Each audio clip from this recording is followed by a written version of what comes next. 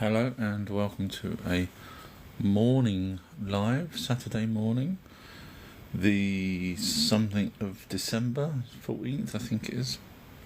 Hello to anyone that's out there in the land of aliens and Bigfoots and all that good stuff. Just started this live. I am that guy that does those amazing videos. I am the guy that debunks West Huff. I'm the guy that debunks Museum of Tarot. I am the guy that debunks everyone, not being big-headed, but they just need a good slap down every now and then, as you can probably appreciate. Someone that makes up stuff has to finally come against someone that doesn't make up stuff, such as me, and so I have to thank you, whoever that was. I didn't quite saw that. But yeah, so just to let you know, I am that guy that does those amazing videos. Hi Elise, how are you? You're up early. So I've just started this live. I'll waffle on until anyone decides to ask me any kind of questions. I thought I'd do an early one to see whether or not people from another country that may normally not hear me or be able to ask questions. I know I get people saying, oh, I missed you because I was working or doing something far more important than listening to you. Elisa's wrote, good, thank you. Hope all is well with you too. Yeah, not too bad, thank you. Yeah, my boy's just gone off to MenCap, so I thought, well, what can I do? I'll either do some work or I'll research or I'll chat on this live, so I thought I'd do a live. So I've been seeing those drone videos that people have. It's funny, isn't it? As soon as there's a weather balloon, supposedly, or a balloon that comes over from China, it's taken down, and yet thousands of drones that's worrying people like hell, and no one's doing anything about it. It just kind of makes you laugh. Prior Enlightened has wrote, been a while. Sorry, yeah, I do the lives generally UK time, which is in the evenings. So I apologise that I don't do enough morning ones, but I thought I'd do one today, nice and early. I don't know what country you're from. But yeah, those drones makes you laugh, doesn't it? I mean, you know, they spend all these money on these anti-drone equipment, etc., and you know, around the world to bring down someone's peaceful drone where they're trying to make their own Lord of the Rings footage, and they haven't brought one of these drones down. I mean, come on. So it's clearly an inside job. No one allows that amount of drones to be flown. You know, if you here in the UK, if you fly one anywhere, you're literally going to be arrested for it. Imagine flying a squadron of drones over places. So, you know, they're obviously automated because you know, you'd need a few hundred people standing there with remote control, so they're obviously the automated type, and they generally seem to be bigger than the normal type of drones, which means they're seems to be twice the size of a normal drone, which means they're probably military grade drones, in which case they can then carry a heavy payload. Now, they're not going up there for a bit of a giggle. No one wastes their time. You know, I'm just using logic here. No one wastes their time doing that amount of drones unless it's for a show. In which case they would have probably got FAA approval, in which case none of this would be talked about. So they've clearly not got that kind of approval to do these things. So there is someone I flicked across the other day said that it was to do with the health organisation, which is totally possible. It's possible it's military doing localised seeding, and if you know what I'm referring to there with the chemicals, etc., where they can't get to certain places maybe by normal conventional aircraft. So yeah, either way, it's not good. You know, the way I look at things is, if it's good, they tell us. You know, oh, we've done this, we're helping, you know, we're putting fluoride in the water for you guys because it's going to help your teeth. But down the line, you're going to have dementia. But they tell us if it's good. But they're not telling us anything, which then leads you to the conclusion, or me to the conclusion, that those drones are not for a good purpose. And you know, they could have brought one down easily. They know where they are every night, so they could have brought them down, or at least they know the country or county or state, as it's called in America. So they could have brought them down quite easily. You know, you've got these people with these trucks that go out hunting for twisters. You know, and they before twisters even formed, they know where they're going to be, and they're out there in their cars. So you know, all it takes is just a slightly coordinated effort, and says, look, you know, this police force, that police force.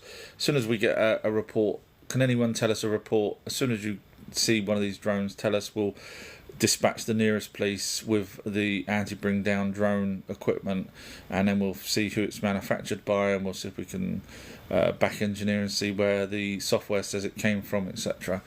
So yeah, it can be done easily, but they're not doing it. Jane has wrote, hi sir. Hi Jane, how are you this morning? I hope you're well. The home gym has wrote, that's the hardest thing, the home gym.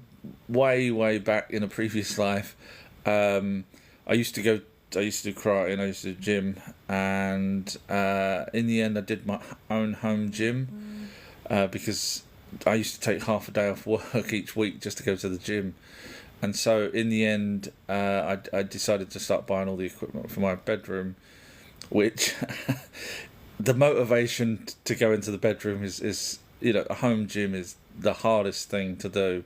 You know, when you got your TV and you got the radio and you can do anything else you want, just to sort of dedicate your time to a home gym. I mean, if people can do that, I have so much admiration for them. Anyway, sorry, I did manage to do it, but it was one of the hardest things. Once your spirit leaves your body, where does it go? So the orb, I don't believe we have our own spirit. I believe we are connected by an orb that is literally joining with the pineal gland.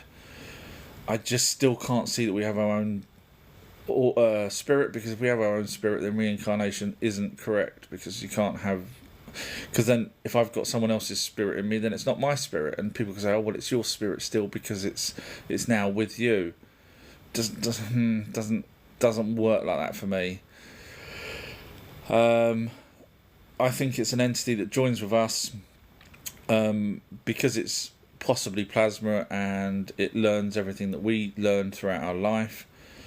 When we die, we're connected with it, so we can float around and talk to clairvoyants, etc. But at some point or another, that orb does go back round again into someone else. So the answer to your question from my research is, you will have a period, so you wish. There are cases where people just literally, as soon as they die, and they understand they've died, they just go straight across to the other side without even waiting around. They don't, I personally would like to do that. I wouldn't want to see, my future or my kids' future or anything like that. I wouldn't want to do that just in case it's not good.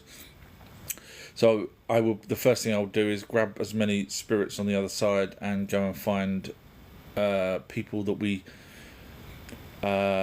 that's harming the planet at the moment, because that's the type of guy I am. And I will try whatever we can possibly do to help you guys still living. You know what I'm referring to, hopefully. And then I'll bug out. So yeah, that's what I think happens, because when you talk to clairvoyants and mediums, sometimes they say that they've already crossed over, in which case you now can't talk to them anymore, and that's it. So it's like almost like a residual. I class it like a hard drive. You take a hard drive out of one computer, put it in another. Does that hard drive belong to that new computer? No, it belonged to the previous one. But can you access all the files on the previous computer? Yes. But it doesn't belong to the new computer. So that's how I see an orb, that's alive, even though in our definition of the word alive, it's not. But obviously, to me, it is alive. Everything that you read and learn. Thank you, Crimson. I think they are alive. I mean, even the Emerald Tablets of Thoth, dated at least the earliest translations around 1,200 years old. They're talking about reincarnation. They're talking about an entity joining our body. Everything matches from my research that's the case, that happens. So unfortunately, I don't think we have our own soul, because the very first person would have had their own soul. How did they get their own soul? Why can't I have one? If he got one and his wife got one, because obviously no one else was before them, why can't I just get a brand new one? And you can say, well, you do get a brand new one, but then I don't reincarnate. And yet, University of Virginia has proven reincarnation's a genuine thing. Totally proved. User 86 is. I would like to see someone argue your points like Billy Carson. Unfortunately, I've debunked Billy many times. My cat's debunked Billy Carson. I've done so many videos. It got to a point where people thought I was being racist and everything. I debunk anyone that's making up crap. And so, it's never personal, but unfortunately Billy's puts a lot of videos out, so I do a lot of videos on Billy. So, and I've debunked Wes, who apparently debunked Billy, which, like I say, anyone, my cat does it. I've debunked Museum of Terror. I've debunked the best. I am the best. I know it sounds bad, but you just look at my videos and you'll see no one's debunked me, no one can debunk me, because I go with evidence. And I'm smart enough not to lie. That's the trick. If I don't know the answer, I will say I don't know the answer. I will not try and shoehorn it or make it fit like literally every other person, including Wes, including Museum of Tarot, including Graham Hancock, including David Wilcox. They've all been slapped down by me. And then again, not being big-headed, just don't make up lies, guys. If you don't know the evidence, all they have to do is say, I believe, at the beginning of a sentence. Then I can't argue with them because that's just their belief. But when they say it as a fact, I have to go after them because I don't like people making up stuff when we have the evidence to prove them wrong. So I would debate anyone. You know me. I don't know if you do know me, but I would debate anyone and I will win because I will go with evidence. Thank you, History and Coins. You're up either early or late. I'm not sure what the time is wherever you are.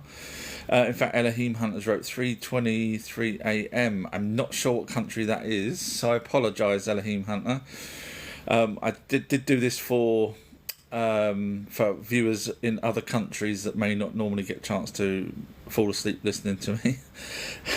Red Berserker, interesting name, comes from the Old Norse, where that's anyway. I love your content. Oh, thank you very much. That's really nice of you to say. I know I'm a little bit big-headed, but it's what keeps me going, to be honest. If I was timid in this field, I probably wouldn't bother doing the debunking videos, and I probably wouldn't then be bothered to do as much research as I do. Crimson's right, hooray! Hi, our True History and everyone. Hi, Crimson. I know you're one of my Patreon users, and you seem to be watching absolutely everything that I put on there as well, which is great. Quantum has wrote, good to hear you are staying fit. Well, that was, I gotta admit, that was in my 20s. Then I got married, and married life is makes it very difficult to stay, and then I had kids. So yeah, I'm back on the track now, hopefully. Now that I'm young, free and single again. The Stig Johnny, I think it's called, is right. I like your outlook. My dad passed recently. So if he hasn't crossed, I'm really sorry to hear that. If he hasn't passed over straight away, trust me, he can read your thoughts. Because I did a Ouija board with my mum a couple of years after my dad had passed, and if you've watched my videos, you'll know how analytically logical I am. So I thought, well, hang on a minute, let me ask some sensible questions that probably no one else has ever asked. So I said, because the Ouija board was moving, it was just me and my mum, and I said, can you read my thoughts? And it went to yes, and I thought, right, I've got you, mum, because at this point, this was back in the 90s, mid-90s-ish, I thought, right, I've got you, mum, because I thought somehow mum was pushing it and pulling it. I really did. So I started asking questions in my head, and it went to the correct answers. And so, my mum's not a mind reader, because if she was, we would have been working in Vegas. So they read your mind. which is quite scary, because once I realised that, I started thinking, oh dear, what have they thought about my thoughts? Whoopsie. James Waters wrote, what's the mark of the beast? So you're lucky you've come to the guy that actually can work out all of these things, and much more, in fact. Plenty more things to be solved, which, for example, and I will get to the mark of the beast, but for example, did you guys know? No one knew.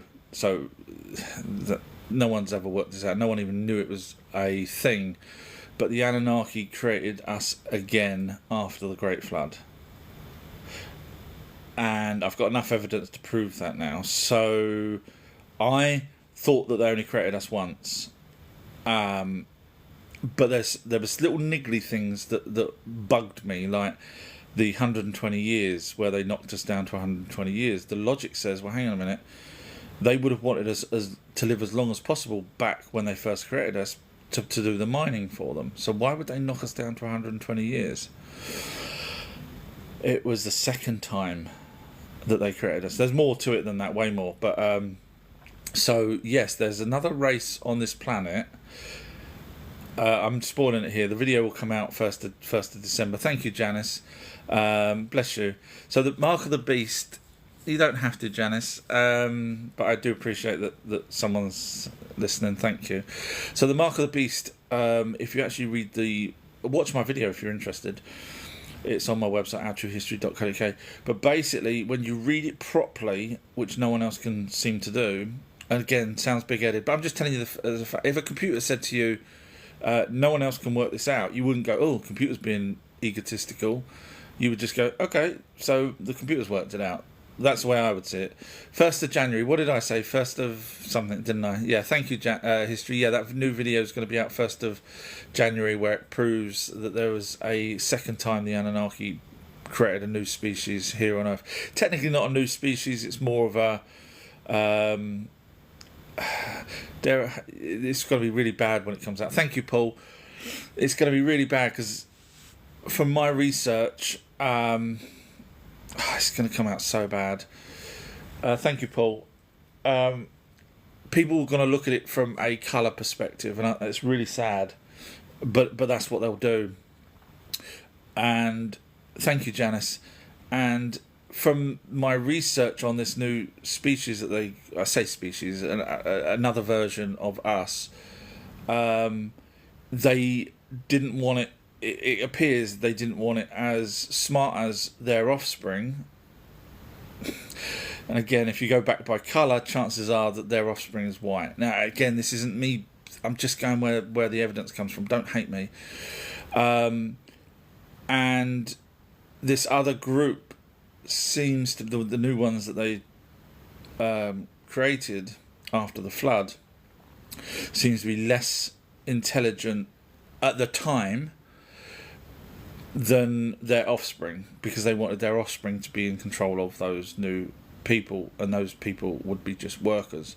And it's a particular group of people that they created from my research. Now hopefully I'm wrong, because it seems really bad, but the logic and everything that matches it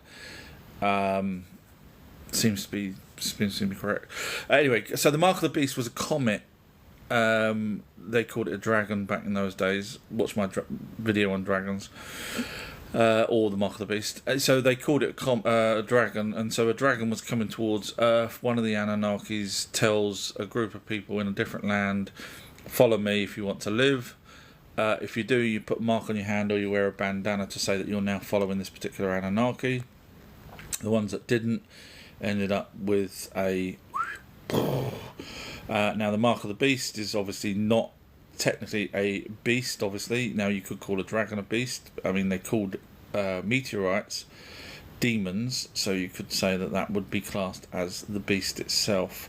Or you could say that the other Anunnaki that took people away from a particular land was a beast. Now, they did call Anunnakis all sorts of names, including serpent. Yes, you guessed it. That's where the word serpent comes from when referring to the Garden of Eden. Feel free to watch my videos. Janice has wrote, hi Janice, nice of you to join. Janice has wrote, haha, Billy Carson. Yeah, he's going through a tough time of it, because those religious people, literally every day, they're exponentially putting out videos on YouTube saying, look, Billy's ran away on the live chat, Billy's this, Billy's that. He didn't actually run. He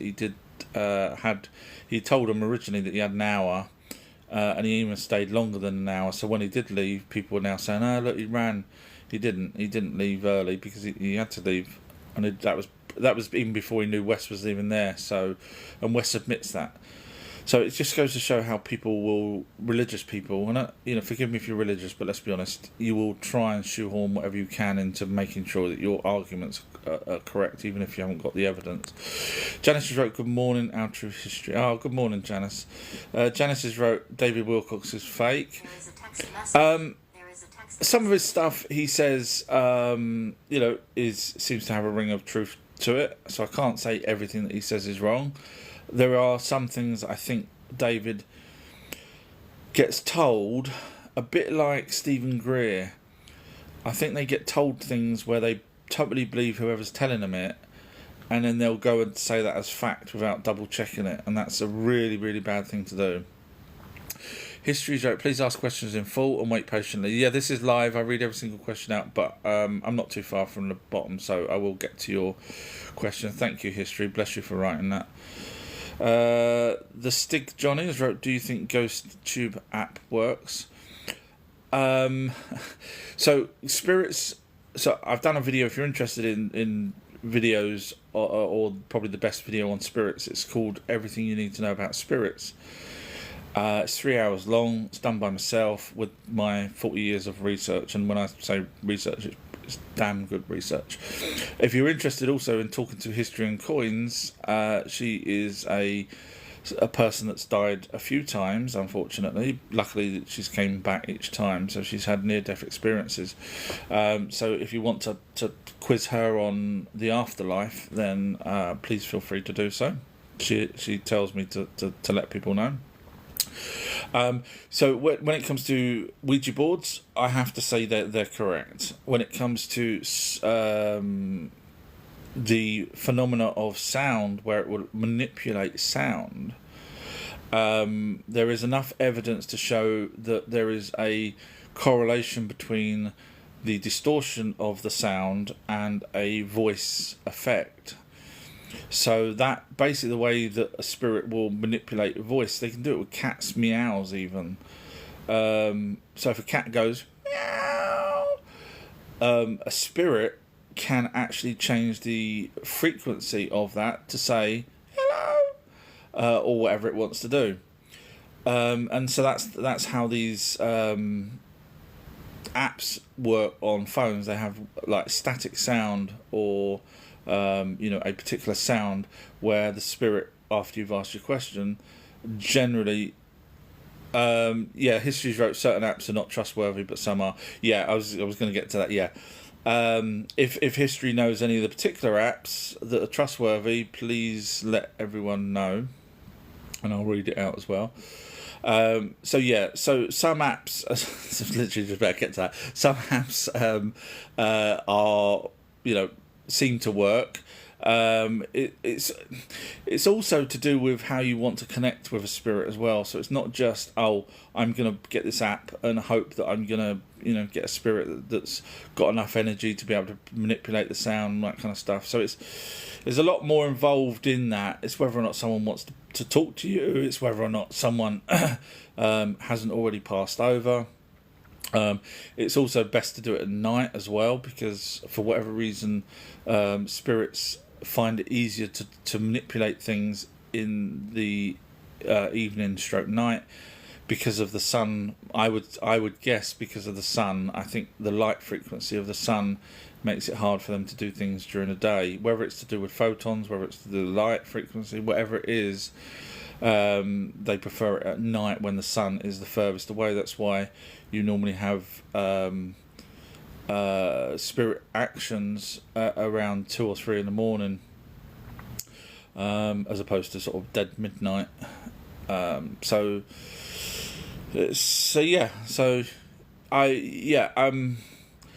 Don't be disheartened if you can't get it working. History's wrote, necrophic but listen to direct answers, and they're usually in the background. There you go.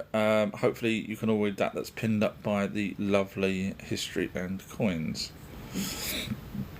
Janice is right. I did ask you before who was Joseph of Egypt. As he was my gatekeeper, he is like 12 foot tall and robed.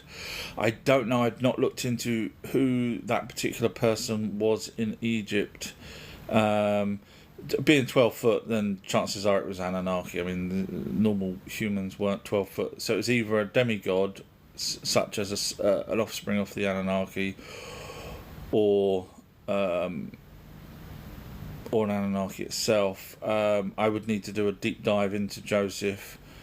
If you want me to, send me a message in the background, and I will. I've got other things to do first, but I have a list of things that I slowly get through, of solving things that no one else has even thought of. So, well, you know me, so I will do it for you if you want me to. Scrolling down. Thank you, Paul, by the way, for the gingerbread men. Although here in the UK we're now are not allowed to really say gingerbread men. We're now supposed to say a gingerbread person. Even though it may be a man, and would be happy to be called a man, we have to call it a person. That's the state of where we're going. You have no idea what's coming, guys. It's scary as hell. I hate the thought of it. It really makes me sick. Janice has wrote, what do you think about past lives? Yeah, I mean, so if anyone's interested in past lives as a genuine thing, look at University of Virginia. They've got Ian Stevenson was the first person to actually, thank you, Paul. Ian Stevenson was the first person to research that, and he got a grant from Xerox, believe it or not, for £1 million to start looking into reincarnation. Since then, they've looked into near-death experiences and out-of-body experiences and other phenomena. But their bread and butter originally was for, or Ian Stevenson's bread and butter was for past life regressions and past life proof that it actually happened. And they did over a period of time, they did case studies of 2,500, and 1,250 of those are undebunkable. They have lectures on YouTube as well as on their website. I would damn well recommend, if you're even in the slightest curious to see what the kind of evidence they have of proving that a child remembered door numbers, postcodes, phone numbers, you name it, bank details of a previous life. If you're interested, nicknames, friend names, schools, a little child, 3-year-old child, is telling their mum and that they're not their real mum. Where's my real mum? I want to go see my real mum.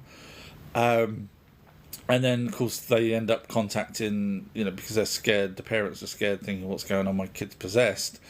Then they end up contacting, establishments who ends up putting them through to, back in the day, Ian Stevenson. The people have carried on that research, by the way. So there's another guy, I can't remember his name, that works there. And then they go around and they photograph, and sometimes lucky enough, I say lucky enough, the earliest death before reincarnation was about 2 years, so they could actually go and find on many, many occasions complete records and family members of the previous deceased person, and they take the child there, and the child goes, "Mummy," and you're like, "What? This is freaky." A little 3-year-old. Is phenomenal. You have to go and watch their studies. So past lives, I do believe the orb goes back round and joins with someone else. I definitely do. Just like a hard drive, taking a hard drive out of one computer, putting it into another. Martin's wrote, did the Anunnaki make the Ark of the Covenant? Well, the story goes that they gave the descriptions to people, the Israelites, if I'm not mistaken, the blueprint on how to build it. So it was a wooden box with gold painted on the outside, as you may know, handles, a lid, and 2 cherubim facing each other. Now, unfortunately, people have assumed that the cherubim are just figurines. I don't assume. I did a deep dive into cherubim. because you can't work out what the Ark of the Covenant is without knowing everything. And that's why I am the best at what I do. I know it sounds really big-headed, but let's be honest, if you go and look at anyone else who does the Ark of the Covenant, they'll just talk about the cherubim and skip over it, as if it's like, oh, well, that's just a decoration. But it's not. So, yes, it would have been the Anunnaki. So, basically, inside that box, from my educated, and when I say educated, I'm not establishment educated, but that's the reason why I can do what I do, because if you're establishment educated, you'll be brainwashed into believing what they tell you to believe. So in that box, obviously you had broken tablets, you had a couple of crappy bits. So I've done videos on the Ark of the Covenant, so if you're interested, you can go and see that.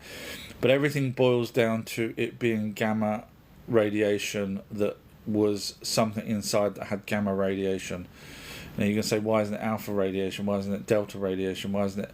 Because when you watch my amazing video, I go through absolutely everything, including when the Philistines had the Ark and how they got. Sorry, someone's trying to invite me to play chess or something, I think, or they've got a chess piece as their name. I'm not sure what that was referring to. So yeah, the Ark would have been told. Now, also the Ark would have had the capability to be similar to the tabernacle. Now, if you watch my amazing videos, you'll see that the tabernacle was just a radio for the communication to God. Now, if you're religious, you'll go, no, it's a place where they talk, and then you'll start going, hang on a minute, he's right. Yeah, I am. And that the Ark was the same. There was also a device that would be connected to that Ark, so that the people that would, when I say connected to it, thank you, Wendy, Anne. So when I say connected to it, it's the priest that was wearing a breastplate with the diamonds on. And if you know anything about diamonds, you know you can create a radio from a diamond without the need for a battery, and therefore that's how the priests talk to the almighty gods, plural, because that's what they were. Divine Spark has wrote Frost Giant. So with luck, I've done some deep dives into the Norse history, solved many things from the Norse. One of them was the Frost Giant, that no one else had even come close to even understanding what that was referring to. But of course, when you do enough research, and again, it's not me being big-headed, thank you, Crimson. If you do enough research, things fit into place. If you do snippets of research, then you don't understand the bigger picture. So the Frost Giant was a planet called Tiamat. So if you're interested in seeing the evidence of that, bear in mind it was a water planet. That's what it's described as in the Enuma Elish, which is in the British Museum. And of course the Frost Giant, if you know your Norse stories, you know that the Frost Giant gets smashed into, destroyed, and the head becomes Earth. And then you end up with a snake going around Earth, which was the actual asteroid belt. It wasn't a creature, because you've got to remember the Anunnaki called a comet a dragon. So when you realise that they called these things, they called an asteroid a leopard. When you start realising, and a meteorite a demon, when you start realising they called these things by name of a living creature, or that we would perceive to be a living creature, and they also gave them personalities and things like that, then you realise, because the snake that goes around eats its own tail, and of course the asteroid belt would do that. It would just go round and round. It's so much more evidence than I'm giving you here in my amazing documentaries that's on my website, outruehistory.co.uk. You'll find that you'll be surprised. Lawyers wrote, can you let me in? So you don't follow me, so there's your first problem, lawyer, because what you would then do is find that you should be following me, because why should I let you in if there's people that do follow me and they want to come in? And the second thing is, what happens is, in the past where I've let people up, they have no idea what they're talking about, or if they do, I debunk them very easily, and they get upset and they start shouting, and then the the people on the chat are saying get rid of them. I've done it loads of times, and every time it's not every time. There's been a few times I've let random people up, and they've actually, we've ended up having a good discussion, but very rare. And because you don't follow me, I have no idea of your knowledge, and so you may just go, Jesus is truth and light, which I've had people do, and then I say, okay, no problem at all, and then I debunk Jesus in terms of not that he wasn't real, but then I debunked Jesus in being the saviour and light, because obviously there was 298,000 years of humans before Jesus that didn't get saved by Jesus because he wasn't around at that point. And then they get all upset, etc. So that's why I say, at least if you followed me, then I'd know you was interested in these kind of subjects and may have some insight. But what I've ended up doing was letting the Patreon people, that's my Patreon followers, that have access to hundreds of long documentaries as well as audio books, they are allowed to come up, only because, not because I want people to agree with me. That's the last thing I want. I enjoy a debate, but at least they're not coming up to play a game, which I've had so many times. One game, please, one game, which I've had quite a few times, and it's very annoying. So because I don't know your level of knowledge, I would rather not let you up. Hopefully that makes sense. I always thought I could be a lawyer just because of the way my brain works. It's just a shame I couldn't read or write. That's my problem right there, sir. Janice has wrote powder through the process of arcing. This is where it came from, as powdered gold had such power. Powder through the process of arcing. This is where it came from, as powder gold had so much power. I've not looked into the arcing of gold. It's possible. You could be totally right. Yeah. I mean, I was looking into, just yesterday, in fact, I was looking into black holes, wormholes, and portals. Doing somewhat of a deep chat with ChatGDP on it. Turns out mainstream haven't got a clue what they're talking about. Turns out I do come across big-headed, don't I? It's just the logic that mainstream have on black holes.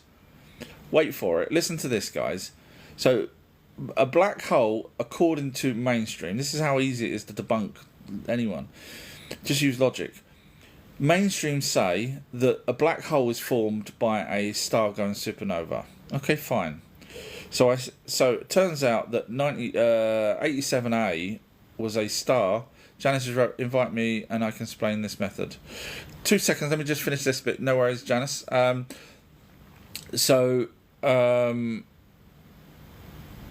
train of thought there. So they say that it goes supernova, it creates a black hole. So I then look into whether or not we have seen a planet or a star, go supernova or explode. And apparently 87A, there's another name before it, but I won't bore you. 87A was a star. It was noticed in 1987. That's why it's called 97A. Exploded. Now you say, okay, so that made a black hole then, did it? No. So what happened? Well, the mass ejected and blah blah blah, possibly caused a white dwarf. Okay, so why didn't that make a black hole? If you say that it needs to be a black hole, so I say, okay, will our sun create a black hole? And they say no, it's too small. The size of it's too small. It wouldn't create a black hole. So I say, okay, how do you know that? Well, it's a guess. It's a guess. Literally, it's a guess because they don't know. So they assume that it needs to be bigger. So I said, okay. So the 87A, how big was that? Oh, it was massive. Bigger than our sun. Absolutely massive. So I said, so why didn't that become a black hole? Well, it wasn't big enough. So in other words, mainstream say that you can get a black hole because of a sun blowing up, but they've got no evidence whatsoever. It's just a guess, guys. Absolute guess. And I hate people that go around retelling the same story and making it seem like it's it's a genuine fact when they don't have any evidence whatsoever that a sun will create a black hole? None. It's just a guess.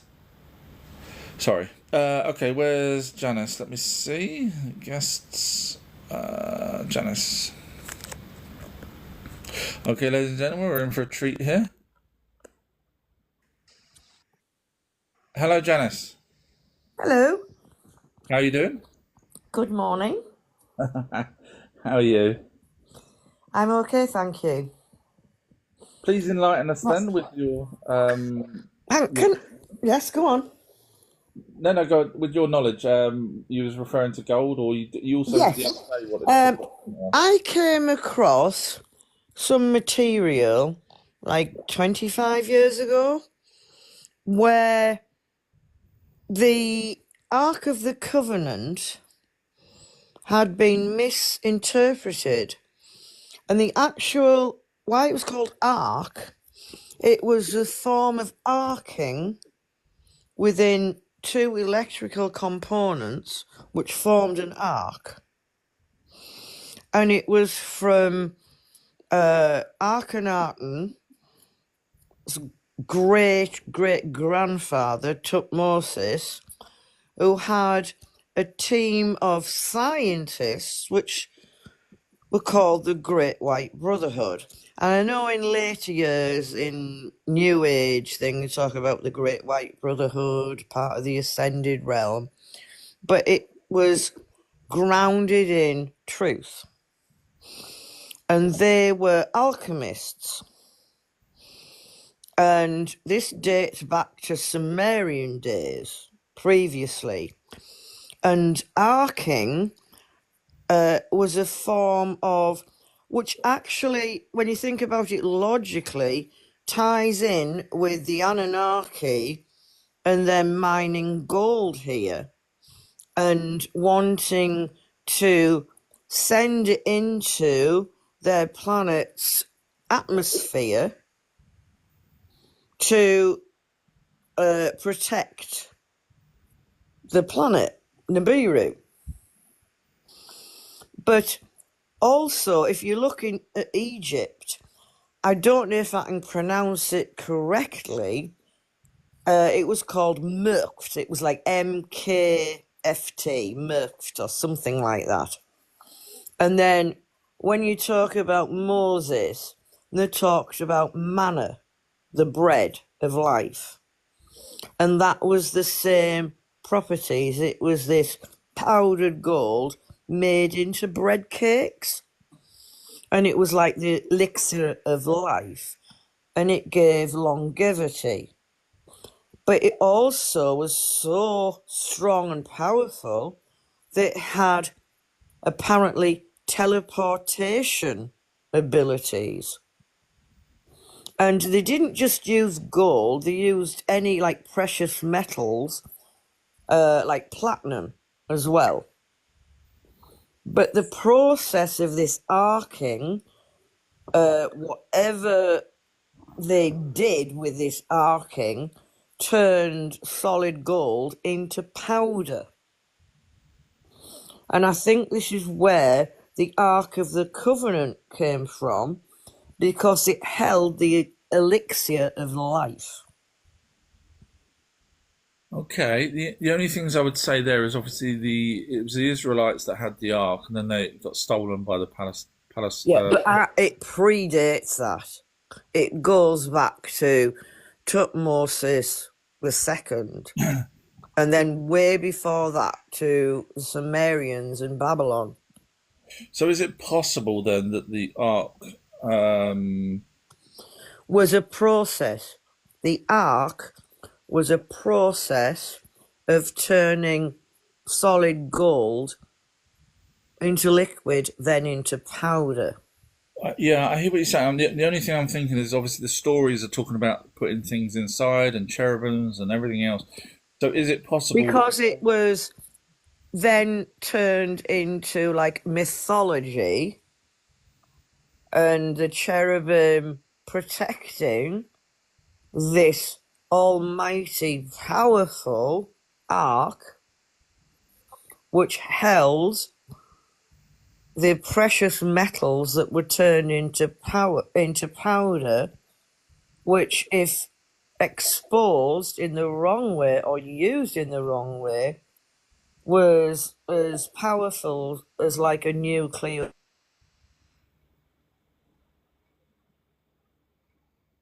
I think that's been muted on their side. Hopefully, we'll be able to get Janice back. Janice, I don't know if you are aware, but it's possibly accidentally muted. So what I was going to say while it's muted was, oh, I've you're back. just ignored the call, so Oh, right, okay.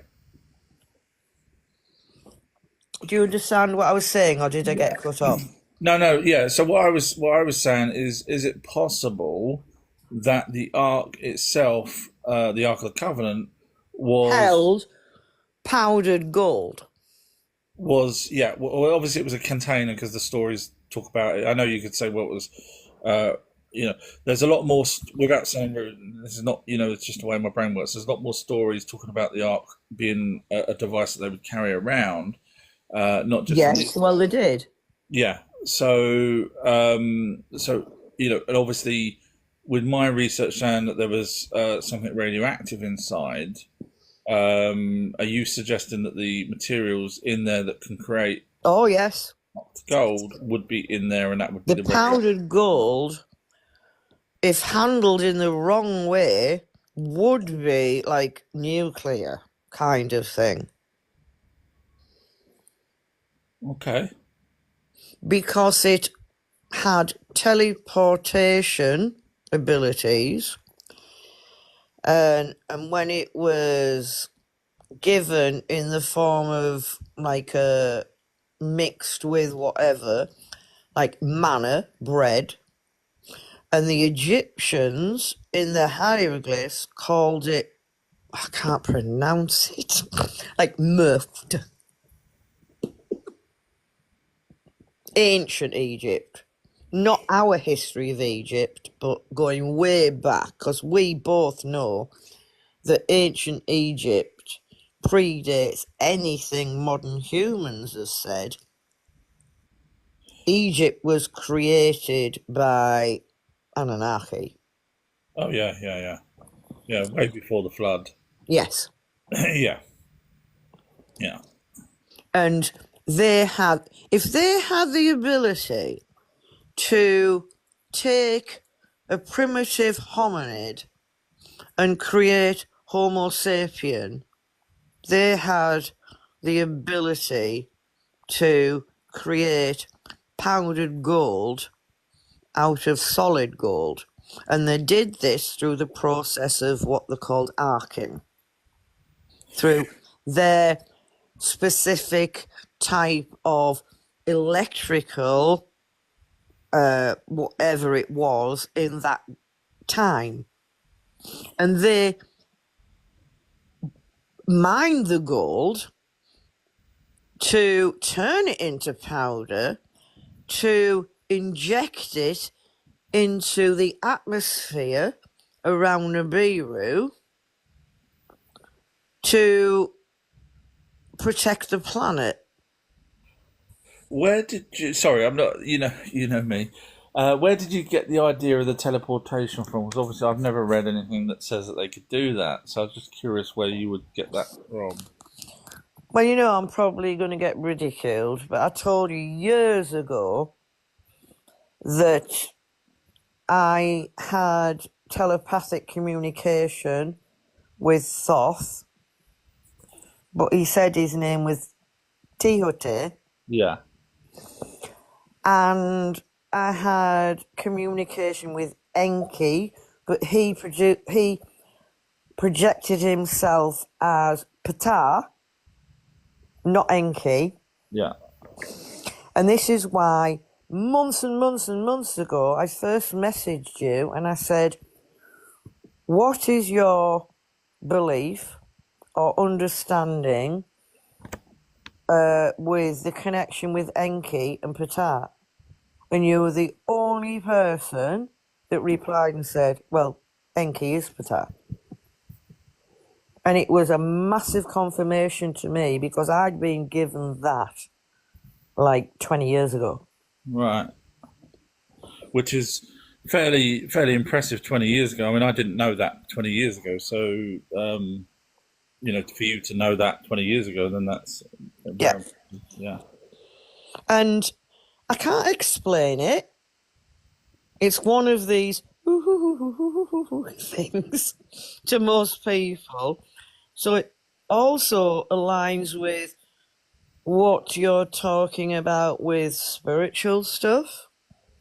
But I was working with other realms, other dimensional beings, and I did send you the photos.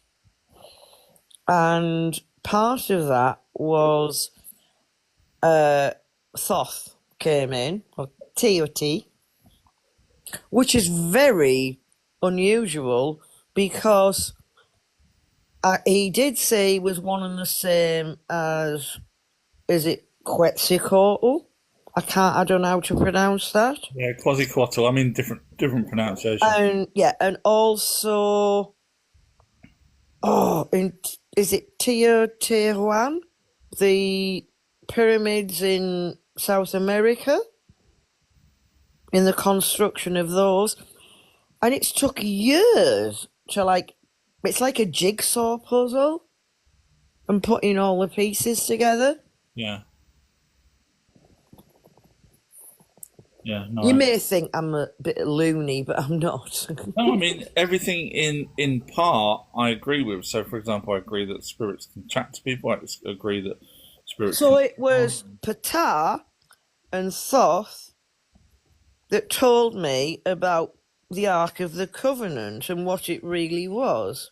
So, just to let people know It who. held powdered gold, that they had the ability to turn solid gold into powdered gold, and it had many abilities. So, I was just going to let viewers know who Ptah and Thoth would be in the Sumerian or in the Anunnaki, just in case you don't know. So Enki would have been Ptah, and Thoth would have been his younger son, not youngest, but younger son, Ningazida, Marduk's brother. Marduk's brother. Yeah, But I know you say Marduk was Amun Ra, yeah, but he wasn't the first Ra, because Enki was Ptah, but he was Ptah Ra. yeah. But I don't think it was. I don't think anyone's ever called him Ra on his own. I mean, it's possible, Well, pre. that's what I was given. Right. Yeah, I mean, it's And possible. Or not his wife, but one of his consorts was the Egyptian goddess Sekhmet.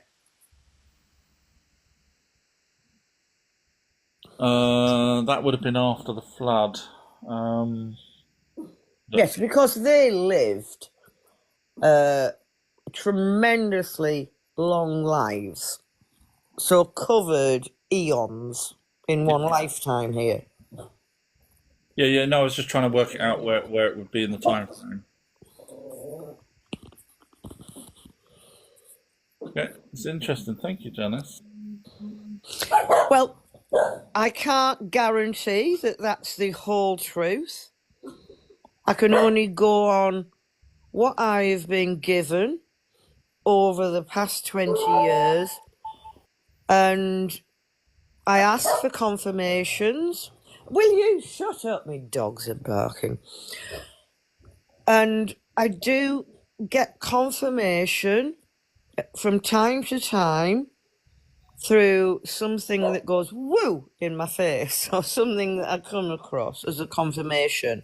Like, for example, after 20 years, you were the first person. I didn't come out and say it, but I asked you, what is the relation between Enki and Ptah? Even though I knew it, and it was just confirmation, and you replied straight back, well, Enki is Ptah. I was like, thank you. Oh, thank you. Yeah, I will do a deep dive on that one day. I mean, I'm getting round to it. I'm doing all the Anunnaki, who they were in different places. So I will get round to doing a video that shows the connection so that I don't just have to keep saying it. But yeah, no, that's really. Honestly, I will go now and leave you but I will leave you with, you are my go-to person, and all the others that you have questioned or challenged, you are my number one. Oh, thank you, You Jan. are amazing. Oh, And bless. please keep on doing what you're doing and don't let anyone get you down. Oh, thank you. Thank you. Thank Oh, you very much. bless you. Keep up the good work. Oh, thank you. That's nice. I'm smiling. Thank you, Janice. Bless. Thank you. I better ring my daughter back now. Anyway, lots of love and thank you very much. Oh, you're welcome. Thank you, Janice. Bless you. Thank you. Look after your dogs. Give them a kiss for me. Thank you. Bye. How do I leave? Just boot me out. Yeah, I'm trying to. I'm not an expert on this myself, to be honest. Janice, disconnect. Disconnect, Janice. Oh, I feel really bad doing that. Okay, thank you, Janice. That's lovely. Nice to hear. It makes a lot of sense, actually. So I'm just trying to go back to where I was because I don't like leaving any person unattended. I haven't lost anything. I was just checking, so I'm just trying to find where I was. Susie Hughes wrote, got notification yesterday there's a new interview with Billy and Dr. Greer, strange combo. You are right, actually. You are right. Yeah, yeah, it is a strange combo. It really is. Because although Stephen Greer is sort of more modern aliens and Billy's more ancient aliens, as you know, Billy makes a lot of mistakes. So, but obviously, Dr. Greer probably wouldn't know about the ancient aliens, so we'll probably end up agreeing with Billy just to sort of solidify. Because obviously, Stephen Greer, if that new interview's come out after or was done after this whole West Stroke Billy incident, then Billy's probably trying to align himself with people that's got credibility to make it seem like he's correct. That's what I would probably do.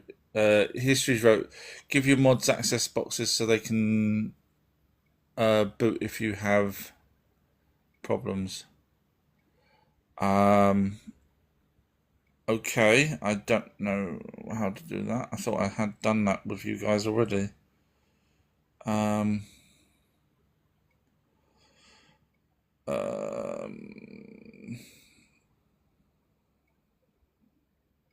I'm just going to see. Yeah, you've got every. Oh, right. Okay, manage guests some more. Okay, I see that. I didn't know you could do that. Okay, yeah, I've done that for you. So if I come across any other mods, I will try and remember to do that. Thank you, History. History's read that one. Josh has wrote, what of the frost giants? So it was only one frost giant, and it was a planet called Tiamat. I've just mentioned it. I don't know if you heard me a short while ago talk about that. So Jane is right. I can do that, sir. Let me just check then. Sorry, Jane. I'm sorry, everybody. Manage moderator access. Manage guests and more. Oh, you can do it already. Yeah, I don't know how I would have clicked that. Maybe I added it after or something. But thank you. Yes, thank you, Jane. Yeah, so the frost giant is literally just a planet that got broke up. So if you know your Norse stories about the four worms, if you go to the Sumerian version, it was four winds that broke up Tiamat and went inside it, which was what they say in the Norse stories about the four worms going inside and trying to break up the frost giant. So that's all it is. But I've done a documentary on that which you can go and watch. I've got a cat trying to climb on me. Oh, big cat. The Stig Johnny's wrote, thanks, you're welcome. Quantum Effects was wrote, I will say Museum of Tarot have been wrong on a few things now. It makes it tough to listen to them. Well, if you've watched my 10-minute video where his 2-minute video, literally every single thing he says is completely wrong, I would never listen to that guy again. Personally, I think he should be barred from being a religious person because he makes up crap. And I don't like people that make up crap. You know, guys know that. I get very upset when someone makes up crap and they push it out as real. For some reason or other, my brain just doesn't like people that do that. So yeah, he got busted big time. The funny thing was, he's got about 30 accounts, Museum of Tarot, religious person, and I think I not blocked him. I think I debunked him a year or two ago. I remember seeing his videos, and I kind of remember possibly doing a video on him and debunking him. And since then, obviously, he must have blocked me because I haven't seen him. So when people were sending me this new video that he'd done, I couldn't see it because he'd blocked me on all his accounts. So what I'd done was signed out, and then I could see his video, and then I saw how bad it was, and just thought, this guy's just full of crap. I just don't like people that make up stuff to fit his narrative because he's religious. He wants his narrative out there. I hate that. I tell people, go look at the evidence. I won't tell people that you have to believe in the Anunnaki. Go look at the evidence. I'll tell you where the evidence is that I research, but I won't tell you that. I tell you that the Bible's a copy of older texts based off the evidence. Thank you, Kronos. That's very nice of you.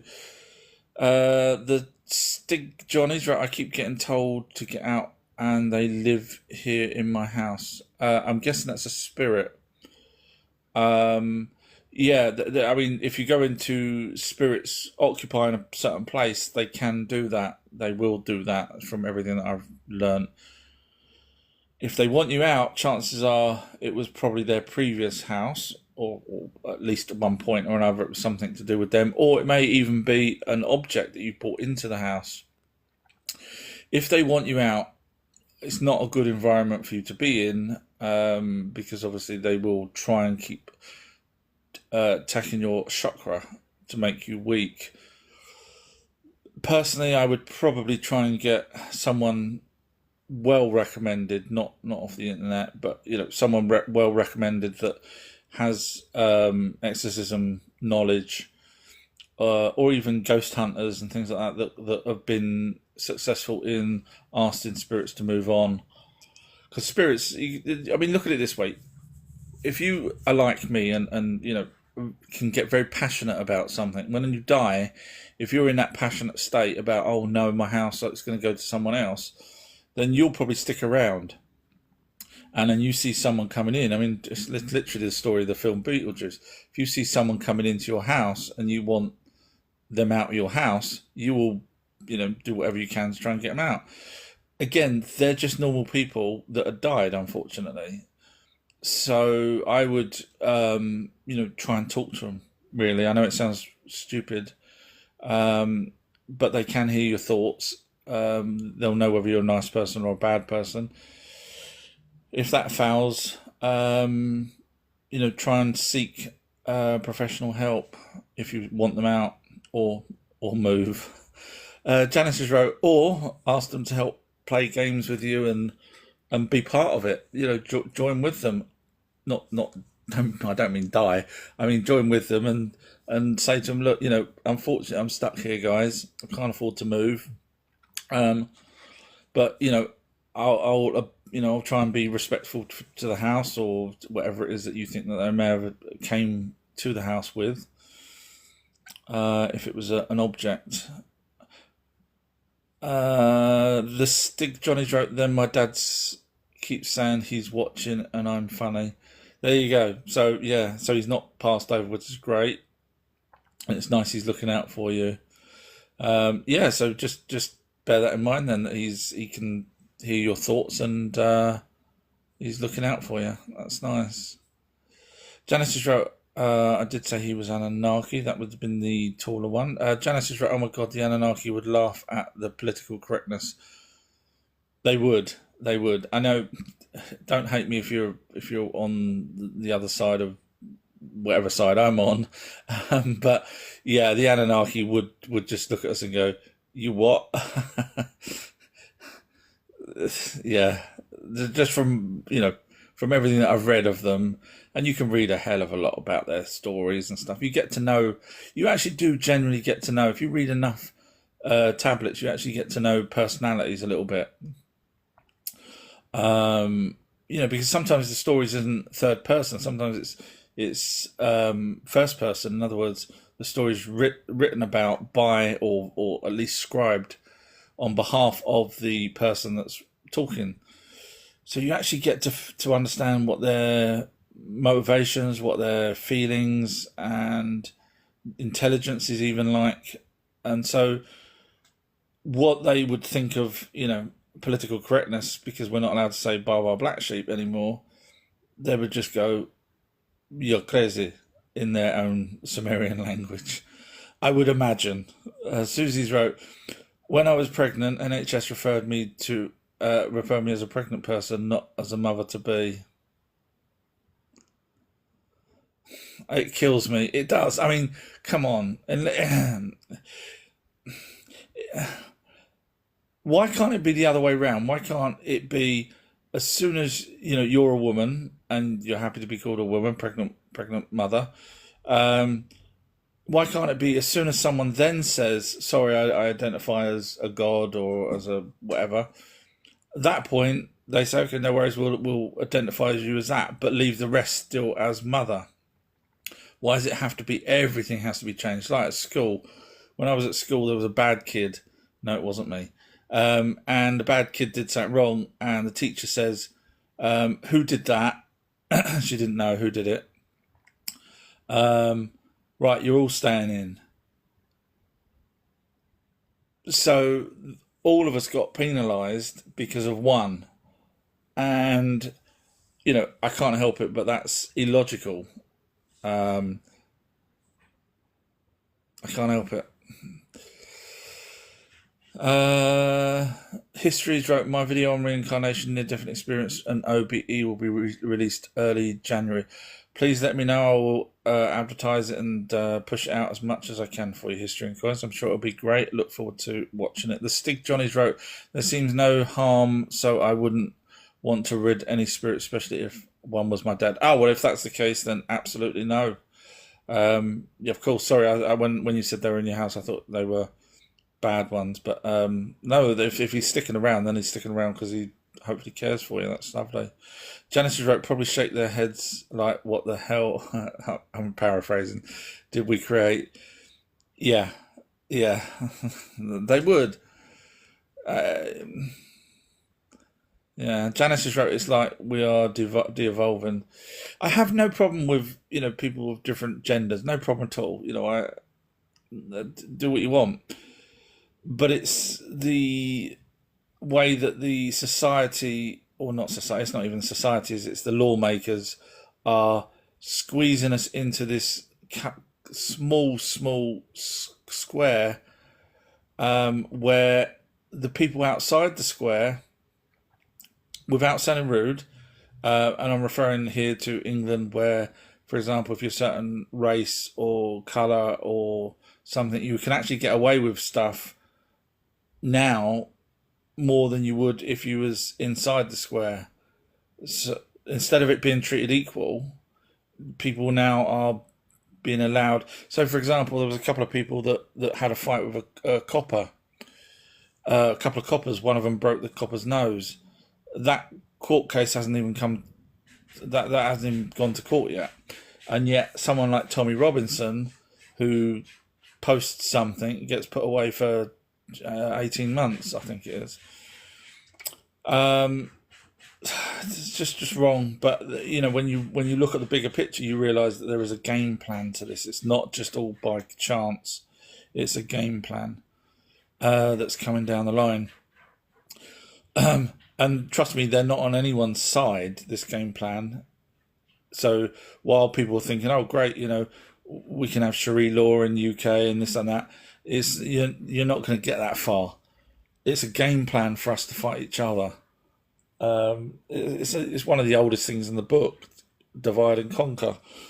And that's what they're doing at the moment, so they can get their Agenda 2030 through. But people don't see it, and they're getting anyway. History and Coins. Our True History. Have you heard about a daughter being the mother of her mother in a previous life? I have not. I'm not saying it's not possible, but I've not heard that. No. Janice wrote, through the establishment brainwashing is into being so dumbed down and de-evolving into sheep men mentality.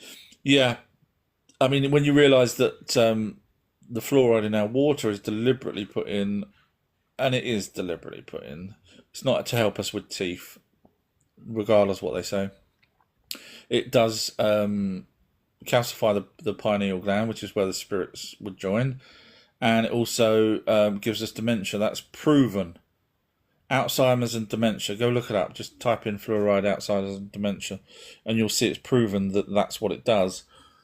So, how much do you want to bet the elites are not drinking our tap water? I can guarantee you're not. They're not drinking our tap water. Janice wrote, did you read what I wrote about the Ark of the Covenant as a device? Yeah, so we had a chat about that. It was very interesting. Thank you, Janice.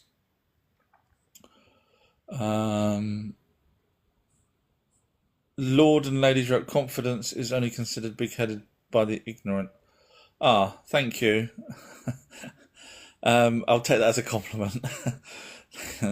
Thank you. Janice has wrote, there are black holes and white holes. I didn't actually look into white holes. I didn't.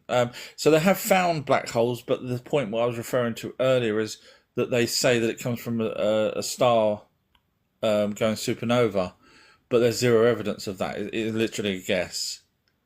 So if you watch my latest live chat with ChatGPT, you'll see that I'm right, that it is a complete guess, because the star that did blow up 87A was absolutely massive. And I said, well, hang on a minute.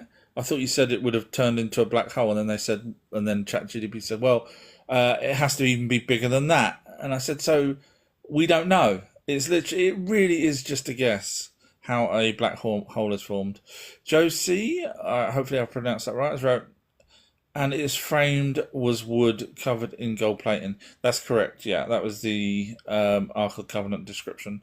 Tora's wrote, hi, I'm Tora. Hi, Tora, nice of you to join. Smokers wrote, which still comes down in Kenya? I'm guessing that's gold. I'm guessing that's what that's referring to. And then Josie has wrote, I can never bloody read that. Monoatomic gold, that's correct. And then Jose wrote, I've read that the Ark is not a one-off machine, it's been duplicated. I've heard the stories that there was more than one Ark. Hard to say because obviously it's stories, but I would say it's possible that someone made another one at one point or another. The Stick Johnny wrote Raiders of the Lost Ark movie. It was White Gold from Jose. Or White Guild, you wrote. Sorry, underneath you wrote Guild. Mr. Appropriate wrote, wasn't filled with radioactive material. So there's stories. The stories that comes out is, there was the broken tablets in there. There was a staff. There was possibly manna. So basically a load of junk, really. Unless you class manna as important. No, the staff wouldn't be a very big staff because obviously the Ark was only 5.5 cubits by 5 cubits, if I'm not mistaken. So it's not a huge, it's not like a 6-foot staff or anything like that. But I do think it was filled with radioactive material. The logic says, why didn't they put wheels on it? You had priests that would carry it, and only selected priests wearing certain materials. Why would they carry it and not just bloody pull the thing?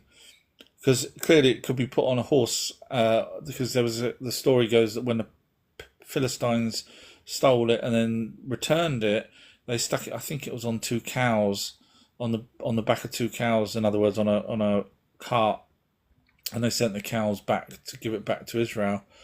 So clearly, it could have been put on wheels, but the logic for me is that there was something inside that they wanted to move very carefully, as opposed to bumping it all over the place. And of course, the story goes that the Philistines, I think it's the Philistines. Forgive me if I've got that wrong. Philistines, Philistines. One of those type of names. They when they had it, they were getting a particular type of radiation burns, and I say radiation burns because when you look into the description of it, it turns out that it matches the gamma radiation burns. And I did a whole video on the Ark of the Covenant where I go through every single permutation of what it could have been, how it could have been. Very good video, in fact, probably the best video you'll ever see on the Ark of the Covenant. So feel free to watch that. Torah's wrote again, hi, I'm Torah. Hi, I'm Torah again. Mr. Appropriate wrote, I'm not following this at all. And then Mr. Appropriate wrote, OFFS. And then Torah wrote, that's an interesting interpretation. That could have been something that Janice was referring to, because I did have a guest on. Jazz has wrote, good morning, how are you today? Early today? Yeah, my boy's gone to MenCap, so I thought I'd just do an hour or so on a little live before I have to crack on with work. Yes, I work every single day because I'm stupid. My brain won't let me switch off. Susie Hughes wrote, gold was widely available through, though. Why go through building and containing it within the Ark of the Covenant? I think what Janice was referring to was that it may have had material in there to help create an ark with gold. So they could have been moving it around. And if that's the case, Janice is saying that the material would have been radioactive, which coincides with my research that there was something radioactive inside.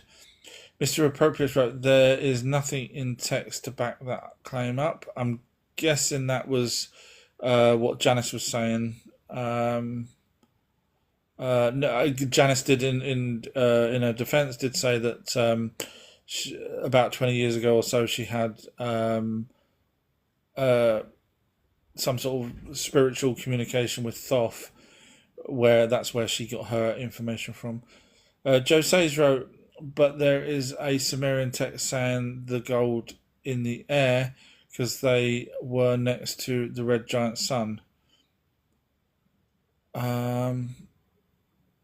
There is a Sumerian text saying about the gold in the air because they were next to a giant red sun. I've never come across that, and of course they're in our solar system, which is we've only got one sun. If you could let me know where you got that information from, I would love to read it. I've never read that. The logic says that wouldn't be correct. I'm not knocking you. So I would very much like to see where you got that from. Again, not being rude, it's just that's how I get my research. Smokers wrote yep, and then Samantha's wrote dimensional ? I'm guessing that was while Janice was still on the live when she was talking about teleportation. Maybe you might have said dimensional teleportation. If that's what you're referring to, the Anunnaki never mentioned that, or not in the tablets I've read or translations that I've read. So I don't think they would be dimensional, but have the ability to go dimensional.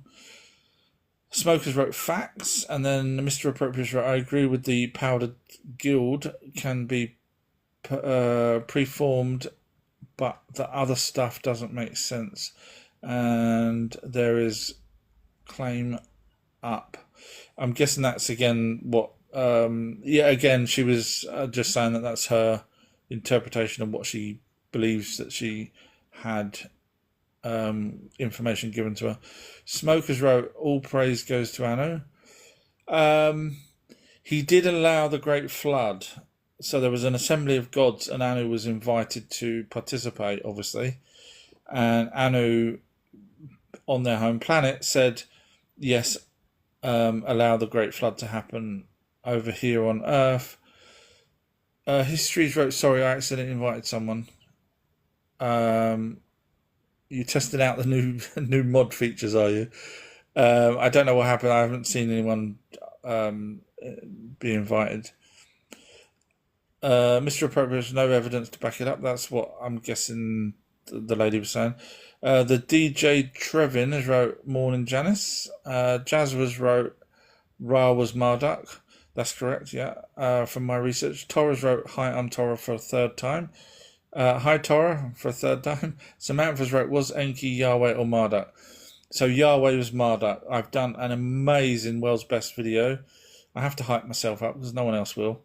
I don't have religious followers that will suck up and brown nose me all day long, regardless of whatever I say, even if it's completely fake and wrong, which I seem to find happen with religious people.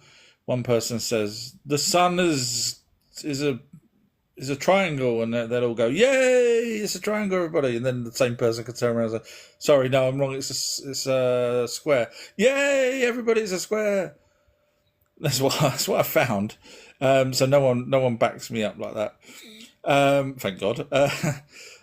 So yeah, it was Marduk is Yahweh. If you watch my amazing documentary on that from OurTrueHistory.co.uk, you will see that Marduk would have been Yahweh.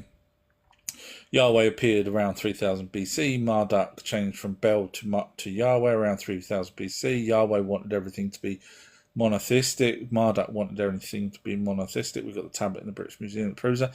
The list just goes on and on and on of evidence which no one else has even bothered looking at. I guess religious people won't ever bother looking at that side of it, and the only other researchers are Billy, which he won't look at that kind of evidence.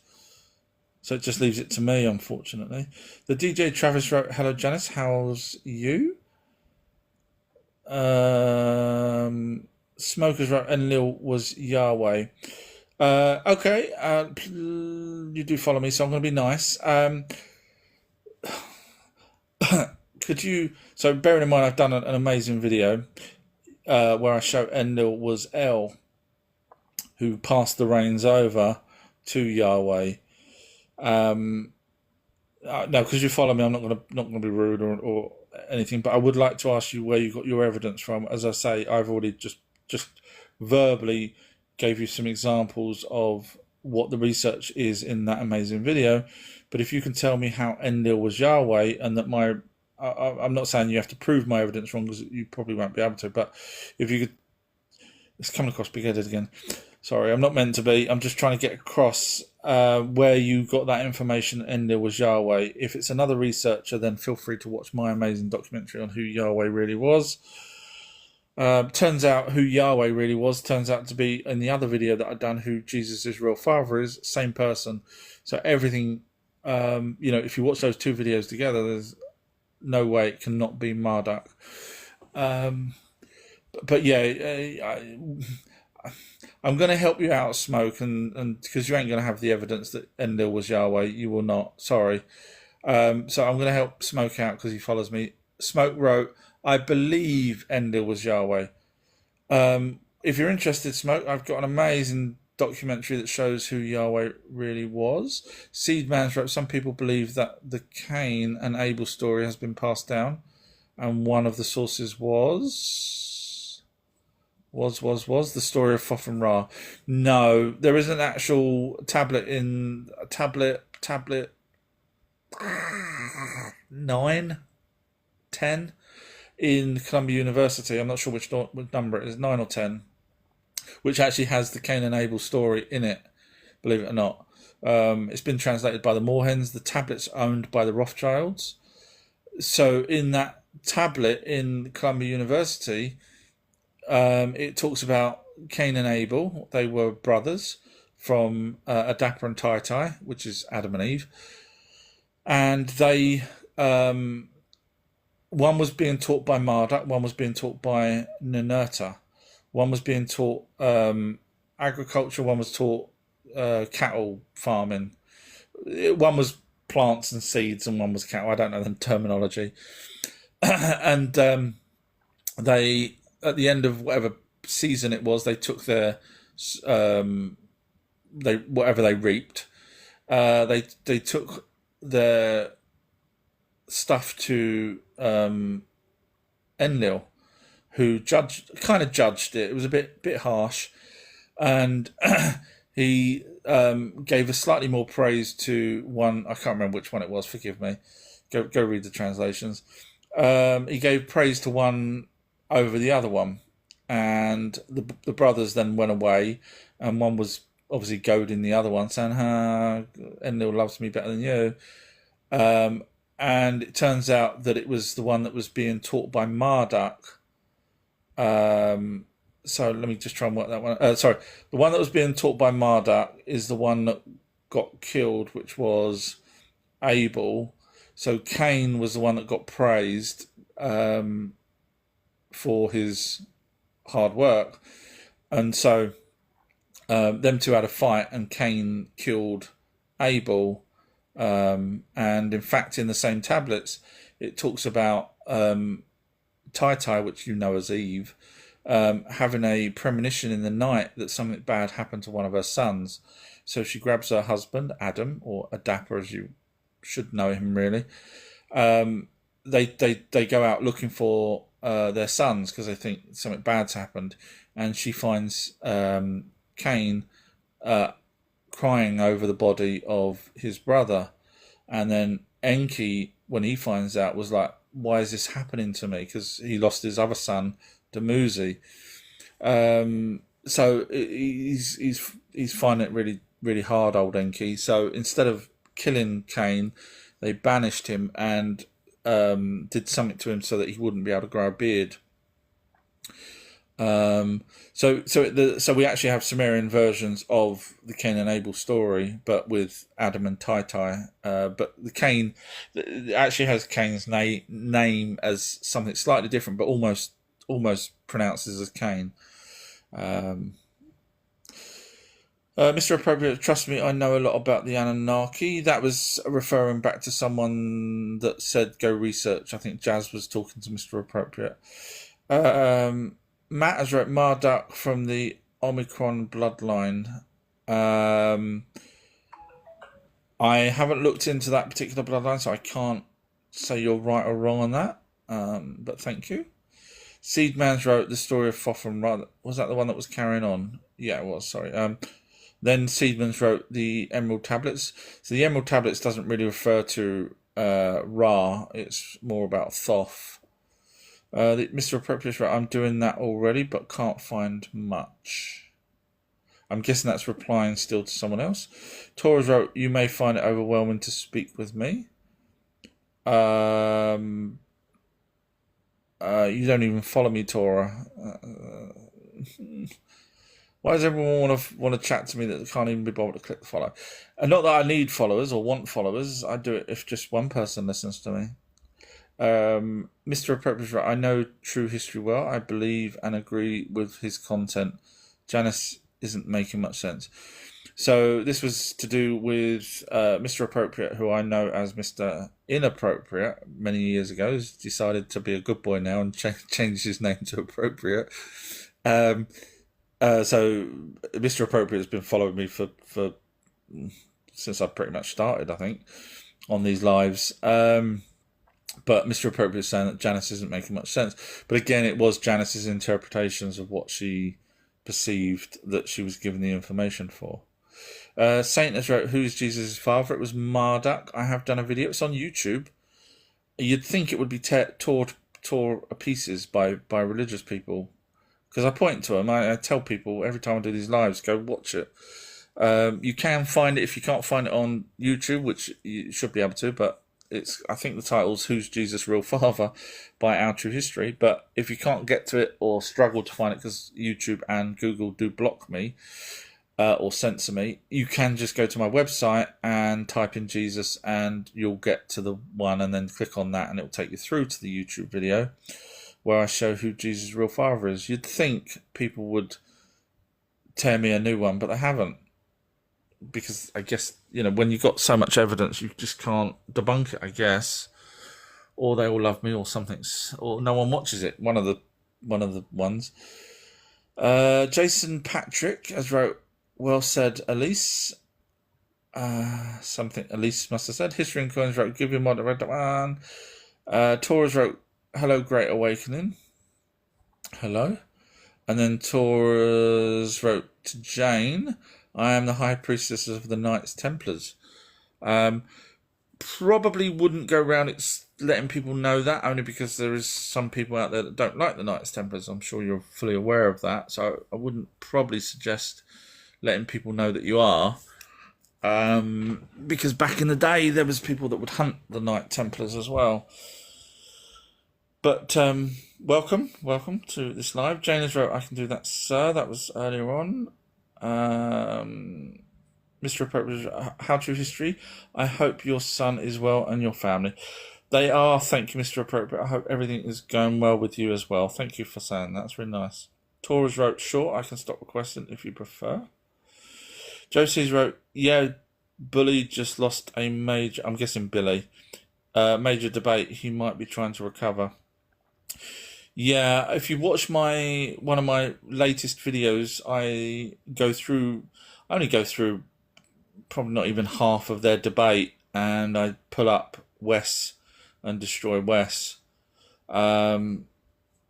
So I could have went through the whole debate, but when you debunk pretty much everyone, and again it comes across big-headed, but it's not. It's just me saying it. When you debunk everyone, you can't be bothered to keep debunking. I get videos almost every single day from people saying debunk this guy, debunk this guy, debunk this person. So yeah, unfortunately, what Billy should have done is called a friend. Not that he has my number, and not that I even know him, but what he should have done was went, hang on a minute. I'll just quickly, while Billy was looking at his tablet, what he should have done was been going to my bloody website and learning a bit about what he's talking about. The problem is, Billy said in one interview that he is the foremost expert in biblical texts. Now, I'm the foremost expert in Sumerian because when you've solved as many things as I have, no one else has even no one solved anything other than back in the day when they worked out that the Anunnaki were gods.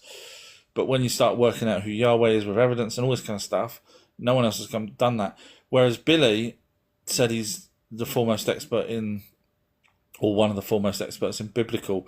I won't say in biblical because that means I would have to go and read every single Bible again, over and over and over until I'm an expert in it. And I wouldn't do that because obviously the Bible is a waste of time because the Bible is a copy of the older texts to memorize absolutely everything in the Bible. So that was a mistake that Billy done there, because there's people out there that do sit and read the Bible over and over, regardless of whether the Bible's a copy of the older text, which it is, and regardless of whether or not it makes even sense. There are people that spend their whole life studying the Bible, which Billy hasn't done, clearly because he got caught out. So that was his mistake. I'm not stupid enough to say something like that. And of course then Billy should have just turned around and said, sorry, I'm wrong, move on. But if he doesn't know something, he shouldn't say it. And he's done that so many times where he said, oh, in this tablet, and I've done videos saying, no, Billy, it's not in that tablet. Show me where it says it in that tablet. Not just biblical, but Sumerian tablets, for example. He says, oh, in this tablet it says this. No, it doesn't. I know, because I read these things over and over and over and over, not like biblical texts, but I do read the Sumerian tablets and translations and everything over and over. So yeah, Billy made a huge mistake by thinking that other people don't read the same stuff that he reads in terms of biblical. O1 Lupez has wrote, Jesus was born the same way Nephilim was born. I'm guessing you mean Nephilim. So from my research, Jesus would have been a hybrid as opposed to physical born. So the Nephilim were the offspring between Anunnaki and humans, which gave them, some of them had gigantism, the children had gigantism, they were the Nephilim. Whereas Jesus, from my research, would have been genetically created, just like Marduk had already done with the family of Akhenaten, with the elongated skulls that was put in a position of power suddenly from out of nowhere. In fact, we've even got a carving on an Egyptian wall that has Isis holding a baby with an elongated skull, and it says we've created. It's words to the effect that we created the first one of its kind. And that's why Billy thought that meant it was the first one of humans, even though I don't have an elongated skull. That's where Billy keeps making mistakes. So he assumed that Isis was talking about the very first Homo sapien. It wasn't. It was talking about a new species that ended up being put in the position of, because Isis would have been the grandchild of Marduk, who was been the person that was making sure that he would get his own new species to be running Egypt and worshipping him, Aten, as well as he used to be the sun god Ra, as you may know. So yeah, Jesus, from my research, go watch my amazing documentary. You might find it interesting. It's on YouTube. You can get to it from my website. Matt has wrote Nibiru, the Sumerian name for the planetary body, Marduk. So technically you're right, and the reason for that is because Marduk, when he took over, bearing in mind he was the god of Babylon, in the Babylonian version, which is the Enuma Elish in the British Museum, Marduk changed the name from Nibiru to Marduk, so that he would look like he's a hero and went round and smashed up a planet called Tiamat. However, if you go with the other version, such as the one in the Columbia University, it will say Nibru. Sitchin and Moorhen's translated as Nibiru with an extra I, but so it's the same thing. It's just Marduk when he took over, and as I say, there's a tablet in the British Museum that tells us that he's changed everything to monotheistic, which makes a lot of sense why we end up with one god as opposed to the pantheons that were kicking around. Ecstasy has wrote, why are stories about ancient gods called mythology, but the story in the Bible isn't? So, to get gold star, I've been saying that forever. Ridiculous how they can say that theirs is 100% right, and yet there's only 1,200 pages, give or take, of a Bible. 1,200 pages, and we've got millions of Sumerian tablets. We've got the temples that belong to them, not to God. The first temples were all of the temples and buildings were for Anunnaki. It's a fact. Sorry, someone just got muted, so it scrolled all the way to the bottom. I'm guessing that's a religious person. Religious people, you will not like to listen to me. I'm sorry, but it's a fact. You will never be able to debunk me either, so that's another thing that you might not want to listen to me for. Sorry, I'm just trying to get back to where I was, because it scrolled all the way to the bottom. I haven't lost anything. So that was it. Ecstasy is right. Well, yeah. I mean, the priests come from the Anunnaki. The Anunnaki's tablets tell us about the asteroid belt, which we only found out about 200 years ago. The Anunnaki's tablets tell us about the other names of the other planets, which we didn't know about until, obviously, it turns out the ancient Greek gods, also named all the planets after them. Yet we could only see 5 planets. The list just goes on, and any religious person that can't understand, hang on a minute, how the hell did... Because they won't listen. So that's the reason why theirs is real and nothing else is, because they won't listen. They're quite happy to be told what to believe, and I can't do that. And neither can you, by the sounds of it, the way you wrote that. O1 Lopez just wrote, Nephilim was born like Jesus. No, as I mentioned a minute ago, hopefully you heard my video, heard me talk. Go watch my video, tell me what your thoughts are on it. It's a pretty impressive video. Samantha's right, are you saying that we have a spirit, or we have spirit? There's an orb, but nothing else. I'm so confused.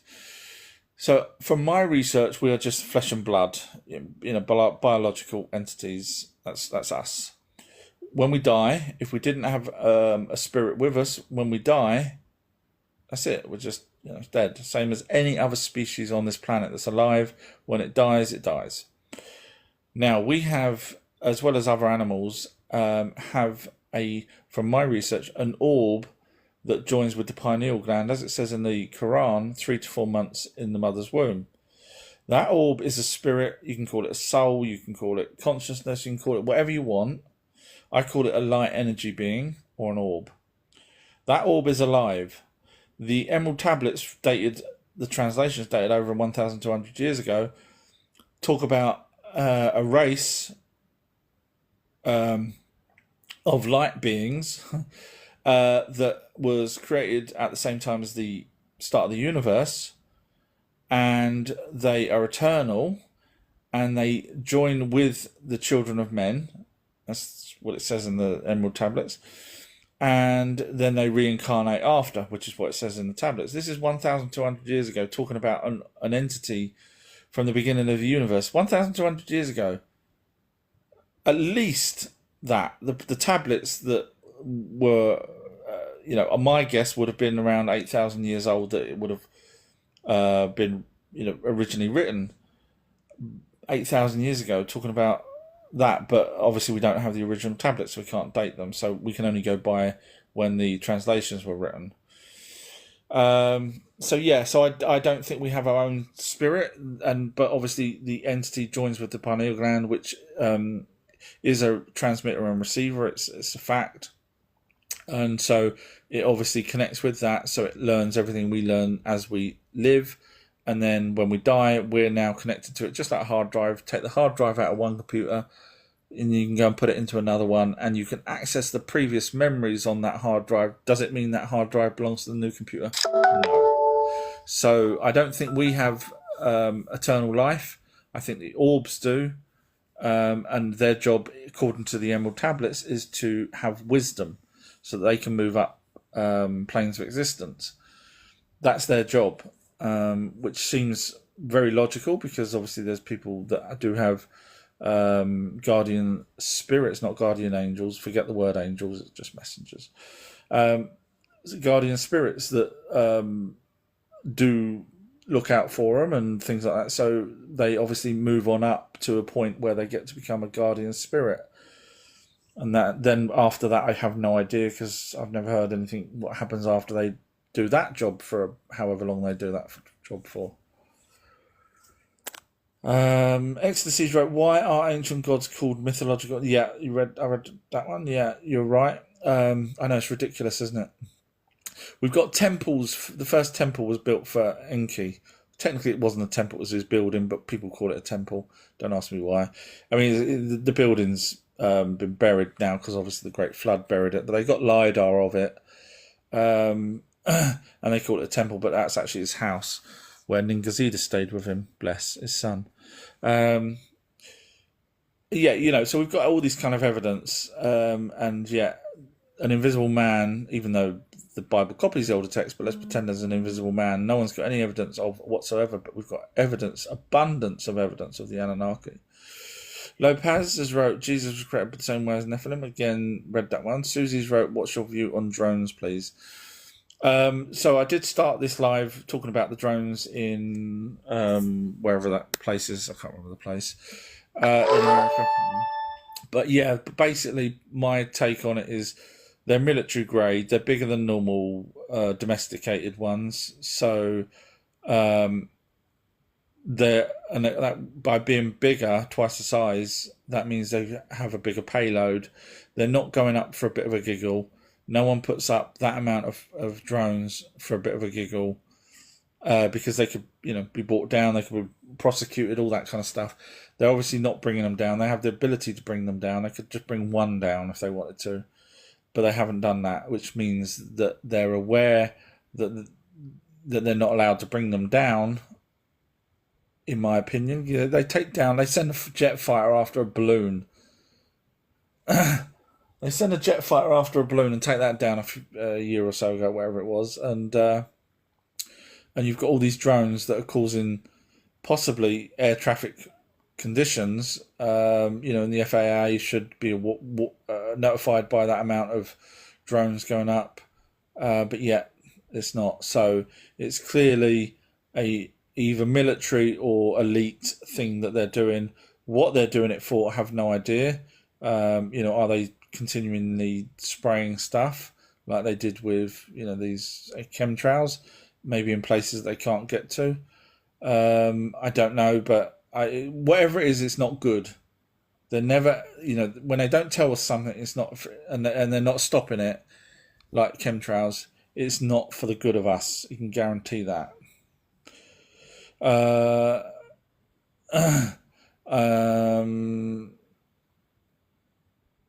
Lopez has wrote guest not. Probably not now because it's. I was only supposed to do this for an hour and it's been hour and a half. So I'll try and get to the bottom of the questions and then I'll probably need to shoot. Ecstasies wrote, why is one story labeled? Read that one? Yeah, sorry. Sometimes people post it a couple of times. Because I am behind on the questions. Ecstasies wrote, I'm new here and not sure what subject is at the moment. Catch me up, please. Yeah, so apologies, but I do read every single question out. Jazz wrote, same as the Parisians in the vegetables. Not sure what I was talking about at that point, but hopefully people have caught on to what that's referring to. James wrote 10:30, yeah, so it's 11 now, so yeah. Yes, you are, wrote, it was divine primordial creative force. Which is a type of radiation? I'm guessing you're saying that was what was inside the Ark of the Covenant. I don't know if that's what you're referring to. If you are, when you say it was a divine primordial creative, I know you follow me, so I'm not going to be rude, and I know we're friends, so I'm not going to be rude, but when you put the word divine in front of something, I would need to see the evidence that it's divine. Something that, in other words, it would come from the Anunnaki. Otherwise, you know me, sorry, I'm not knocking you, you know that. Otherwise, I could say I'm divine, and I wouldn't need to prove it. So I would scrap the divine because someone like me would ask for the evidence for that. But when you say primordial creative force, then I could say okay. But the divine part, I would need to see the evidence of that. IKE has wrote, nope, none of these info has ever been solved. Funny enough, IKE, who follows me, so all it takes, IKE, is, or Ike, is one person to solve it. Turns out I've done it. So, Ike, let me just prove to you something stupid. So let's imagine you solve something, yeah? You're at home, you suddenly work out something no one else has worked out. And you come on here and say, I've solved it. And you have, genuinely you've got the evidence, you've done it. Congratulations, Ike, you're smart. Well done. You're up there with our true history. But, Ike, imagine we all said, no, you haven't solved it. And you'll go, no, but I have. And we're all going, no, Ike, because you put a laughing face, Ike. And we're all laughing at you, Ike. Ike, you haven't solved it, mate. What are you numpty? And you're like, but I have. I've got the evidence. I can show you. No, we're not going to even watch it, Ike, because you're a numpty. How can you solve it, Ike? But Ike says, but I've been doing this for 40 years. I finally solved something. Ike, don't be a numpty. Unfollow me, unfollow me, Ike. Come on, don't be a numpty. Stop it. Stop. You're making us all laugh, Ike. See my point, Ike? See my point? And if you don't see my point, then certainly unfollow me. I like smart people. So when you put a laughing face, you can see I get upset because all you had to do, Ike, was go and watch. Thank you, VDub. All you have to do, Ike, is go and watch my video and come back with evidence to prove my evidence wrong. I say that all the time to people. No one ever does. Thank you, VDub. Bless you. Ike, what you like, eh? Yes, you are. I was right. Being around the art that your life was extended. I'm guessing arc, as in Ark of the Covenant. It was extended very much, but you can only be self-realized to...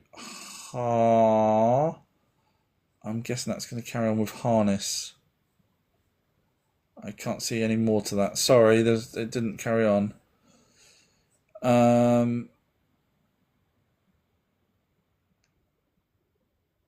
Histories wrote, wait for my video because both mother and daughter went through hypnotherapy by Virginia University. Wow, okay, yeah, I mean, like I say, this must be a newer one since I last researched Virginia University. Brilliant. I'm so glad you've looked into that. I will love looking forward to your video. History's wrote, I won't let any more out as it's interesting. Yeah, that's what I do with my little... when I solve things. It's you want to tell the world, but then you get people like Ike that say no, you're wrong, even though Ike There's a numpty. History wrote, sorry, I accidentally invited someone. That was what was pinned. Mr. Fitness wrote, how can I find the video? So if you go to ourtruehistory.co.uk, and that includes you, Ike. You do know how to type, don't you, Ike? Sorry, it's just your intellect has gone right down after trying to make me look stupid.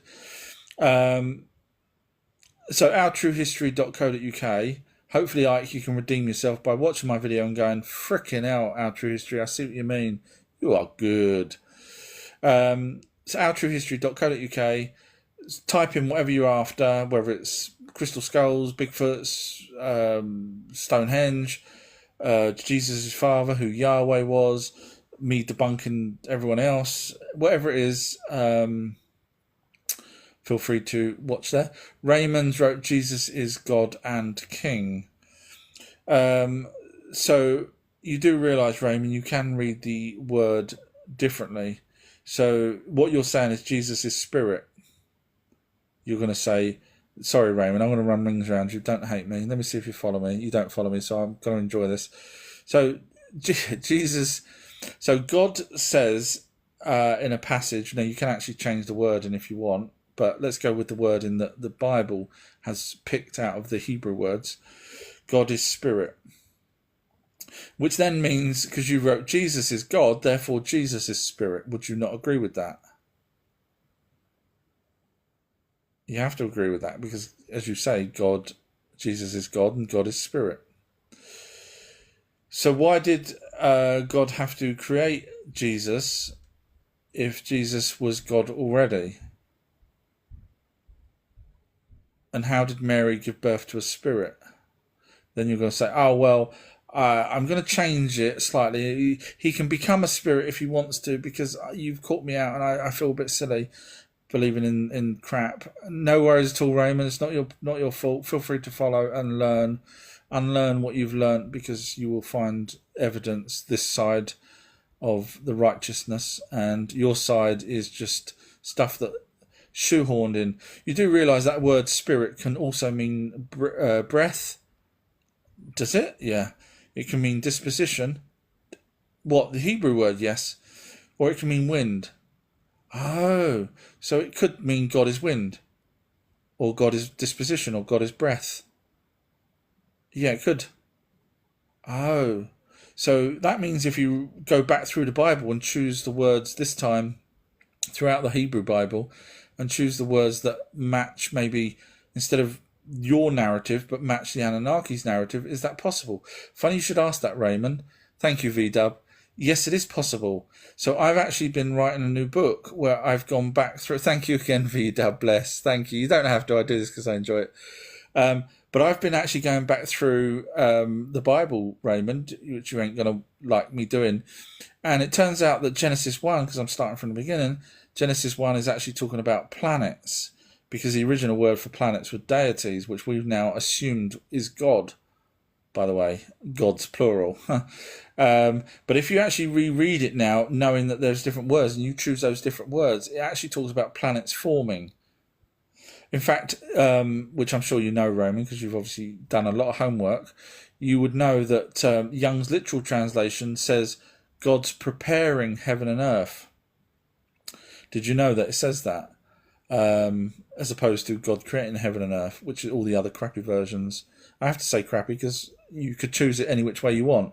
And I'm choosing it the way that I see it, which is the planets were forming and getting into their orbits. That's pretty much, I'm paraphrasing because I haven't got the paperwork in front of me, but that's pretty much what it says, which is why Young's literal translation says preparing heaven and earth. Heaven being space and earth was when Tiamat got smashed up. So it was basically setting up the solar system into its what we have now.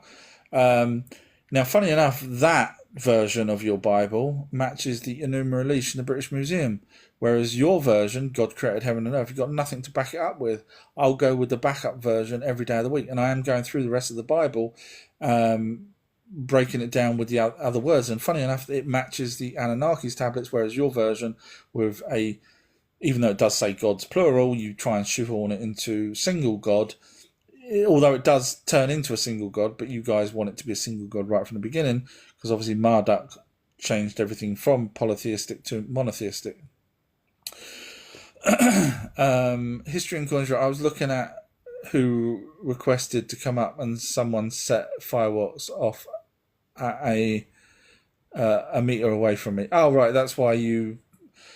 I hope you're okay. I hope that didn't. I'm trying to wonder. Are you outside? I guess maybe in the. I don't know what time of day it is where you are. User 5 has wrote, why are you using the W? It doesn't come about until the 1500s. The W. Why am I using the W? You wrote W with capital. Why am I using the W? Could you please let me know what you mean by the W? I don't know what W means. I don't know what the W is. Why are you using W? Anyone know what W means? Excuse me. Whoops. Ross has wrote, how did they come up with the sins, or did the gods, aliens, want us to still live by rules? So the Anunnaki taught us. They tell us they taught us. Everything's backed up by mainstream that they taught us. The first place they taught us was Sumer. That's why we got everything come from Sumer. As teachers, logic would say, you've got to set some boundaries, seeing as they created us. So, excuse me. So setting up rules is a very logical thing to do. So yes, now the sins, I wouldn't pay much attention to the sins. I know there's the 7 deadly sins, but or you could say the sins on the tablets. But if we go with 7 deadly sins, as far as I'm aware, I don't think they come from. Thank you again, VW. I don't think they come from the Anunnaki. I think they were way later. But the sins the commandments all make sense, logical commandments, except for thou shalt not covet the neighbour's wife unless she's really attractive, in which case, good luck. But I'm joking. But yeah, they obviously wanted us to live by rules, because otherwise we would, kill each other in the blink of an eye for no reason. So it makes sense that they would have gave us the tablets. Now there is someone had said that there was some tablets sold in Christie's or an auction house similar to Christie's fairly recently that was supposedly a copy of the 10 Commandments. I don't know if you guys know that. And right at the very top, it does say the word Enki. So take that as you will. Who would have gave us? Who created us? Enki. Who would have gave us the rules? More than likely Enki. Ecstasy's right. Okay, I'm gonna bounce, but I'll check back because I'm interested. But it's boring right now. I don't know what that point was, so forgive me if it is. I try not to make it boring, but I can only go by the questions I get asked. Jada's right. Was Jesus animals? From my research, Jesus would have been a hybrid human, possibly with an elongated skull. So if you watch my documentary on who Jesus' real father is, you'll see why I believe Jesus would have had an elongated skull. Then underneath you wrote, was Jesus an Anunnaki? So he would have been a hybrid, possibly of humans and another alien race, not necessarily Anunnaki. I have a feeling they used either a grey or one of those Mexican mummies when they were alive back then to create this new species with the elongated skulls, the genuine elongated skulls, not the headbound ones. If you go watch the video, you'll find it very interesting, I'm sure. Me Too's right. Good morning. Good morning, Me Too. How are you? Hope you're well. Just trying to get to the bottom now. History's right. I was checking who requested when that happened. I apologize. No worries at all, History. Me Too's right. Opens the door. Me Too's wrote, good one, Jane. Quantum Effects has wrote, indoctrination is alive and well. That's to do with those people that was probably religious earlier on saying Jesus is God and King. Now, first of all, that should have really been past tense because he's not with us anymore. Now, you could say he is, but then I would say, well, show me the evidence. And, of course, they can't. Janice has wrote, hi, I'm back. Daughter dropped off her dog for me to babysit. Oh, well done. Janice has wrote, how much have you researched about the Anunnaki and their understanding of the creator in the universe? There's only, from everything that I've read, there's only 2, maybe 3 times they mentioned anything to do with that. And I actually, on my Patreon page, I worked out the name that they actually called him, which is quite impressive considering no one else has even come close to that. So yeah, they actually named who it was. Now, translators, when they did that translation, they didn't grasp what the Anunnaki were talking about. Luckily, I did, and did a video and showed that the Anunnaki gave a name to the creator of everything. Don't ask me what the name is, I've forgotten now, but it's on my videos on my Patreon page, with the reason why it would be that name and who it would, well, when I say who, and what they were referring to. Iamon has wrote, everything is merely concepts and ideas. I'm guessing you don't follow me. You do follow me. Okay. When you say everything is merely concepts and ideas, would you say that the buildings such as the Pyramid of Ur is a concept or an idea when it's physically there? In fact, when the Americans took over the Middle East after the weapons of mass baloney that they never found, the Secretary of State, I think it was, went over there with an armed escort and actually toured it's on their website, you can go look it up. There's a photograph of him with the army people going up the Pyramid of Ur. Now, that's not a concept and that's not an idea, and that belonged to Nana. So Nana was, if I'm trying to remember correctly, Nana was the father of Ishtar or Inanna. So the buildings are definitely real for these people. So it wouldn't, I wouldn't say it's a concept. Susie's wrote, thank you, love your knowledge. Thank you. That's really nice of you to say. Janice has wrote, these drones are their own, not otherworldly. It's a psyop agenda. It could be as well, yeah, you could be totally right there.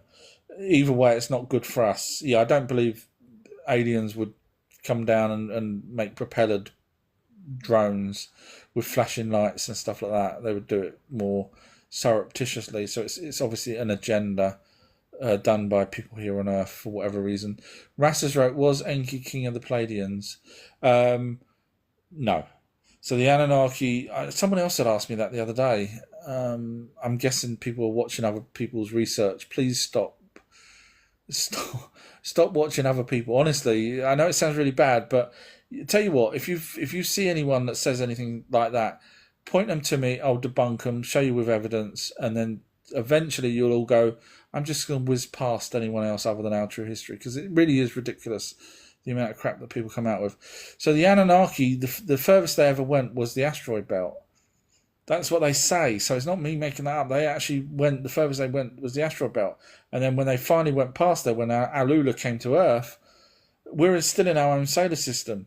So in order for King Enki, who here was on Earth, to be king of the Pleiadians, he would have needed to at least probably gone over there once to say, hey, I'm king of I'm going to be your king, even though I'm the son of... no, wherever you got that from, give him a dry slap. Seriously, it's ridiculous. I'm not knocking you. I'm just saying, wherever you got that from, just point them to me and I'll destroy them, because I hate stupidity. It's ridiculous. Janice says, right, everything in existence is made of matter and antimatter. Everything vibrates at a frequency. I would pretty much agree with you on that. Janice says, right, at the end of the day, everything is energy, and energy cannot die, so hey ho, everything continues. When you say at the end of the day we're energy, we produce energy. We're not made of pure energy. So that's where I disagree. when you look at someone die, now our brain is chemical impulses, which produces energy. Is that going to be eternal? Probably not. If an orb that is made of plasma is eternal, would that be eternal? Then yeah. So I can never say, I would never say that we're eternal. I think we're just, flesh and blood and we die. There's no benefit for us to have had. And why us? Why not every single other animal? Why is it only when clairvoyants and mediums talk to people, it's only the ones with the pineal glands, such as horses and stuff like that, that they see on the other side? Animals that don't have pineal glands are never ever mentioned. And that's where the orb joins with, according to medicine, National Library of Medicine, according to the Horace, according to other researchers and myself. So I don't think, when you say everything is energy, we produce energy, but it doesn't mean when you say everything dies at the end. We may give off radiation at the end, but it doesn't mean our consciousness continues.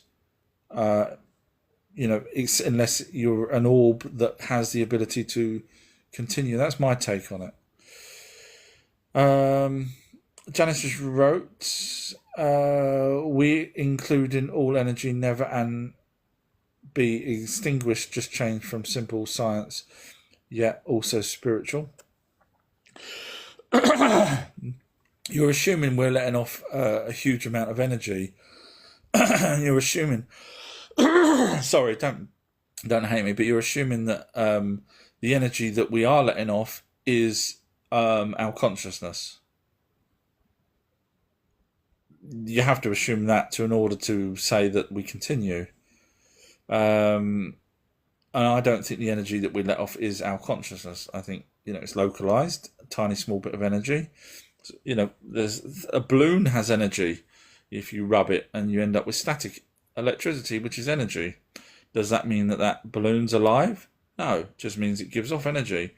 So do humans give off energy? Yes. Does it mean that we're going to continue? If you pop a balloon, does that mean the balloon's energy is going to continue, is alive? No. I can't see it. Sorry. History wrote, sometimes TikTok doesn't show you the questions. Please try and reword it. So, yeah, sometimes if you write something, it gets blocked by TikTok. Thank you. V Dubbers wrote, you're awesome, bud. Oh, thank you very much. V Dubbers wrote, the Eden story changes its meaning so much. I don't know if you've watched my amazing documentaries. I have to say the word amazing, so forgive me. Because it's an easy test, guys. Easy test for you to see how easy it is to put a word in front of something. So if I said to you, who would like a nice cup of tea? You'd all say yes. If I just said, who wants a cup of tea? No, I'm all right at the moment. By sticking the word nice in front of something, you can actually change people's perceptions slightly. So anyway, going back to the Eden videos, if you're interested in the Garden of Eden story, please watch those videos where I show where Eden is. It turns out the original Eden was on a spaceship. I didn't know that while I was doing research. I only found out as I was researching. And then the second Eden was Enki's Garden. So please have a watch of that. You'll find it fascinating. Janice has wrote, at the end of the day, we can research and contemplate upon forever. Ask this, why and what does the universe exist and everything in it in the first place? So the question you ask is, what and why does the universe exist? So my take on our universe is that, just like the Hadron Collider, someone in another universe smashed two particles together, just like we've been trying to do, but accidentally created a mini universe, and we're in that mini universe. That gives us what created the Big Bang, particles smashing together in a Hadron Collider. Do we have a creator of everything? Yes, a guy in a white coat, even though he's not in our universe, he's in his own, but we're now a mini universe. So for me, that's how I think that our universe works. Now, how their universe started, for all I know, it could be a Lego brick. I don't know. But that's the way I see our universe starting. And why? Because some scientist was curious to figure out how to smash particles together. VW wrote the Gen Bible needs to be shelved and the Anunnaki and the Apocrypha put in front of us all. Truth is God. You're right there. I would totally agree with you on that one. VW wrote, good and bad people are all possible. Judgment is not part of the conversation. I'm guessing that was when, I don't know what I was saying for that to come up, but yeah. Everyone's got good and bad in them. Me Too has wrote Yahweh. I'm not sure. I did talk about Yahweh earlier, so I don't know if that's just replying to that, maybe. Evil Goblins wrote, do you follow a religion? If so, which one? I don't, actually. My mum made me, when I was young, very young, used to kneel on the end of the bed with my fingers crossed and recite some bloody Lord's Prayer. But I wasn't religious. And as I grew older, I started asking questions since I was 6, which was about 3 weeks ago. Happy birthday, me. But yeah, so when I started to do my research, I realised there's indiscrepancies in the Bible. And then I realised that, the concept of the missing link is because there's something not quite right, and so on. And then eventually, when I got to the point where I understood so much more, I realised that the Anunnaki were the gods that created us. We've got the evidence of that, proper evidence. They literally tell us in a tablet. They tell us in a few tablets. In fact, they recreated us again after the Great Flood. So they tell us again that they created us. That new video will be out New Year's Day. So no religion, because I go with the evidence. Now, if the evidence took me to an almighty being, I'd be sitting there going, we have evidence of an almighty being. But we don't. So I wouldn't care where the evidence comes from, as long as there's evidence. But unfortunately, the evidence points and proves that the Bible is copying the older texts. Ross has wrote, thank you so much. You're more than welcome, Ross. Bless you. Jazz has wrote, just scrolling past my questions, True History, with a sad face. I'm just going to leave the chat. Don't know what I've done for this. I'm guessing that's when History and Coins had posted up saying sometimes things get taken off. I read every single question out, otherwise I would have just skipped over this one, Jazz. You know me. I sit and do this. I should have finished an hour ago. I do not avoid anyone's question. Ever. Jazz, you know this. You've listened to me 1,000 times. I never, ever deliberately miss anyone's question. So, but I do know TikTok does remove questions. You know that. Jazz. Jay Twist has wrote, what is a pagan? Do you mean a pagan? Yeah, I was in special needs at school. Yes, you're correct. It is a pagan with a second A. I can't spell. I admit that. Hands up. Guilty. I'm thick, according to school, and according to anyone that reads anything that I write. But yes, it is pagans, pagan gods. Yes, well spotted. You get a gold star for spotting that. I'm sure other people have spotted it as well, but probably didn't bother because they probably know that I can't spell. Mel B's wrote, nice to see you, my friend. Hi, Mel B. Nice of you to join. Amy's wrote, so enjoy listening to you, like intelligent people too. It's funny, isn't it? And there's something I say which is, if I say it now, it's going to come across really racist and rude. But it's not racist because it's literally it probably works in either country. So, for example, if I went over to France, India, anywhere that speaks a different language, they would try and tell me something, like Zidor, blah blah blah blah blah, and I'll be like, trying to work it out, and then they'll do sign language and stuff. But again, people coming over here that don't understand English, I'm like, why? What's wrong with you? Did they not teach you at school? But it works both ways. But I see them as thick because they're not grasping what I'm saying, even with sign language and common sense and stuff like that. And I'm thinking, my God, what's wrong with you lot? but I guess it works both ways. I don't know why I said that. I'll shut up now. Janice is right. Enki doing a drive-by. Yeah. Janice is right. Oh my goodness, I really need to converse with you about all things energy. Probably not today, if that's okay. Only because I should have finished an hour ago. Really, I got tidying up to do, and then I got more research to do. That's all I'm going to be doing today. I'm going to be starting that video where I now show with evidence that the Anunnaki, after the Great Flood, recreated us with a lesser type of people, and that's going to come across so racist. So we had the dark. I'm just pointing out so it doesn't come across racist. So we had the dark-skinned people, Homo sapiens, over in Africa. Cool, fine, no worries there. Then we had the offspring of the Anunnaki, which were pale skin. From my research, of course, Noah was pale, etc., and that's where we get the pale suddenly come from. Because obviously, if the Anunnaki were dark and the people over in South Africa were dark, then we would probably have dark people, but we don't. We have light-skinned people.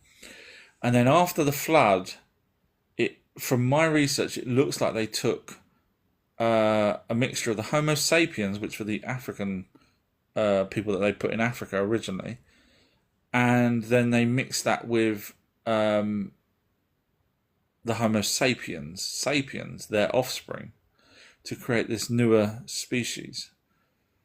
Now, I say lesser because the logic says to me that there's no way that they would want the new species they created to be smarter than their offspring, because obviously they allowed their offspring to be in charge of things and be masons and builders and pharaohs and whatever else. So the logic says that they would have wanted them to be equal, if not less than.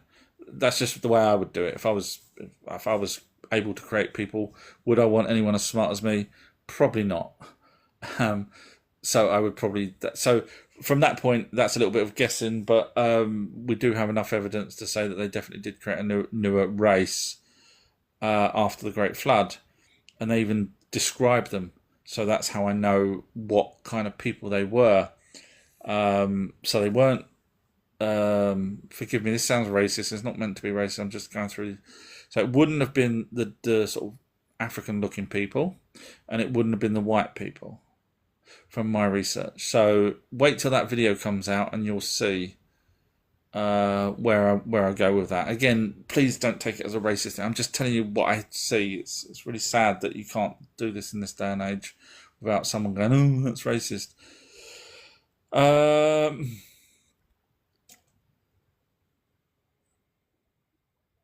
Scott is right. You know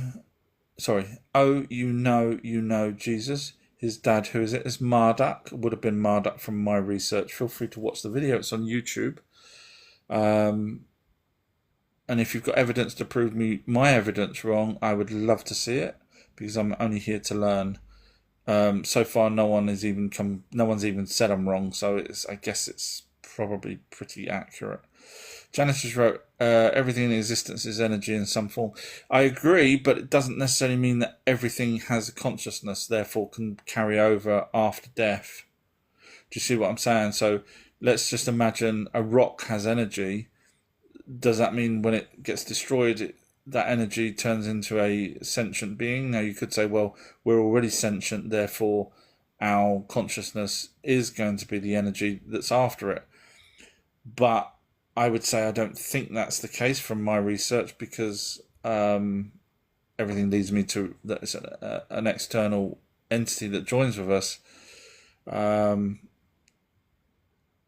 So yeah, I would still struggle on that one.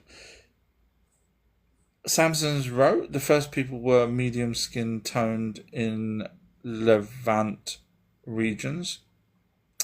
When you say the first people, I'm guessing you're referring to the Anunnaki's creations as opposed to hominids. So the first description, if you're interested, were actually read. The actual translations of the tablets come out to be that they were as red as clay. That's their translation, not mine. As red as clay. Now, if you say that's medium skin toned, fine. If you say, oops, you're wrong, let me see if you follow me to see whether or not You don't follow me. Okay, so Samson, because you don't follow me, I love doing this to people. Ladies and gentlemen, as History and Quiz says, I've got to go to bed. Thank you, History. Bless you for even coming on this time of night for you. Samson, would you be able to show me the evidence? Ladies and gentlemen, this is going to be the world's first. We're going to love this. Someone is going to show us evidence that the first species of Homo sapiens were medium skin toned. So I would love to see the evidence of that, bearing in mind the first evidence that we have of any Homo sapiens was over in South Africa, but let's pretend that you're correct. Samson, let's have this evidence, please, that predates the people that we found, the skeletons that we found in South Africa, and how you know that their skin colour from bones. I would love to see this. Now, obviously, unless you've got texts, such as the Anunnaki text, but again, the text already said that they were red as clay. So I'll be very interested to know your evidence on this. When you realise you haven't got evidence, don't hate me. Just follow. It's a lot easier. Sometimes growing up, like I admit I can't spell. Sometimes it's easier to just to admit something than it is to keep fighting and fighting and then eventually lose anyway. Samson's checked what red clay looks like. So you're agreeing with me then? That's cool. So you should follow me then, because you've agreed with me. So I'm right. And if you're going by the tablets then, which is where I'm guessing you have to go with, because I doubt if you'll be able to find any evidence elsewhere, then you realise that I know what I'm talking about, in which case you should still follow me. So either way, Samson, I'm right, and if you're agreeing with me, then you're right. So cool. Janice wrote, like you say, balloon is energy yet limited. Yet our bodies are energy, also limited. Our soul is unlimited. So you say our soul is unlimited. Samson's wrote, it's a tan colour. Yeah, so then you're agreeing with me, as opposed to medium skin toned. Which to me, medium skin tone is a white person that's had suntan. But you're agreeing with me. No worries, I'm glad you're agreeing with me.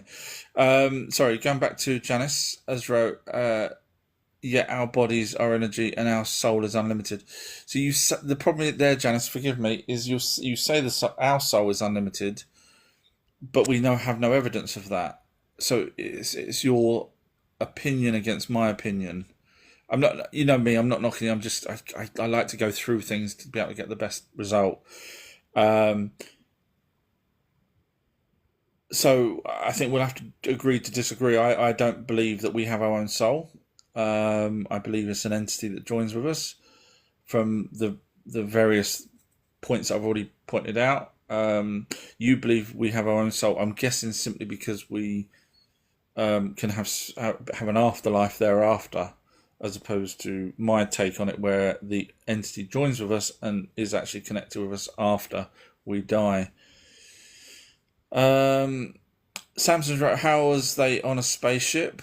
You've not. I'm guessing you're religious and you've not read the book of Adam and Eve, book 1. What's that? Or you have, but you don't understand it. No worries at all. It's not your fault. You've come to the right place. So, for example, they're on a ship, and we know that because the garden, there was a botanical garden on there, and we know that because they had lights on all the time on this botanical garden. And then they were sent down, which ended up on a second Garden of Eden where they had a guarding the exit of Enki's domain, which it all says in the tablet, in tablet stroke. You have to do a little bit of research, which I'm guessing you haven't bothered. But yeah, I've done the videos on that if you're interested in seeing the evidence, but you probably won't. And then underneath, Samson's wrote, nah, mate. So Samson's probably not going to... Thank you, Jan Dels. Forgive me if I pronounced that wrong.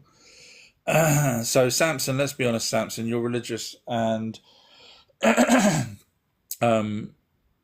you haven't done much research. No worries, not your fault. Crystal McDermott's right. Have you got any take on the seventh heavens? So the Anunnaki described... So I've already proved that heaven is space. the Anunnaki. So when I did that deep dive, feel free to watch it on my website, truehistory.co.uk. When you go back and look at their terminology, they called one side of the firmament, which was the asteroid belt, heaven. They called the other side heaven. So they actually had heavens. They referred to it as going across the heavens. Seventh heaven, have no idea on. The only thing I would say is that you would be on cloud 9. It's not like someone's counting clouds and going, aha. I think seventh heaven is possibly a euphemism for being happy. Same as being on cloud 9 doesn't mean someone's sitting up there waiting for you to come up. Oh, have a cup of tea on cloud 9. Sorry, you're on 8. 9's over that way. So I think, but I might be wrong. But I haven't done a deep dive in the seventh heavens, but I have done a deep dive into the word heaven, which turns into space, and they separated it by the asteroid belt. So there's at least 2 heavens that they mentioned. Now they could have, numbered them. One inside the asteroid belt as 1, outside the asteroid belt as 2, and they could have named them. But I've never come across anything that the Sumerians talked about 7 heavens as in something literal. Janice wrote, so I respond to your answer about the existence of the universe, so it isn't the creator the greatest. So isn't the creator the greatest scientist ever? If it was the person that was doing the Hadron Collider, so if that's what you're referring to when I said it's totally possible that someone accidentally created a universe, same as we're trying now, which we tried to make the what they call the God particle. So imagine we accidentally create a universe. Would you call that guy that accidentally created it the greatest scientist ever? I probably wouldn't. I would probably call him a bit of a numpty for not working out that he's going to end up creating a universe, and so I probably wouldn't call him a god, personally. Now, they may have known what they were doing and deliberately created a universe. Would you call that the greatest scientist ever by creating a universe, by smashing particles together? Not really, because it could have just been an experiment that they hypothesized would create a universe.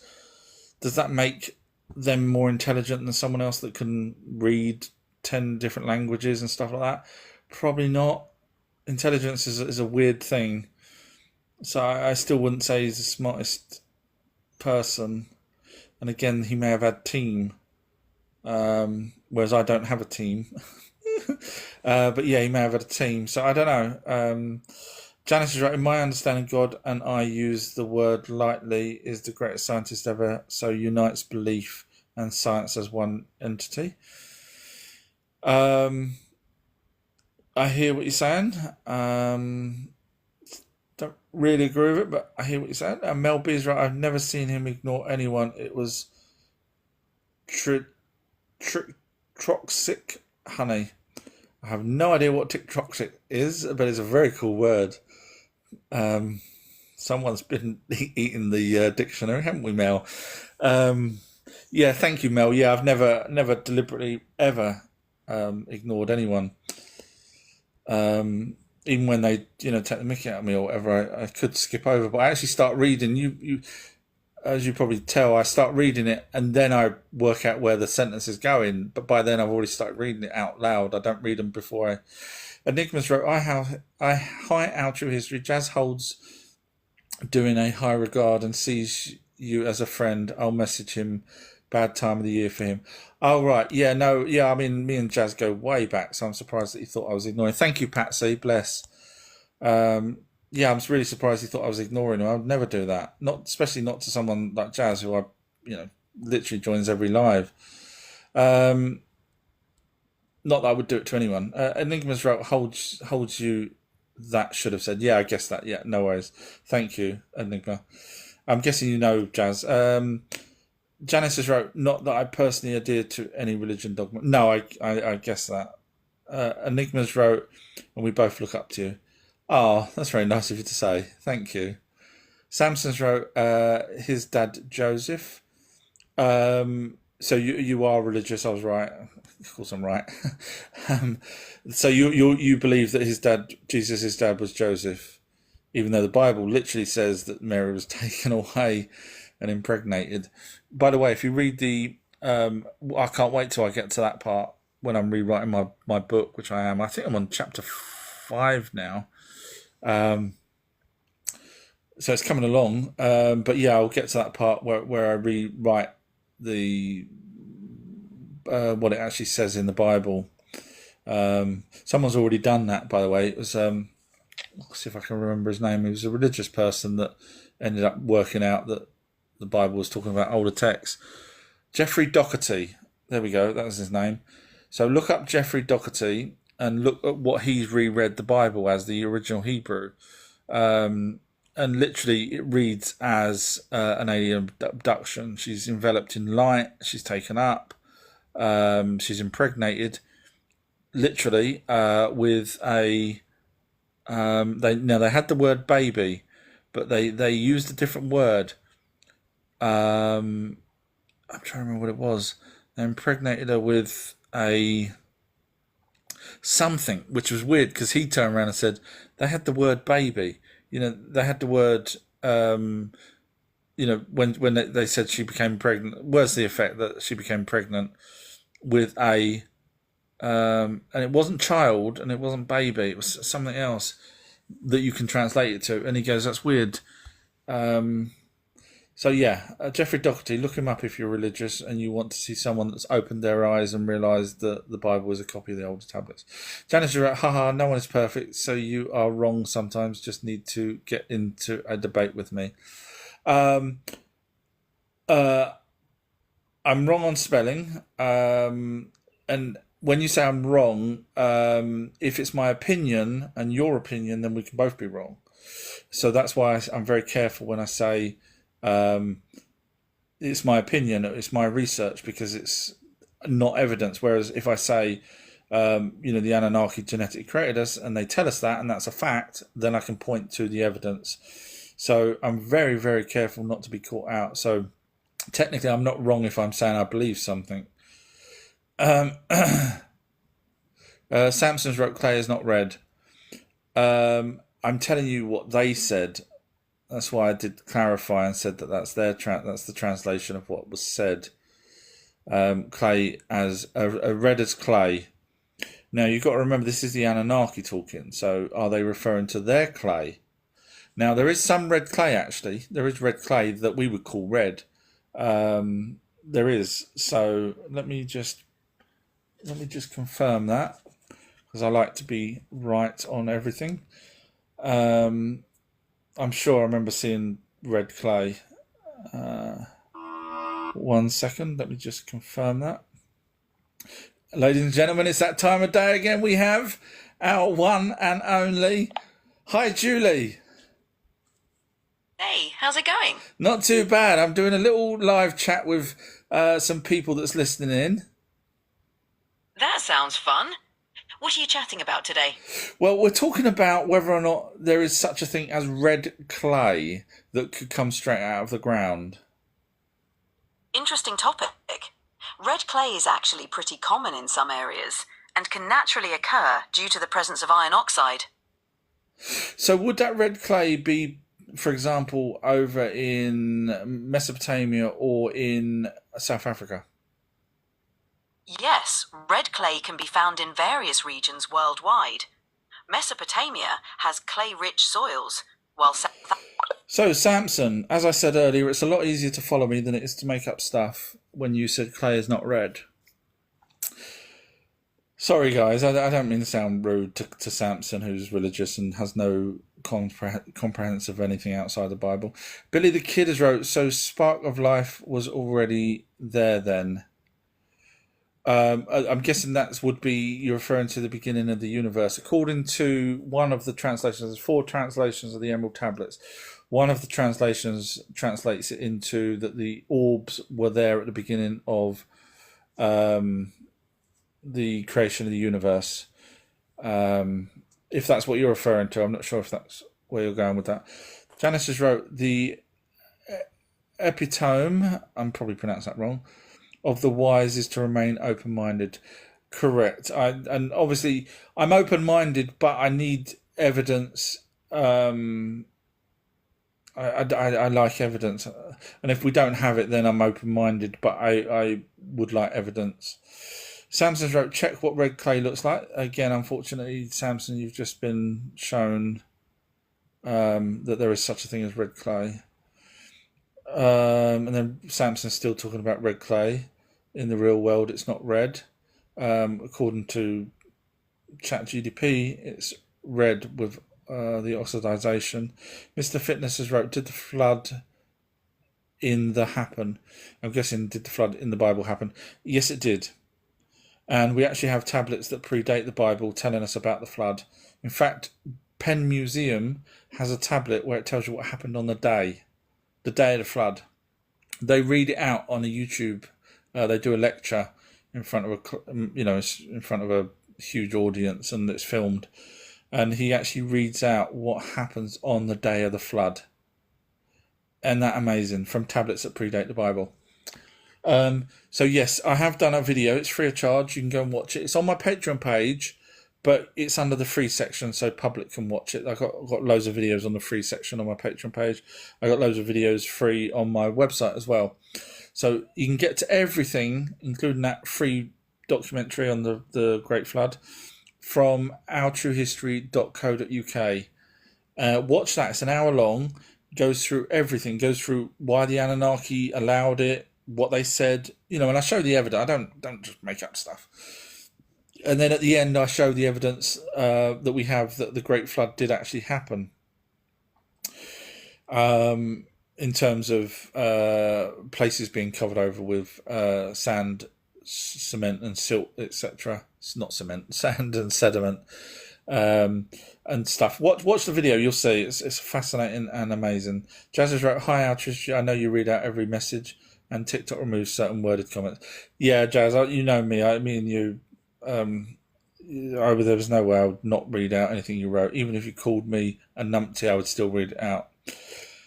Doesn't mean I want you to, but Janice has wrote, oh, thanks, Jazz. You have had to gain this knowledge the hard way, and more than me, yet I gain knowledge via the way I have. Yeah, no, I'm not. Crap, I accidentally swiped across. Let me just quickly get back to where I was.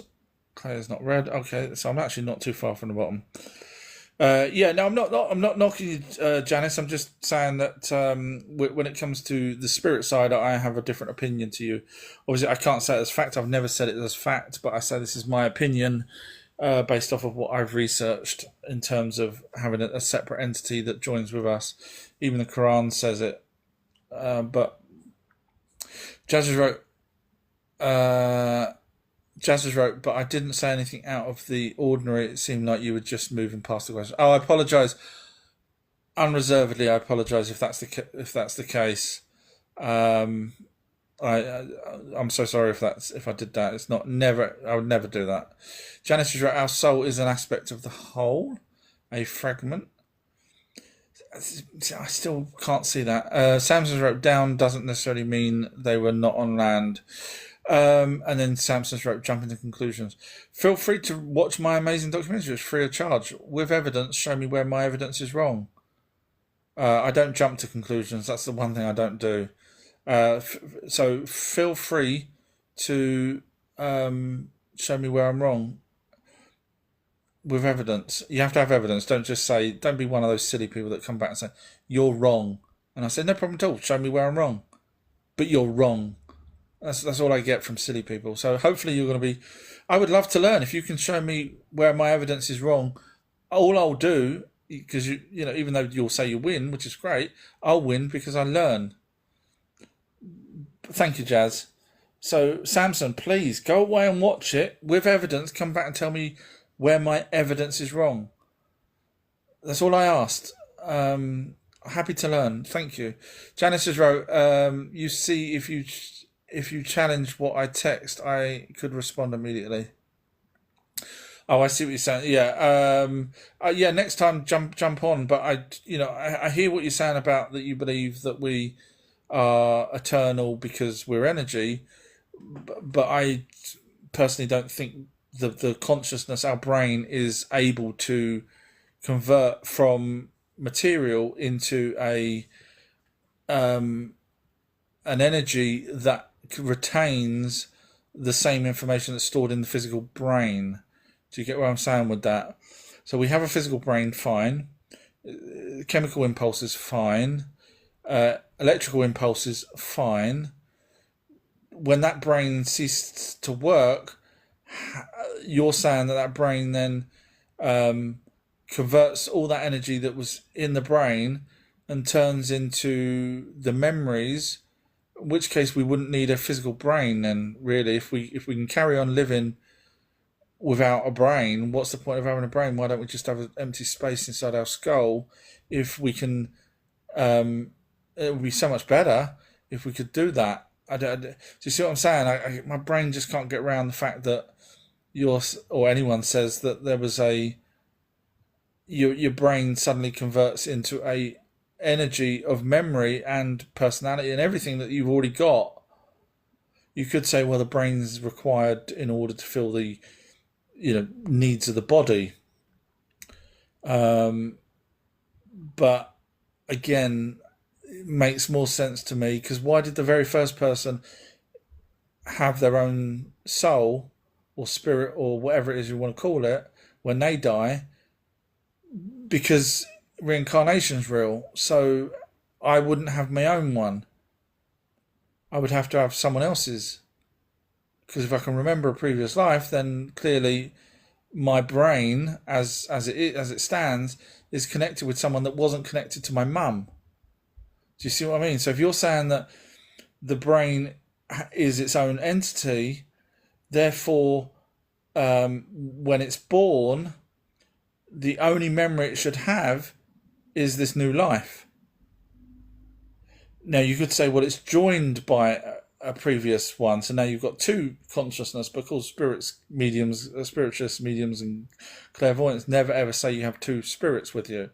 So you've only got one. So when you're in a mother's womb, you're either joined by, as I say, joined by an orb that connects with the pineal gland, as it says in ancient texts talking about the third eye, or you create your own energy orb, which only has your memory in it. So how the hell did you get someone else's memory?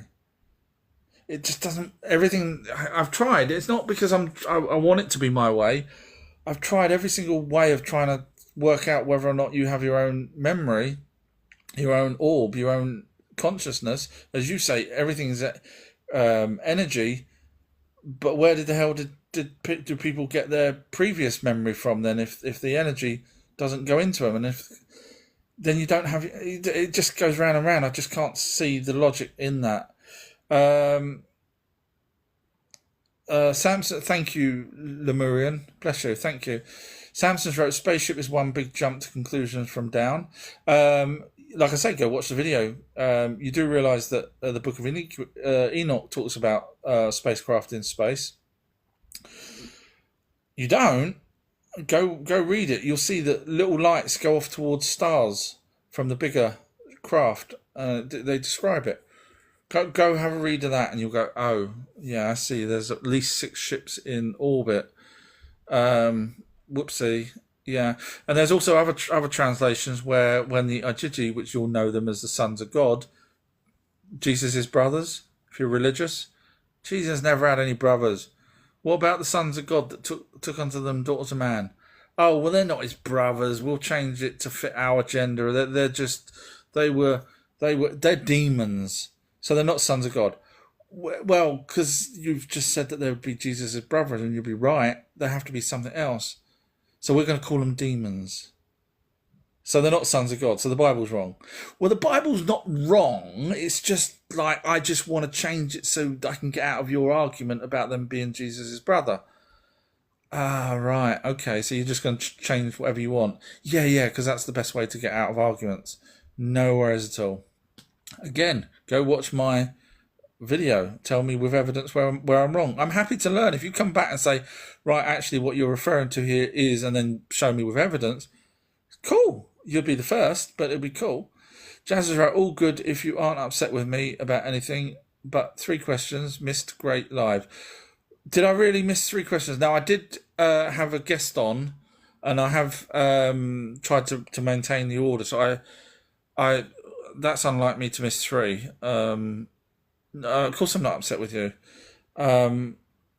Did you look to see whether they had actually been removed? Janice has wrote, if we have a conversation, I never say I'm right all the time. That would be ignorant of me. Yeah, I would.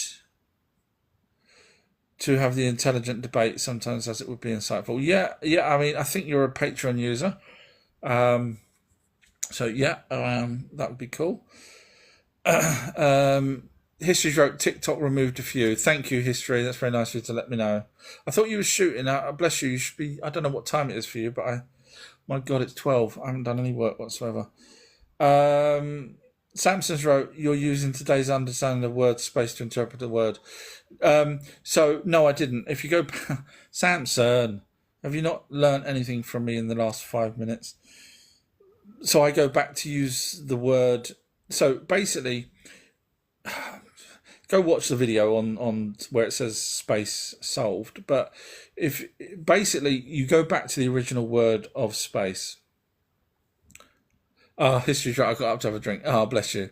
So if you go back to the original word of heaven, which you have to do, Samson, you can't go to the Bible. That would be stupid. You have to go back to the oldest translation of the word heaven anywhere whatsoever. Turns out it would be the Sumerian tablets. So then you look, okay, so what were they talking about with regard to heaven? So Enoch goes up to heaven. Ezekiel goes up to heaven. They didn't die. They come back down. Oh, so straight away there's a problem. Oh, well, God didn't want them to die. Okay, then you look at, we can see in the Bible as well as in the older tablets, in heaven we can see the sun, stars and moon. That's what it says. So I can see heaven because I can see the sun, stars and moon. Now you're going to try and change that by saying, well, it's metaphorical. No, it's not. Stop. Enough making up crap to try and suit your own thing. We call it space. Space is a modern word. We're not going to call it heaven because we didn't understand that they were referring to space. I've done the work. It is space. It's a long documentary. Feel free to go and watch it and prove me wrong with evidence. It's not going to happen. Samson wrote, you have to use dictionaries, etymology to see how these words would be used at the time. Exactly what I was just referring to. So yes, you've just agreed with me once again. Samson wrote, can't use the word space and throw it on today's connotations. Well, you can actually, because I've just pointed out that in the Bible and in older texts it talks about the sun, stars and moon in heaven. In fact, it even talks about dragons in heaven, which when you work out the word dragon is a comet, you realise, oh crap, it is heaven. In fact, the firmament's in heaven, in the void between where there should have been a planet between Jupiter and Mars, which was the asteroid belt. In fact, Hammer Bracelet's in heaven. In fact, Adapa goes up to heaven, by the way, in the Tale of Adapa, which was Adam. He goes up to see King Anu on their planet. And then King Anu, at the end of it, by the way, Samson, if you're interested, at the end of them on that tablet, it says, send him back to his earth. Sorry, it's a long lot of evidence. It's not just me talking here, Samson. Unfortunately, what you've done is you've come across someone that knows what they're talking about. Janice has wrote, it's impossible to reply when you read text in retrospect. Yeah, I understand. Janice wrote, so who created the Anunnaki? Chemicals. So if you look up who... the mainstream will tell you names of 5 different chemicals that will create, under the right conditions, will create life. And again, the Anunnaki talk about in one of the tablets they talk about when they're looking at the hominid species that they're going to use to recreate or to create the new species. They look at it and they say that's what they would have been like in their past. So in other words, they admit that they evolved. Janice was right. I love your knowledge and only love a healthy debate, which in limited text is like tying my hands behind my back. I understand. Yeah, we'll have another chat if you want. Next time I do these lives, it's only because I'm trying to get to the end. But the more I carry on, the more questions. Samson's wrote, "Come on, this is a joke." So unfortunately, Samson's got. So then Samson wrote, "No one got abducted." That was where I was referring to Mary. So you think Mary said, "Yeah, I'll happily go along with you, God, and you can do what you want with me." And do you think she really said that? If you do, I've got some fresh air I want to tell you. So you've already been debunked on a few things about the red clay, etc. So unfortunately, Samson, it's not. Yeah, it's not looking good for you and your views compared to my evidence. Mel B's right. My son and I in unison. You should follow our True History. What? You know him? Cool. So I'm guessing, sorry, I'm just rereading that. So I'm guessing you spoke to your son and you said to your son, you should follow our True History. And then your son said, you know him. Or he knows him. Your son saying that you know me. And then you wrote, cool. Yeah, Mel B. Yeah, I know Mel B. Nothing to do with Spice Girls. Cotswolds wrote, are different races because different hominids were used on different continents to make Homo sapien. Not to make, in my personal opinion, but bred.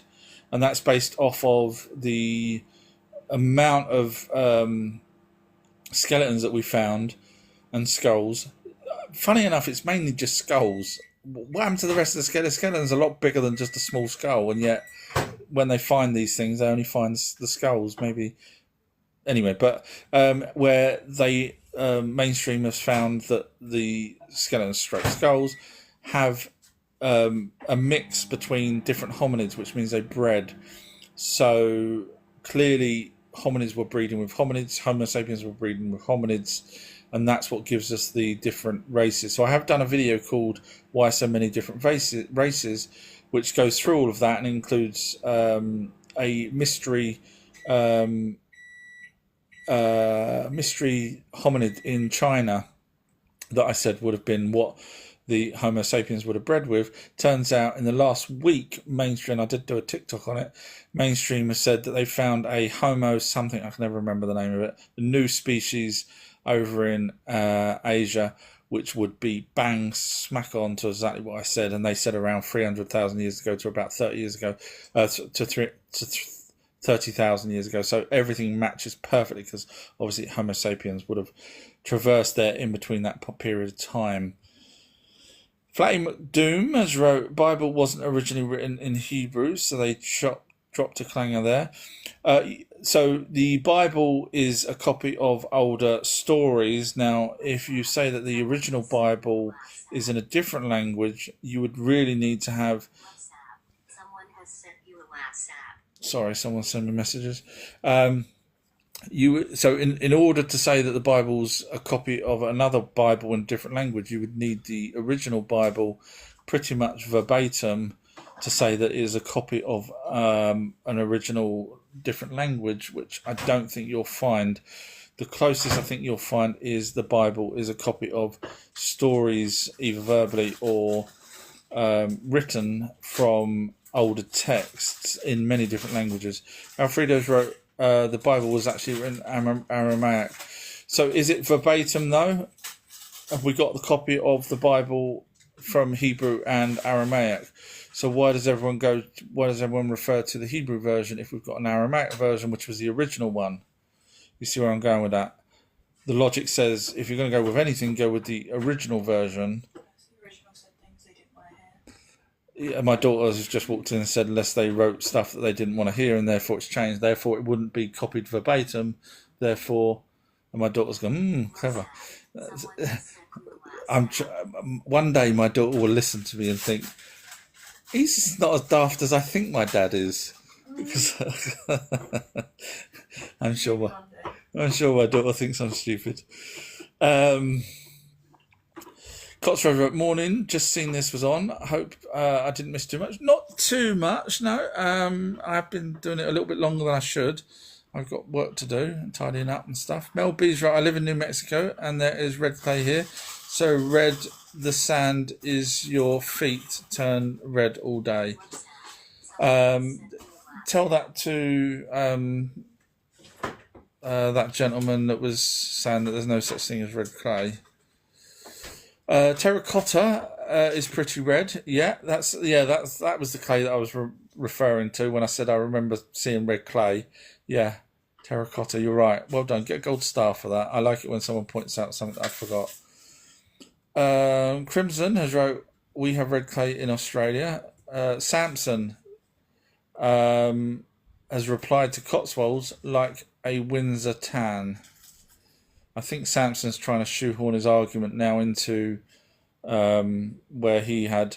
But Samson, I did ask you for the evidence that you had that they were tan, which would have been separate from the ancient text. Otherwise, you would have said they would have been red as clay. You would have used the translation, but you didn't.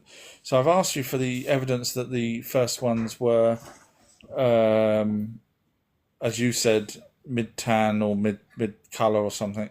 So, but you've not seemed to give me the evidence for that. It's strange that. I would have thought you would have gave me evidence, seeing as you were trying to knock me down when you wrote, oh, come on one point. I'm guessing we're all now doing the same with you, Samson. Oh, come on. You've obviously got evidence because you said it, but you don't seem to want to produce that evidence. It's strange.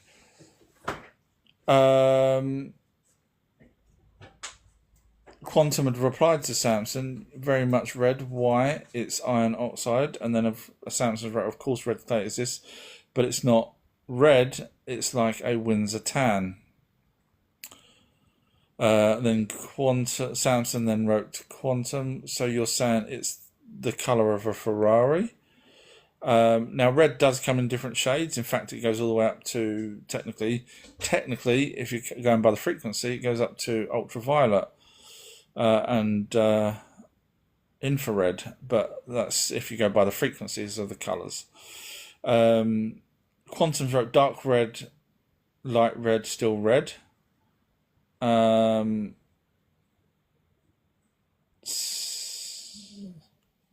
So Samson's wrote, if you Google red clay, it looks like Windsor tan, not Ferrari red.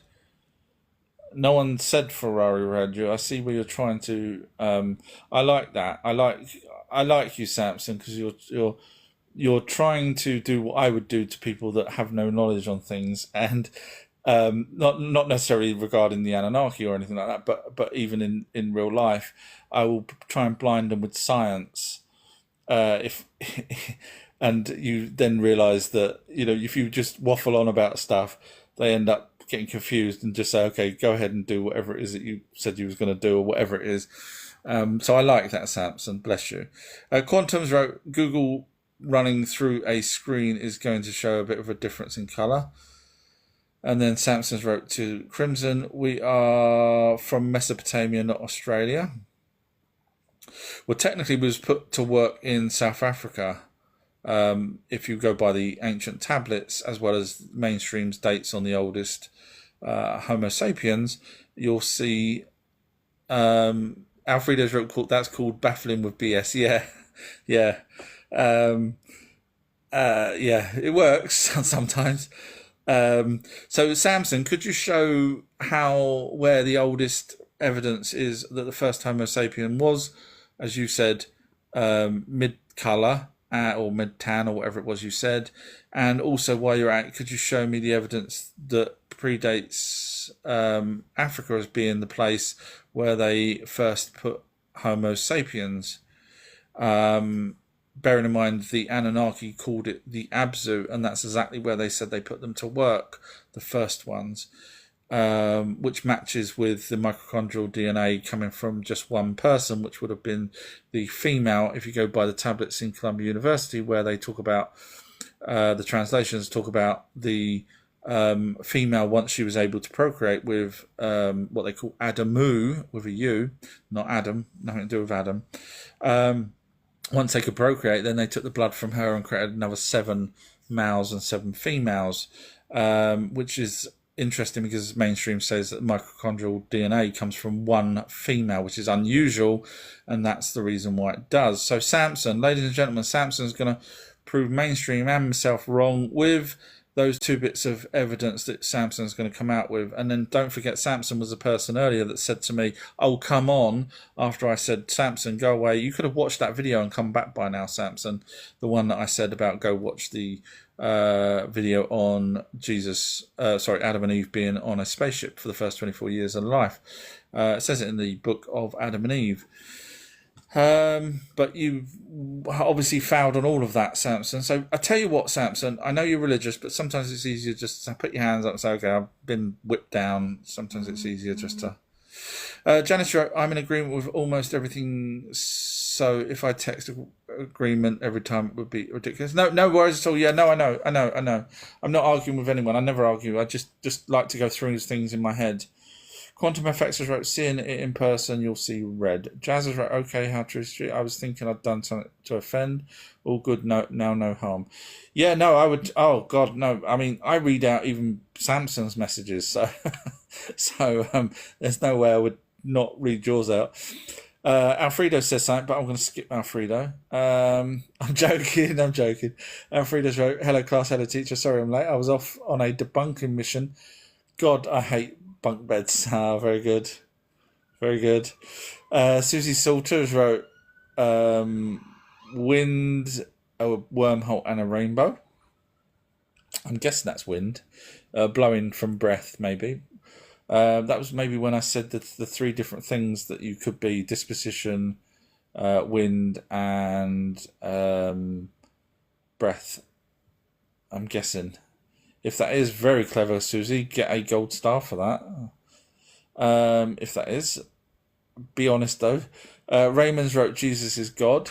So Raymond's listened to me long enough because Raymond was here earlier when you wrote Jesus is God and King. So you've listened to me long enough, Raymond. What's your thoughts on my evidence compared to none that you have? Is it interesting, or are you still going to stick with the fact that you know that the Bible copied the older tablets? And by the way, I proved that the Anunnaki were the gods in the Bible. If you're interested, you won't be, but if anyone's interested that's got half an interest in seeing that the Bible copied the older tablets and the Anunnaki were called gods, it's a long documentary, but you only need 10 minutes of it, so you can get to it from my website. It's on YouTube. Scroll down to where it says click here on the home page. You don't have to search anywhere else. I've made it so simple for people like Raymond. Scroll down on the home page where it says click here in blue.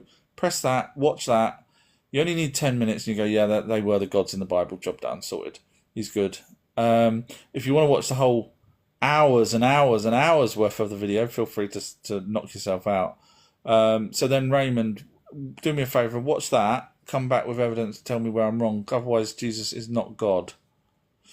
In fact, no demigods were ever called gods, by the way. Not even Noah, Ziazudra, Upanishadam, Adapa, none were classed as an Anunnaki. They were all either demigods or Nephilim. So when you say Jesus being an offspring off of, or hybrid off of Marduk, he would never have been called God. Now that you can actually change that when it says I am God and the same. You can actually reread it differently, believe it or not. I did it on that video where I debunked Museum of Tarot. It could actually also say, I think it's, don't quote me, I'm trying to remember, but it was something like, I and God know each other, something like that. So it just goes to show how easy it is for you guys to pick what you want, which is why I'm rewriting the Bible, which should sell more than the Bible because there's probably less religious people, but unfortunately religious people seem to grasp together and quite happy to spend money and give money to evangelists, etc., for no reason whatsoever, even Scientologists, and yet they've got nothing, and yet I'm rewriting history properly and I'm freaking losing money by doing it, by taking 2 days off a week. That's something not quite right there in the world of logic. But anyway, I wrote, thinking about all the UFO incursions in America, which has, thank you, Yeshua, thank you, which has been all over the news. Yeah, I think it's more, well, the drones are drones. People have seen, thank you again, Yeshua. You don't have to. You can stop now. I don't do this for any kind of reward. But thank you. Yeah, I think obviously there are UFOs out and people are now looking up because of the drones. So people are probably seeing more and more UFOs that they may not have seen before. Hard to say whether it's increased or not. Alfredo's wrote, teacher, if our brain is made up of primarily of water and water can retain information, why not memory? Because then it would need to, that water will obviously evaporate, so then water would need to coalesce to become back as a spirit. I can't see water doing that. Thank you, Gary Francis. Ow, that hurt. I'm joking. Thank you. So I hear what you're saying, but otherwise, the water that when I go to the toilet, will be going, oh, thank God for that. I'm not going to go back in there again. I once wrote, what are Christians thinking about it? About the UFOs. Well, don't forget, a few years ago, probably 10 years ago now, maybe a little bit more than that, the Pope said, so it was a previous Pope, said, it's okay if aliens exist, bearing in mind the Vatican actually has 2 of the largest land telescopes in the world. So yeah, any Christians will probably then get told, oh, it's okay, they're all right, they're still God's creatures. So when God created heaven and earth, he also created other planets with other aliens on them because he felt sad and didn't bother telling us that in the Bible. Yeah. Gadgets wrote, ECC59, there is not life after death. And then wrote 9.5. So I'm guessing that's a passage from a particular Bible book that says there's not life after death. If that's the case, if that's from a Bible, let me just double check that. Ladies and gentlemen, I like to double check things because I'm going to make the Bible look stupid here in 2 seconds. Religious people look stupid. Hi, Julie. Someone's wrote ECC 9.5. There is not life after death. Where is that from? It looks like a reference to a specific book or text. Without more context, it's hard to pinpoint exactly, but it could be from a philosophical or religious discussion about life after death. Okay, so let's assume that it's the Bible. There is not life after death. Then that just destroys the whole Jesus will save you after you die. That's just destroyed that. So you can't have it both ways. If that is from a religious text, then what's the point of people coming on to my lives many a time saying, Jesus is going to save us. You will be judged. But if there's no life after death, you're not going to be judged. Oh, so if that is from a Bible, then I've just destroyed it using logic once again, as usual. It's too easy. It's too easy. The Bible's too easy to destroy. I could just sit here and read pages and pages through the Bible and just go, that's wrong because using logic. So which is it? Because Samson agreed to the Gadget saying true. So Samson, being the religious person, and now Gadget. So which is it? Because in fact it was Samson that wrote Jesus is God and King. So Samson believes that there is Jesus. So do you believe that Jesus is going to give you your judgment after, but there's no life after death? So you've just caught yourselves out, guys. Enough. It's too easy. And then Samson wrote to Gadget, heaven and hell are all states we live in.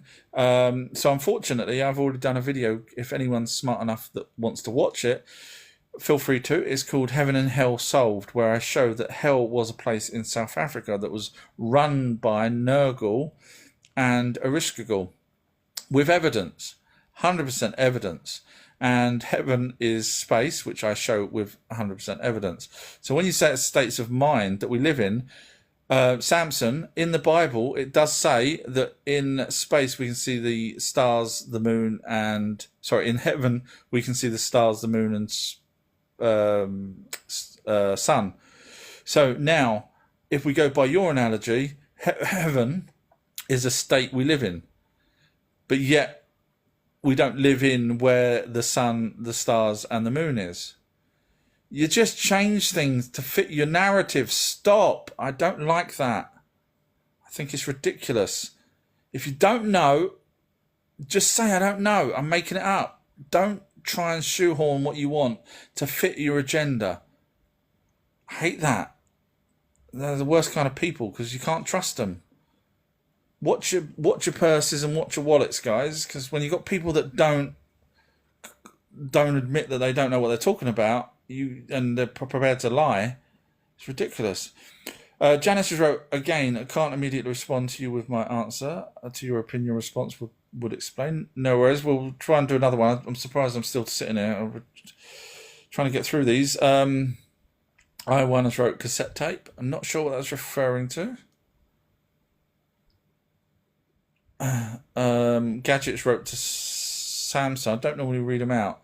Hell in the Bible as Sheol, Hades. If you actually know what Hades means, watch my amazing documentary on hell. It's ridiculous. Greek and Hebrew, but it just means the common grave. Go watch my amazing documentary, Gadget. If you're prepared to open your eyes, go watch my documentary on hell. If you feel you've got evidence to prove me wrong, bearing in mind Nurgle, we actually have a carving of Nurgle with a 3-headed dog. Yeah. Go watch my amazing documentary, you'll see. Scrolling down, I'm not going to read their chats because obviously we've just debunked them quite easily. Gadgets wrote, the Book of Enoch is not inspired by God and not in the Bible, so not true. So, what you're saying is anything in the Bible is true. You have to be careful here, Gadget. You're going to get caught out by someone that's going to make your head spin. So, ladies and gentlemen, Gadget said the Book of Enoch is not inspired by God. It's not. It's just basically someone that was picked up by some archangels and some angels and flown around even into space. He looks at henges, by the way, in that book. So yeah, I never said that it was anything to do with the Bible. It's an ancient book that talks about someone going into heaven and coming back down. That's what I was referring to. And not in the Bible, so not true. So okay, ladies and gentlemen, all this is going to hurt, Gadget. This is going to hurt. You prepared for this.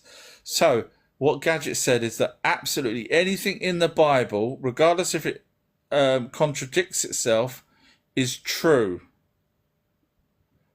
You see what I'm saying here, Gadget? You're now going to go, oh crap, he's going to pull out something where it's going to be so ridiculous that it's going to make my head spin.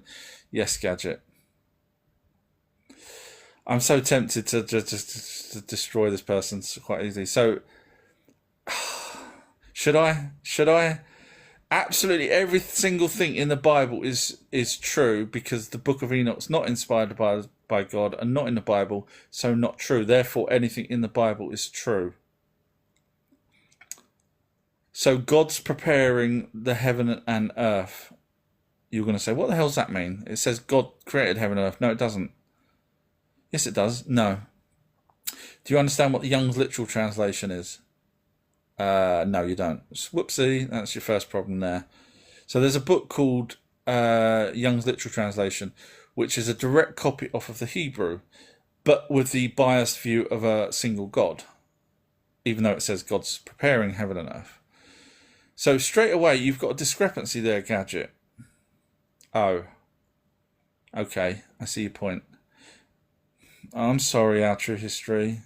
How do I send you money, Our True History? I feel bad that you keep having to debunk people easily. No, it's okay. It's not your fault. You don't need to send money. I1 has wrote, reading is not always reliable. That's why I go with double checking everything. That's why when I talk about things such as I was doing earlier about, red clay, we obviously have people over in South Africa that are dark skinned. Obviously not red, but you've got to remember this was 300,000 years ago. And so there's a possibility that because the Anunnaki created the second female who was pale-skinned. Yes, the female, the Lilith, as you would know her, was pale-skinned, blue eyes, sand color hair. So obviously Adamu and Tiamat, they called her Tiamat after the planet, they bred, and so we ended up with children that was probably not red anymore. Janice has wrote, IMG, this is rather frustrating for me as I can't respond to your reasoning. No worries, just we'll come on another day. I'm so sorry, I'm trying to get through these, but the more I read silly comments out by silly people that haven't bothered looking at anything else, and I have to say silly because there's older texts. I mean, even the words are actually, not all the Hebrew words are actually Hebrew. They belong to Greek and even Sumerian. If you go back to, for example, the word angel, which was messenger, which originally come from Sumerian. So it's not me saying it. Gadgets wrote, yeah, you're right. You changed God's word to suit your doctrine. Samson has just been smashed down by Gadget. Because before that, I was going to say I wasn't reading out the ones where they chat to each other. But Samson wrote, Gadget and heavens is the skies. And then Gadget wrote, you're right. You changed God's words to suit your doctrine. Oh, Samson, even Gadget's having a word at you. And then Samson wrote to Gadget, I find it interesting how the company Shell pumps out oil from Sheol.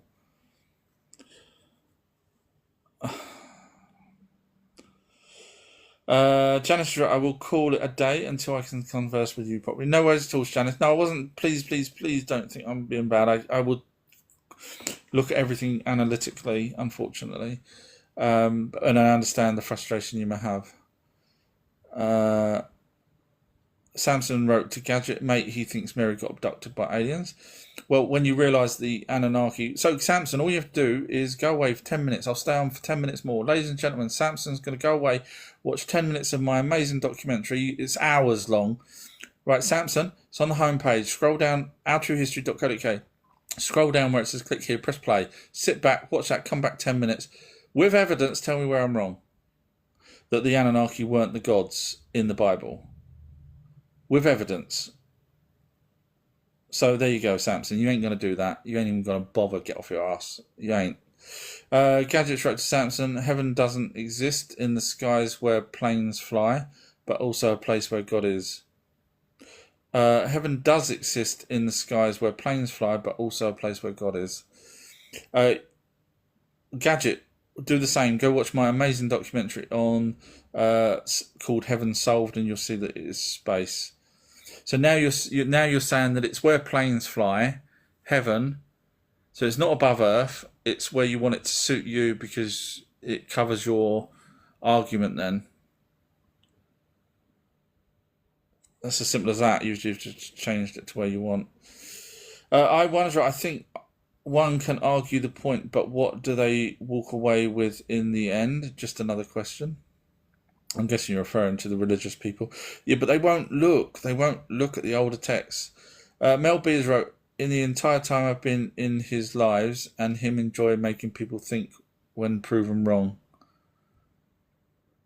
I have been in his lives and him enjoy making people think when proven wrong. I'm guessing that's me enjoying when I prove people wrong. I can't help it. Thank you, Gary. Nick has wrote, I just stumbled upon this. Is this Ricky Gervais? No. I have been called Ricky Gervais, but I am not Ricky Gervais. I've been called even Nick Frost. I've been called many things. Carl Wells wrote, any thoughts on what Salisbury Hill was? Thank you. I haven't looked into Salisbury Hill, so I can't answer that. Sorry. Janice wrote, as always, you are exceptional and one of a few who I consider to have a healthy debate with. No worries at all. Feel free to come on next time. I'm so sorry. It's just I should have finished 2 hours ago now. I'm going to have to shoot fairly soon. Gadget's right. At the end of the day, it's not in the Bible. It's not true. So you're happy to say then, I'm just trying to think of the one of many, many things in the Bible that would look silly. So you're saying then that where it says God's created us in their image is 100% correct, plural. In their likeness, plural. And don't come out with a Trinity that came along way later. It did. To try and get round that, oh crap, there's plural gods. So ladies and gentlemen, Gadget's just agreed that there were more than one God and that they created us in their image. Funny enough, the Anunnaki say the same thing. Thank you, Gadget. You've just agreed with me, because you just said if it's not in the Bible, it's not true. And the Bible says in their image, Genesis 1:26, in their likeness. So, Gadget, you have just done it. You've just proved that I'm right, as always. Thank you. Sorry, Gadget. It's just you just left yourself wide open to that. Everyone, I won as well. I'll leave you lit. I'm guessing lot to have a pod arm wrestle. I fancy a sandwich. No worries at all. Gadget's put surprised faces that he got caught out, even though that was actually prior to me catching him out, but he kind of knew what was going to happen, so let's be honest. Gadget wrote, Jesus is not God. Tell that to Samson, because Samson said, see, religious people can't even agree on what they're talking about. Jesus is not God. His father and God is Yahweh. Or Jehovah, sorry. I was expecting it to be Yahweh. So, by the way, if you're interested, Enki was Jehovah. And Marduk, his son, was Yahweh, who created Jesus. Go watch my amazing documentary, which you won't bother. Religious people will not bother. They have these blinkers on that you could throw stuff to them from the side and they'll get covered in it, but they won't look. They won't go, hang on a minute, who's throwing this stuff from the side? I've got to keep going forward because I got told I have to, because it'd be silly if I look to the side and see real evidence. It'd be... I don't know, Gadget, I can't do what you do. I cannot just blindly accept a book. So, for example, the Lord of the Rings, someone could say that that's real. I could give that to you and tell you that's real. You have to believe it because you believe in a book without doing any evidence research. And you know you haven't done any research. Otherwise, you'd come to the same conclusions as me. Janice is right. Heaven was the language for that time for space. That's correct. Spot on. Yeah, obviously our word space, I think, is only a few hundred years old. So spot on. Mel B's wrote, I've never seen anyone come back with evidence, ever, in capitals. I've never seen him want to be right, but he is. I mean, I like to be right because it means my research is correct. And so, you know, although I say I'm never wrong, that's only because people haven't proved me wrong because they can't either be bothered or it turns out I'm right. But I don't want to be this egotistical person that's always right. I don't.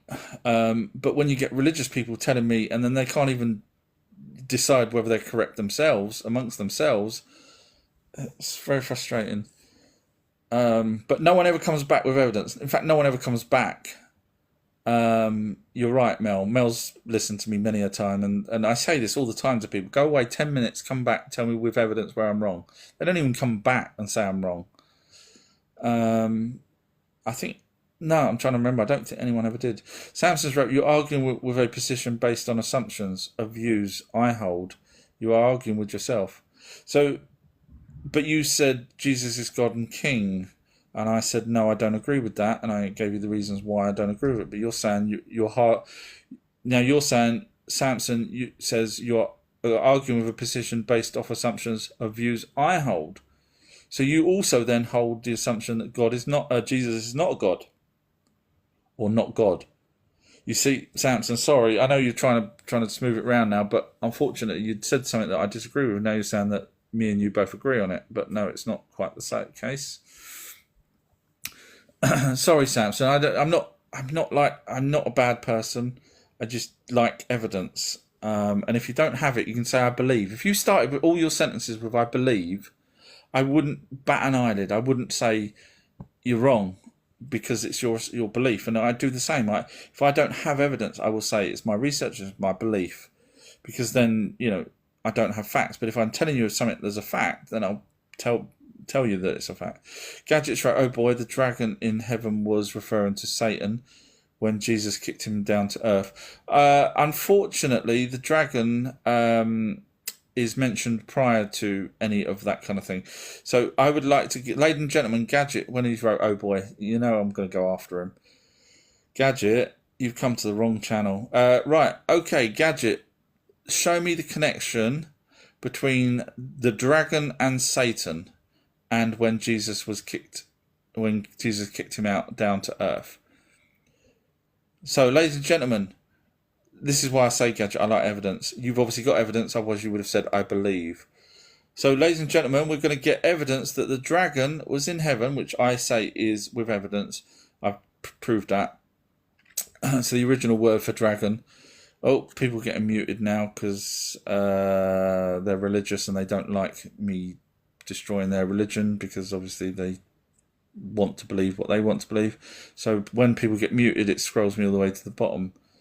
So I'm trying to find that because I really want to see the evidence that you have, Gary. Was it Gary? I can't remember the name of him now. So I'm trying to find where I was now. You're not going to get out of it. You're going to write that now. You should be writing right now. Whatever your name was. Gadget, that was it. Gadget's writing right now. There we are, found it. Gadget, ladies and gentlemen, for the first time ever, we're going to see evidence that a dragon was referring to Satan and was Satan and was kicked, and with the evidence that he was referred to a dragon as Satan was referred to as dragon when Jesus kicked him down to earth. We're going to see all of that evidence. Oh, I can't wait for this. Wow. Okay. So, by the way, just to give those of you that have a brain, the original word for Satan was adversary. The original word for Lucifer was adversary. So technically they could be one of the same, but obviously people want to differentiate them because down the line they come up with the idea that the morning star represents a name called Lucifer. This was obviously later on, way later on. I think it was either the Greeks or Romans gave that name to that particular passage in the Bible that talks about the adversary coming down, confronting one of the gods, which was one of the Anunnaki, and then getting killed, and and it ended up sort of pushing up daisies, so to speak. He died. So anyway, Gadget, I can't see anyone pinning up anything. I can't wait for this. I like evidence, and Gadget's going to show me something that I didn't know, which isn't going to happen.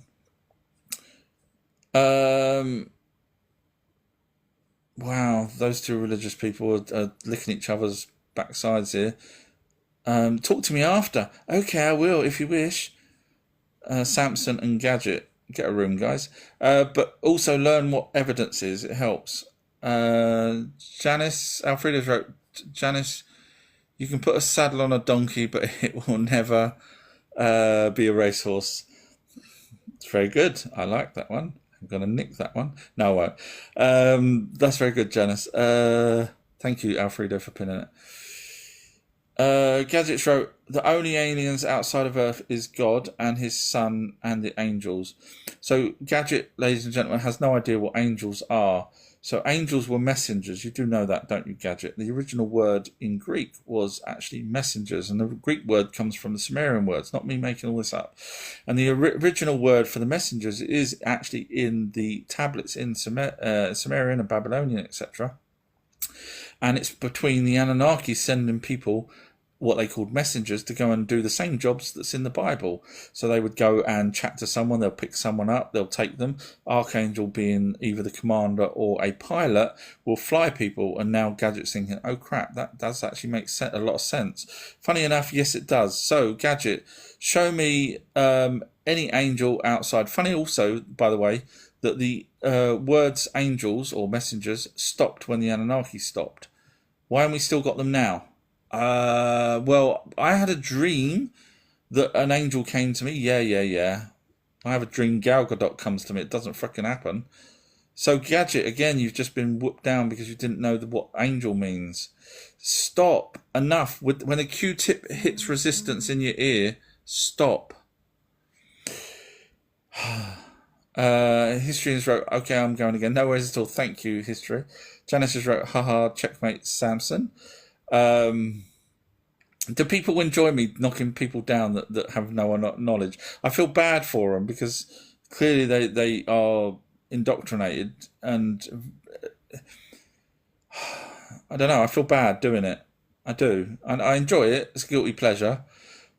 But they carry on. That's what I think where my guilty pleasure comes in, is when you prove them wrong and then they change the subject to something else and they just carry on and on and on and you keep knocking them down. It's like, why can't you just stop and say, okay, I'm going to bug out of here because this guy knows what he's talking about and can prove it, whereas we can't.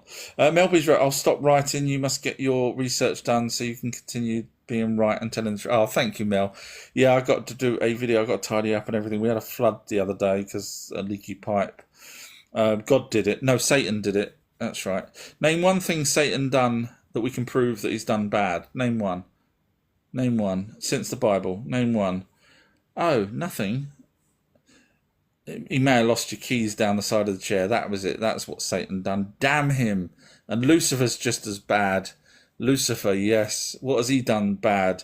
Well, he's going to get you and he's going to tickle you. I know. Bless him.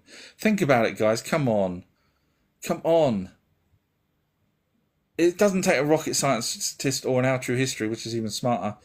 There's a video of a guy on YouTube that I've saved that I'm going to watch. It's a chat with a guy that's got an IQ of 200. Now, I have got a very high IQ, but again, I'm thick, so don't take that as me being big-headed. I would be in the 1% of Mensa. Well, I was accepted into Mensa, but it's just because it's a logic thing. The quiz, the actual test is logic, and I'm quite good at logic, as you probably guess. But I'm not smart. Please don't take me as being big-headed. I can't do another language. I'm crap at maths. I can't spell. So the logic, ITU tests are really just a logic test, which is, I don't class that. The proper ITU meant by Mensa is just a logic test, which is not. It's too easy. Well, for me, it's easy, but like I say, I can't sing. I can't play an instrument. I can't. Everything else I can't do. Just logic. I'm quite good at. But yeah, there's a video of this guy having an interview, so I'm going to watch that because I like to. I've already pretty much disproven Stephen Hawking isn't a genius. Go watch that video. I don't know if it's released yet. I've already proved that Einstein, that thought he was wrong, was actually right. In another video, go watch that one. It's out. It's called How Smart Was Einstein? And you'll see I end up actually agreeing and helping Einstein where he thought he was wrong. So yeah, so just logic sometimes is very easy to. Anyway, I'm. Alfreda's Bible was actually written out. That was what was pinned. Whoops. Scrolled to the bottom. Sorry. I'm trying to get back to the top. Gadgets wrote a class. I can't read that. I can't pronounce things either. I'm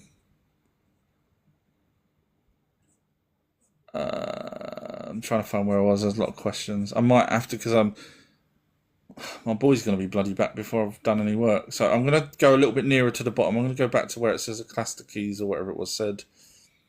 So forgive me if you've not heard me. I've been doing this since 9:30, and really I should have only done it for an hour, and it's now 12, now 1.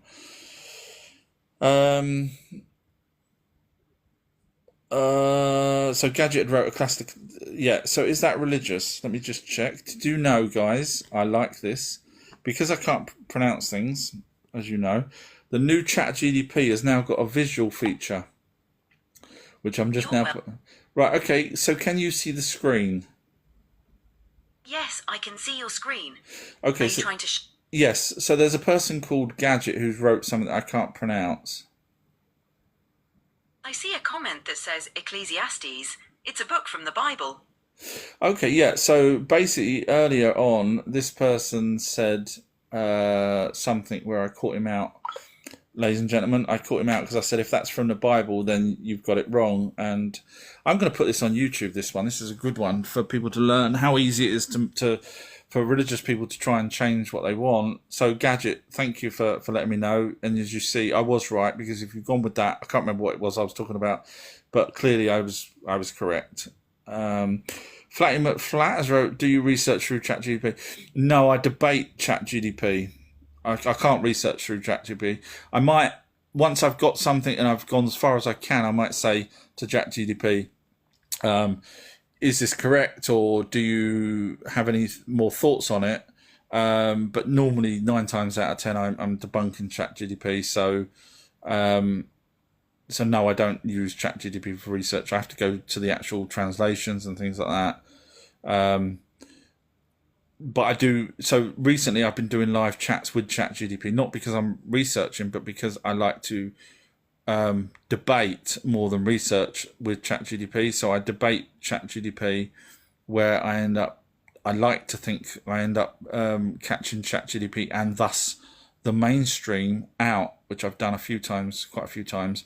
So, for example, with Baba Venga, with the Black Knight satellite, with Einstein, certainly with Stephen Hawking's total not a genius. And so I like to catch them out, and so I use ChatGPT for that.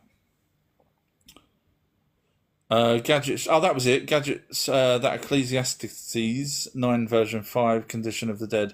So when you said there's no dead, and then that was it. When you said that says there's no dead, and then I said, but that means the whole point of Jesus saying that he's going to judge you after is a mute point. You see my point? It's too easy. Mariah has wrote, angels in mathematics are there. There are angels, right?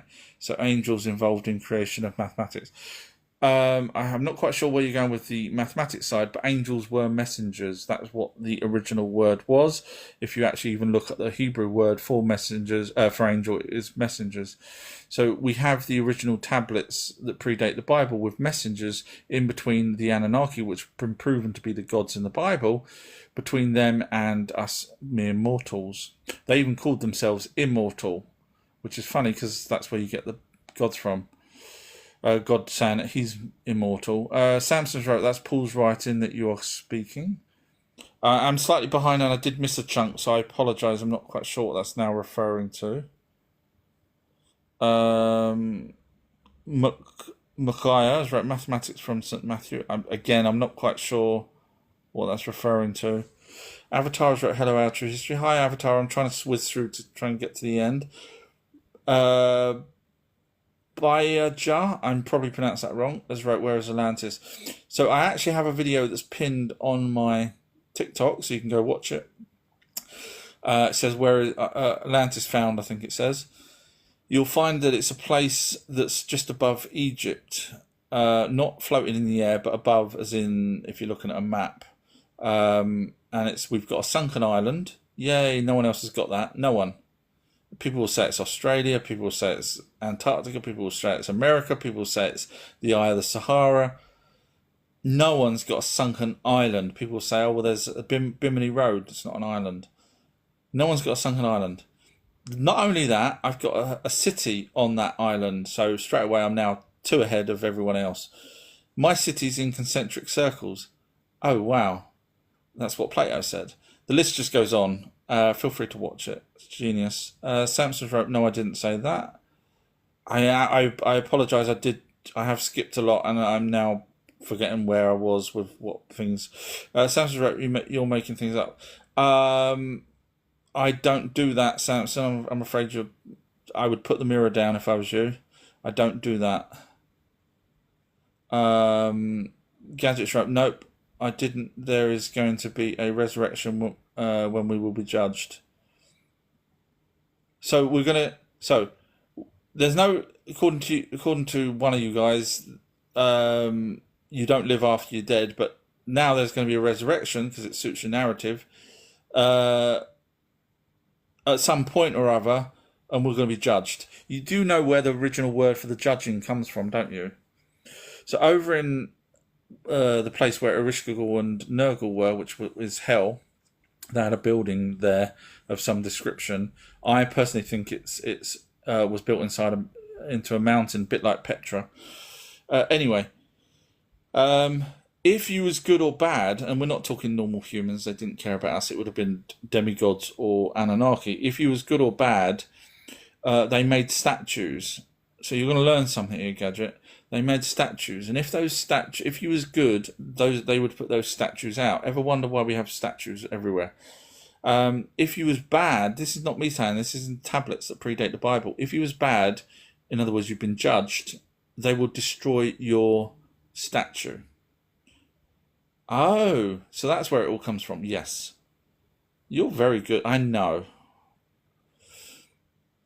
So I would go with that version that predates the Bible than making up, oh, you're dead, you're not dead, Jesus is going to judge you, he's going to wake you up.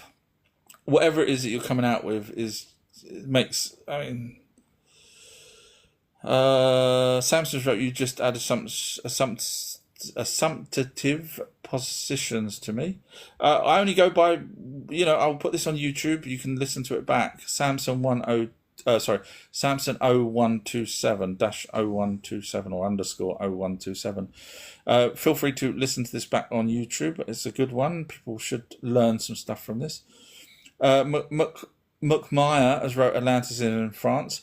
So, like I say, do you have a sunken island in France? Okay, that ends that then. No, you don't. Sorry, don't hate me. I know you follow me. You know I'm going to be right. I know I'm big-headed, but I do the work. I do. I'm going to be, after this live, I'm going to be researching even more. It's all I do every single day. So the only two places that we have the reference for Atlantis is Plato's texts and the 1,200-year-old or 1,400-year-old, give or take, translations of the Emerald Tablets. They're the only two mentions in ancient times of Atlantis. Both of those say it sunk. So I would like to see. I know you follow me. Sorry, I'm going to help you out because you follow me. Mac Myers wrote, I believe Atlantis is in France. No worries at all. Feel free to watch my pinned video and then you'll have your version of where it really is. Janice has wrote, metaphorically, we create our own heaven or hell here with our state of mind. You could interpret the Bible version of heaven and hell to that, yes, but physically, space was hell and space was heaven and hell was a place over in South Africa. I literally, honestly, did do a video, deep dive. If you're not a patron, please jump on there and watch that video, Heaven and Hell Solved, and you'll see there is no way. The Anunnaki called the place where Nergal was Shades. Shades. Did you know that in Sumerian? Guess what it's also called in Greek? Hades. Take the S off. It's all there. It's all there. Loads and loads of evidence to prove that hell was a place where Ereshkigal. In fact, they were called the god of the. She was called the goddess of the underworld. He was called the god of the underworld. I mean, it's there in black and white. So, and they took bodies there. It says it in their tablets. They took bodies there. That's where Valhalla was. That's where the Valkyrie took the bodies of those that were judged. It's all there. Mel Bees wrote, go watch his amazing evidence-based videos on his YouTube and Patreon. Thank you, Mel B. That's very nice of you to say. Thank you. Janice wrote, oh Christ on a bike. I've got here three-headed dog, bloody three of them, twisting my patience. So you're Ereshkigal with a three-headed dog. What kind of dogs are they? I love dogs. Mel Bees wrote, when translating the Bible, they have admitted to numerous mistakes, contradictions, and removal. Yeah. But the funny thing is, you make a very good point there, Mel B, because Gadget has said earlier that whatever's in the Bible is 100% true. And you make a good point. Which version of the Bible is 100% true? It's ridiculous, isn't it? How they can just so blink at it. I'm sorry, I don't mean to bash at people, but it's ridiculous that my brain can't downscale that quick. I just can't do that. Janice was right. Oh, please put it out. Yay. I will. I'll put it on YouTube. If it goes on too long, sometimes I can't download it if I do long live chats. So hopefully this won't be too long, and it lets me download. Gadget has wrote 2 Timothy 3:16. All scriptures inspired by God or gods. Elohim plural. I know you're going to say, oh well, it could be. It's like sheep. You could say 1 sheep, 6 sheep. Yeah, that's a good way of getting around the fact that there was many gods. In fact, why do you think God of Israel is called God of Israel instead of God of the universe? Oh, hang on. We call him God of Israel. That means there's probably other gods. Well, there was actually God of Babylon, God of Sumer, God of freaking the sun, God of everything. Oh, so religious people were like, oh, so God of Israel, instead of calling him, because that's a bit of a come down from creating the whole freaking universe. I'd be slapping people all over the place if I created everything and then now calling me God of Israel. Hell no. Yeah, so come on, guys. Come on, Gadget. Don't take an Einstein or an True History to work that one out. Gadget's right. I'm a true Christian. I can tell, Gadget, you're so blinkered, it's ridiculous, but that's no worries. That's what you want to do. And study and research the Bible. So what you're doing is you're looking at a book that's got errors in it that's been changed over and over from older tablets, but you're not looking at the older tablets.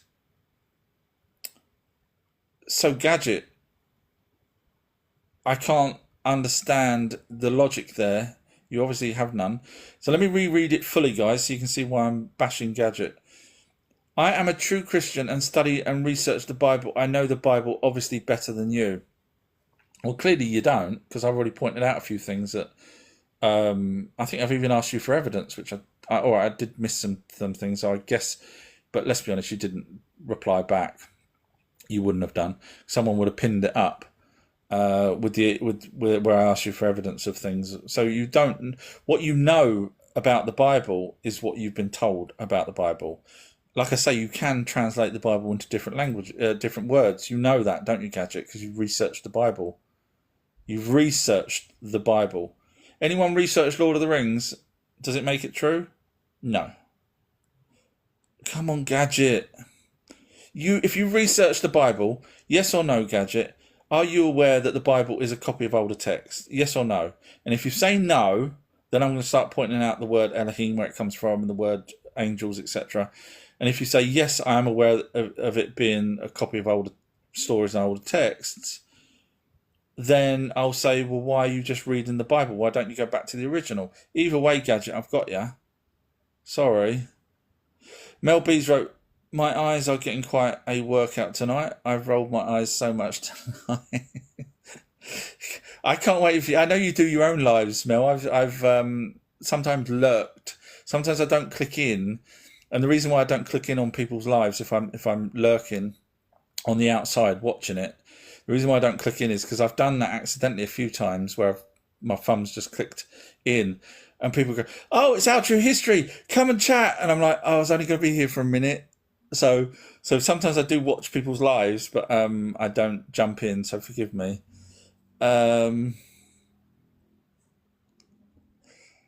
Samson's writing to Gadget all his arguments against those that don't know the Bible. Well, I know the Bible. I know the Bible better than you guys. Clearly, I do. I've asked you for evidence of things that you can't prove, and I've also pointed out things which you haven't gave me any evidence to disprove the things that I've said. Samson's wrote to Gadget, he will never learn the truth of the Bible, or he will have to agree. Again, right, you guys, enough now. You're being silly. You need a good dry slap. Right, so Samson and Gadget, yes or no? Okay, could any moderators pin it up? Gadget, yes or no? And Samson, yes or no? Is the Bible a copy of older stories and older texts? Yes or no? Because you've just said here that basically, because I don't know the Bible, therefore I'm wrong. So, can anyone see whether they've wrote yes or no? Either way, they're going to get caught out. They know that because I've already said it. So either way, they're going to get slapped down for trying to make me sound like I don't know the Bible, therefore I don't know the truth. It's ridiculous. McMyers, right, I've studied history, myths, legends, DNA, genealogy, Bible, Quran, and other holy scriptures. Cool. Let me see if you follow me. I think you do follow me. Yeah. Might be worth having a chat with you one day. Not to debunk you, but just because I like to learn, and there's a few things there that you may know that I may not. Janice just wrote, our true history, least the cast your pearls before swine, and they turn upon you like dogs. Haha, very adept. Yes, I can't remember where that's from. I wouldn't be able to quote what particular passage it's from, like probably Samson and Gadget can do, but then again, like I say, reading that doesn't make it true when there's older texts that predate that tell the same stories. But thank you, Janice, you're right. Yes, Mel Beers wrote, we will wait, Sam. Gadget wrote, sorry, I meant heaven does exist, misspelled. God is in heaven. That's because the Anunnaki had ships in heaven. Go read the Book of Enoch now. Oh, but the Book of Enoch's not in the Bible, therefore it's not true. So anything that's not in the Bible, let's look at it the other way. So a book that's talking about, for example, Henry VIII, that was written at the same time as Henry VIII, let's imagine there isn't true because it's not in the Bible. Is that what you're saying?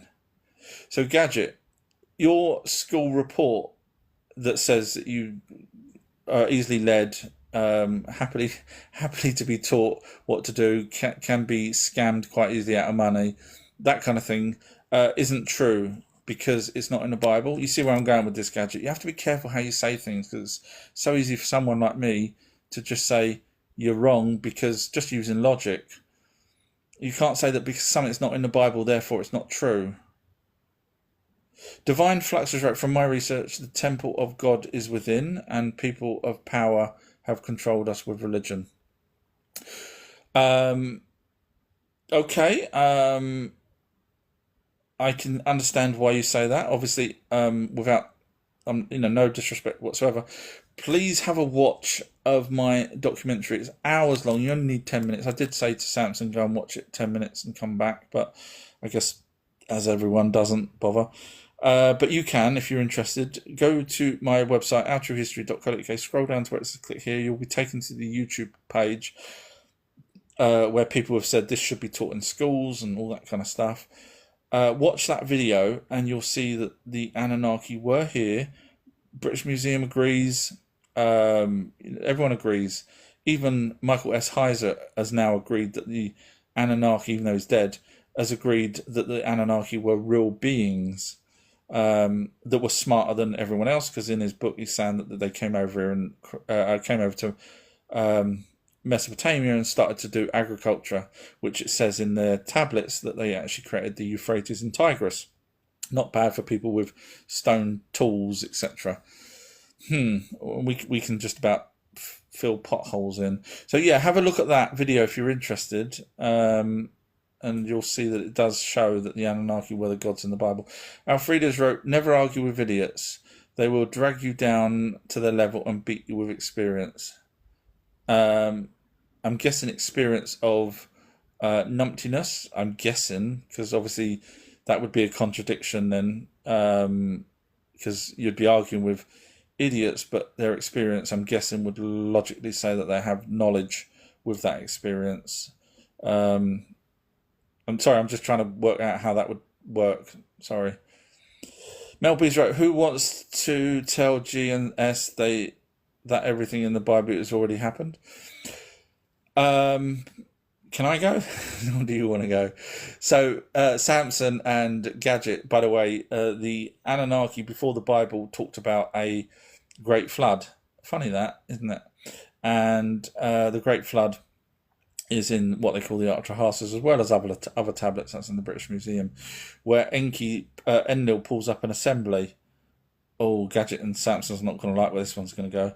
They have an assembly, and Enlil says, right, we're going to allow the flood to happen. Enki says, I don't know if That's a good idea. I'm paraphrasing. I don't want that to happen. Nimna starts crying, or Ninharsag at that point, she would have been called. And long story short, Enlil says, yes, let's pull the mooring pins out because it was to do with an ice shelf that gets broken off. Oxford University now has agreed that an ice shelf did break off, which caused the Great Tsunami, which caused Great Flood. So this is all predates the Bible, by the way, if anyone's interested. And then Enki gets sworn to, in the same tablet, sworn that he's not allowed to tell any humans of what's going to happen. He goes away and talks to Noah, who would have been his actual physical son from Banash. Go look at the tablets in Columbia University. He tells Noah, or Ziazudra, as his original name was. He tells Noah to build an ark, but he doesn't tell him because he's not allowed to. He tells his bedroom wall. So he goes into his bedroom wall and says, reed wall is made out of reeds. Reed wall, hear what I have to say. Sell possessions, save life. I'm paraphrasing the rest of it now. I'm trying to remember what it says. Build a boat. Here's the dimensions, and so on and so on and so on. All before the Bible. And that tablet is in the British Museum. Both of those actually are in the British Museum. The one where Enki tells Noah to build the ark. Enki says it. So I don't know, guys. If you can't see the evidence for the trees, then I don't know. There's no help for you. Oh, sorry. No, I've just got a divine message from the Almighty Being. Sorry, one sec, everybody. It's not. You're right. It's not God. It's not Anunnaki. It's an Almighty Being. What was that? Sorry, everybody. He's talking to me right now. Okay, don't call you he. You're genderless. Sorry. Okay. Yeah. Okay. So, thank you, God. Bless you. So God says that he hasn't been here since the last time the Anunnaki were here. He apologizes for that. He apologizes that he took his angels away at the same time the Anunnaki split up. So he apologizes for that as well. He did say that because I'm now going to talk about an Almighty Being, that anyone that believes in the Almighty Being should send me money. And I, just to help me so I can go around and spread the word of Marduk, of an Almighty Being. Sorry, Marduk, I gave your bloody name away. It's all right, no worries. So anyone that's religious, feel free to start tapping that screen and send gifts and stuff. I don't think they will. No, they believe in you, but because I'm telling them that you're real, they won't believe me. I don't get it. It's contradiction. I know, I don't understand it either. God said, what was it? You're going to make their electricity turn off in the next 5 years, and when that happens, they have to then believe me. Oh, right, okay, so when your electricity turns off, everybody, in the next 5 years, for no reason, it was God, and you have to now send me money. Sorry. Mel B's wrote, Janice has put laughing faces, blooming hilarious. Gadget and Samson are really getting a bit snuggly together there. It's lovely to see. Trying to help each other. Samson's then wrote to Gadget, and you were disagreeing with him in the comments, not with me, but he spins it. I don't spin it. You can come back. I'm reading everything you write. So you could tell me where I'm wrong. Honestly, I read everything you write, and you're going to say, oh, but what you write is spinning it. I'm not spinning it. You know I'm not. Everyone else can understand that that's listening. I'll put this on YouTube. You guys can have a listen to it back. And I'll put anyone that's listening to this on YouTube, please, am I spinning anything they say, or am I actually just telling it as it is? Please post up, because if I'm spinning it, I don't want to spin it. I want it to be accurate, and I would be upset with myself if I'm spinning it for my spin. But as far as I'm aware, I'm spinning it based off of evidence, research, and logic, as opposed to just believing in the Bible because someone wrote it and told me to believe in it. I can't do that. Diviners wrote the Trinity is because the Constantine and the Catholic religion. Yeah, so the Catholics had a pantheon of gods, which we all know of. And now when Constantine came along and was told by Marduk, go watch my amazing video on who the Vatican. I think the video is called I think it's called Vatican Home of the Anunnaki ? You can probably guess. So that video, when I did the deep dive on that, it turns out that Marduk, from my research, would have told Constantine, because there was already a pantheon of gods in Rome already. A pantheon of gods. We know that because the pine cone that was outside the pantheon of where the gods lived, and those gods were Enlil's side, not Enki's side of the family. Those Roman gods. So when Marduk told Constantine to build him a building, that's when it changed to pretty much Christianity or single monotheistic God, and those pantheon of gods then disappeared again. So the pantheon of gods only went over to Rome because Marduk was in charge of the Middle East, and a lot of Constantine's people were now starting to go over there and battling people that worship Marduk, Israelites and whatnot. So in the end, Marduk went over and saw the leader of whoever it was, gave him a message and said, enough, I'm your God, stop, build me a place in Rome, which is what happened. Gadget's right, I rejected the Trinity, it's false doctrine. Is it in the Bible? Let me just check that. Sorry, I like to double check everything. Let me just ask my friend, ladies and gentlemen. Here she comes.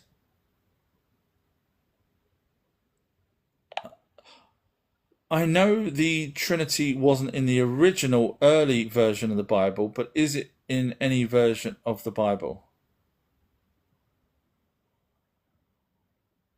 The concept of the Trinity, the Father, Son, and Holy Spirit as one God in three persons, isn't explicitly stated as a formal doctrine in any version of the Bible. However, later theological interpretations found support for the idea in certain verses. Good. I respect you there, Gadget. Well done. I'm guessing you're saying I hope you're not saying that you reject it because it wasn't in the Bible, because earlier on you said that if it's not in the Bible, therefore it's not true. I hope you're not rejecting it because it didn't fit within that parameter. I hope you're rejecting it because you've looked at the logic of it and it didn't quite fit. Mel B's right. I meant you don't enjoy making people change their beliefs. You are not mean. You are brilliant. Oh, thank you, Mel B. Yeah, I mean, obviously, if it's, if it walks like a duck, talks like a duck, and quacks like a duck, chances are it's a duck. So I try not to prove and push my views on people, but I do push the logic, and like they do to me with their, if it's not in the Bible, therefore it's not true. But obviously, my version, it's my channel, and obviously I wouldn't go on to someone else's. I don't go on to other people's religious channels and spout my views because that's their views and they're happy to them. But I would say, all I'm trying to say is just double check. There is older text. There's older text. I've asked you guys, are you aware that the Bible copied older texts? Let me just show you one more time. Is the Bible, or does any of the Bible have references to older things that may be older stories or older texts? Yes, the Bible contains many references to older stories, texts, and traditions that predate it.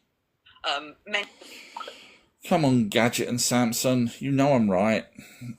Stop with join our side, join the dark side. You'll enjoy it over here. Mel B.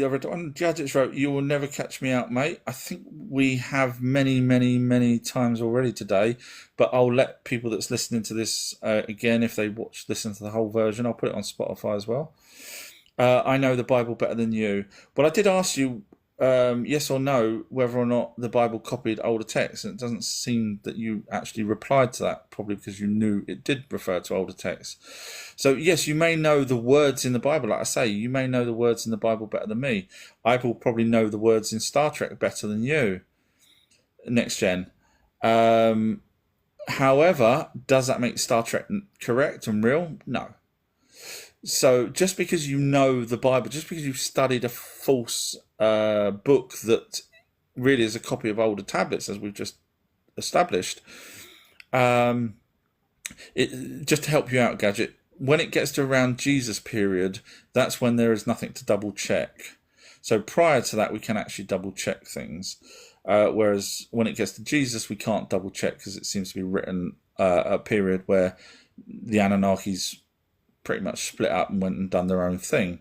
Funny that, isn't it?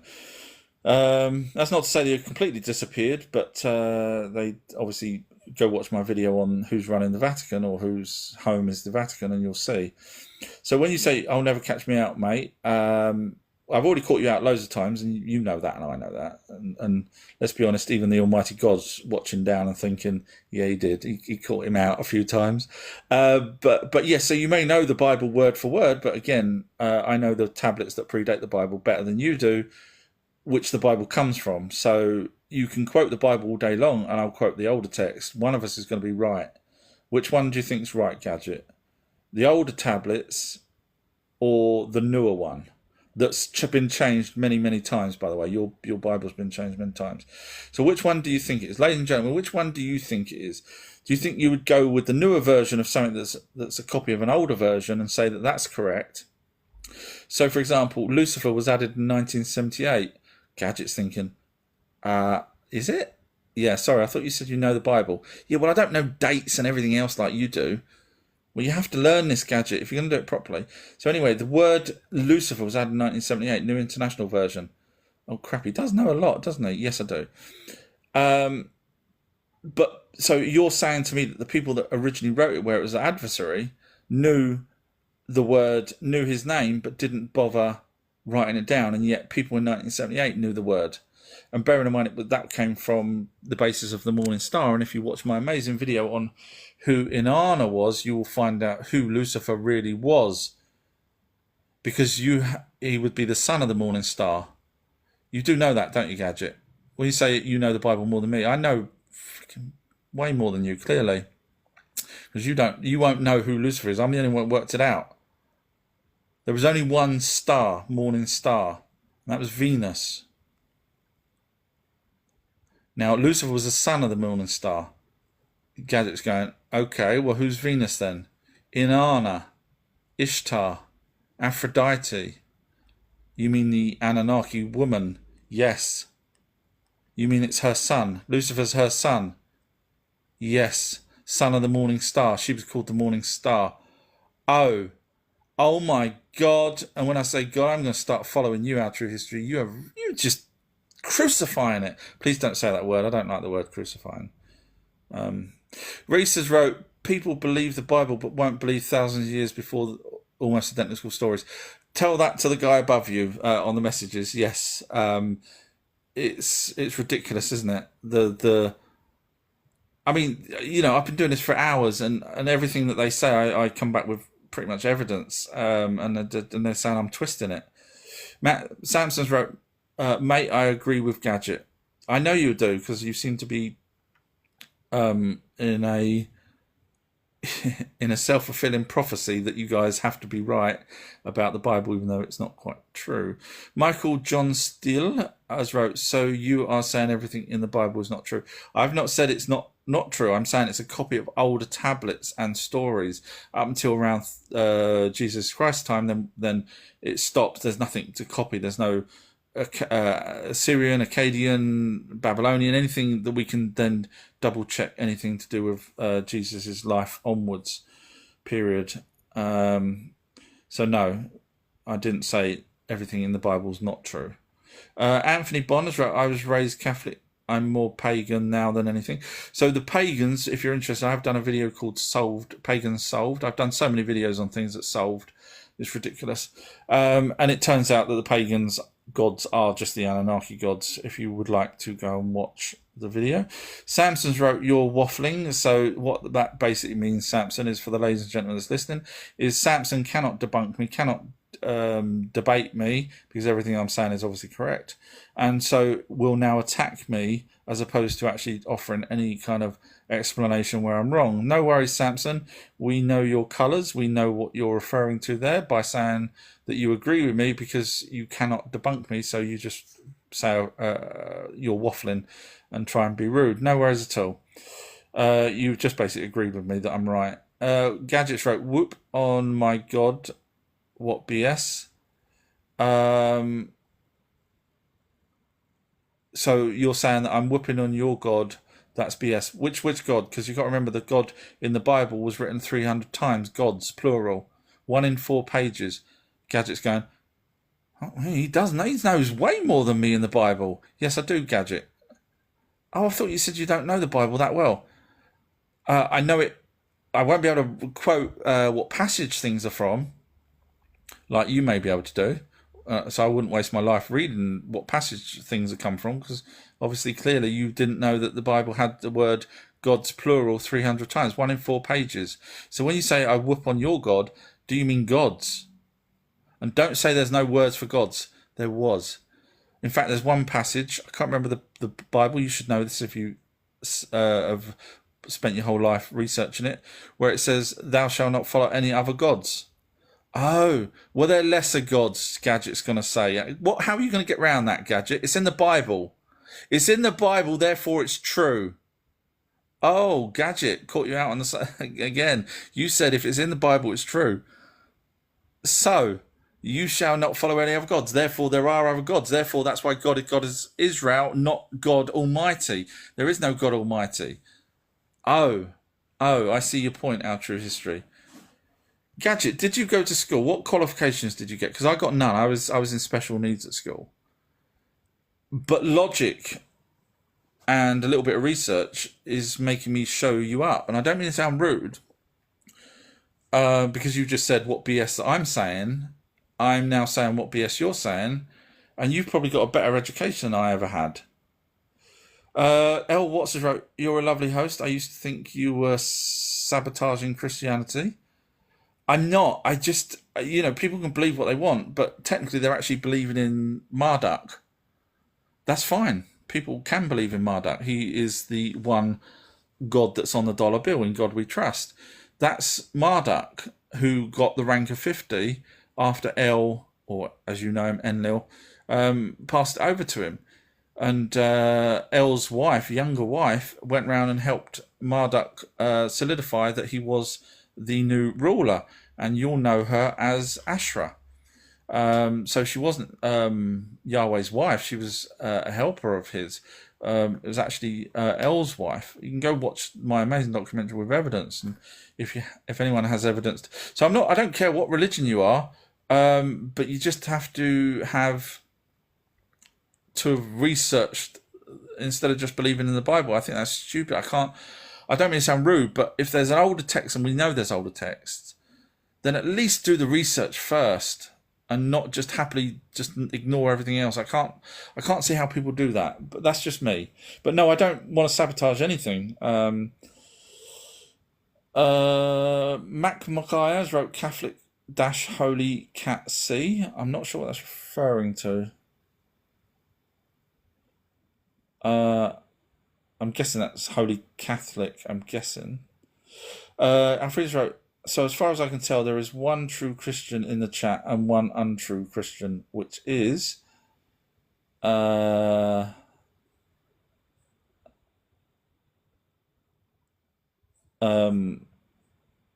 didn't finish off, so I scrolled down. Gadget wrote, you're definitely an atheist. I go by the evidence. I'm sorry if that makes me an atheist, then yes, I am. If trust me, if I read and I found out things like, where it says in the tablets that talks about genetically creating us in their image, they create us.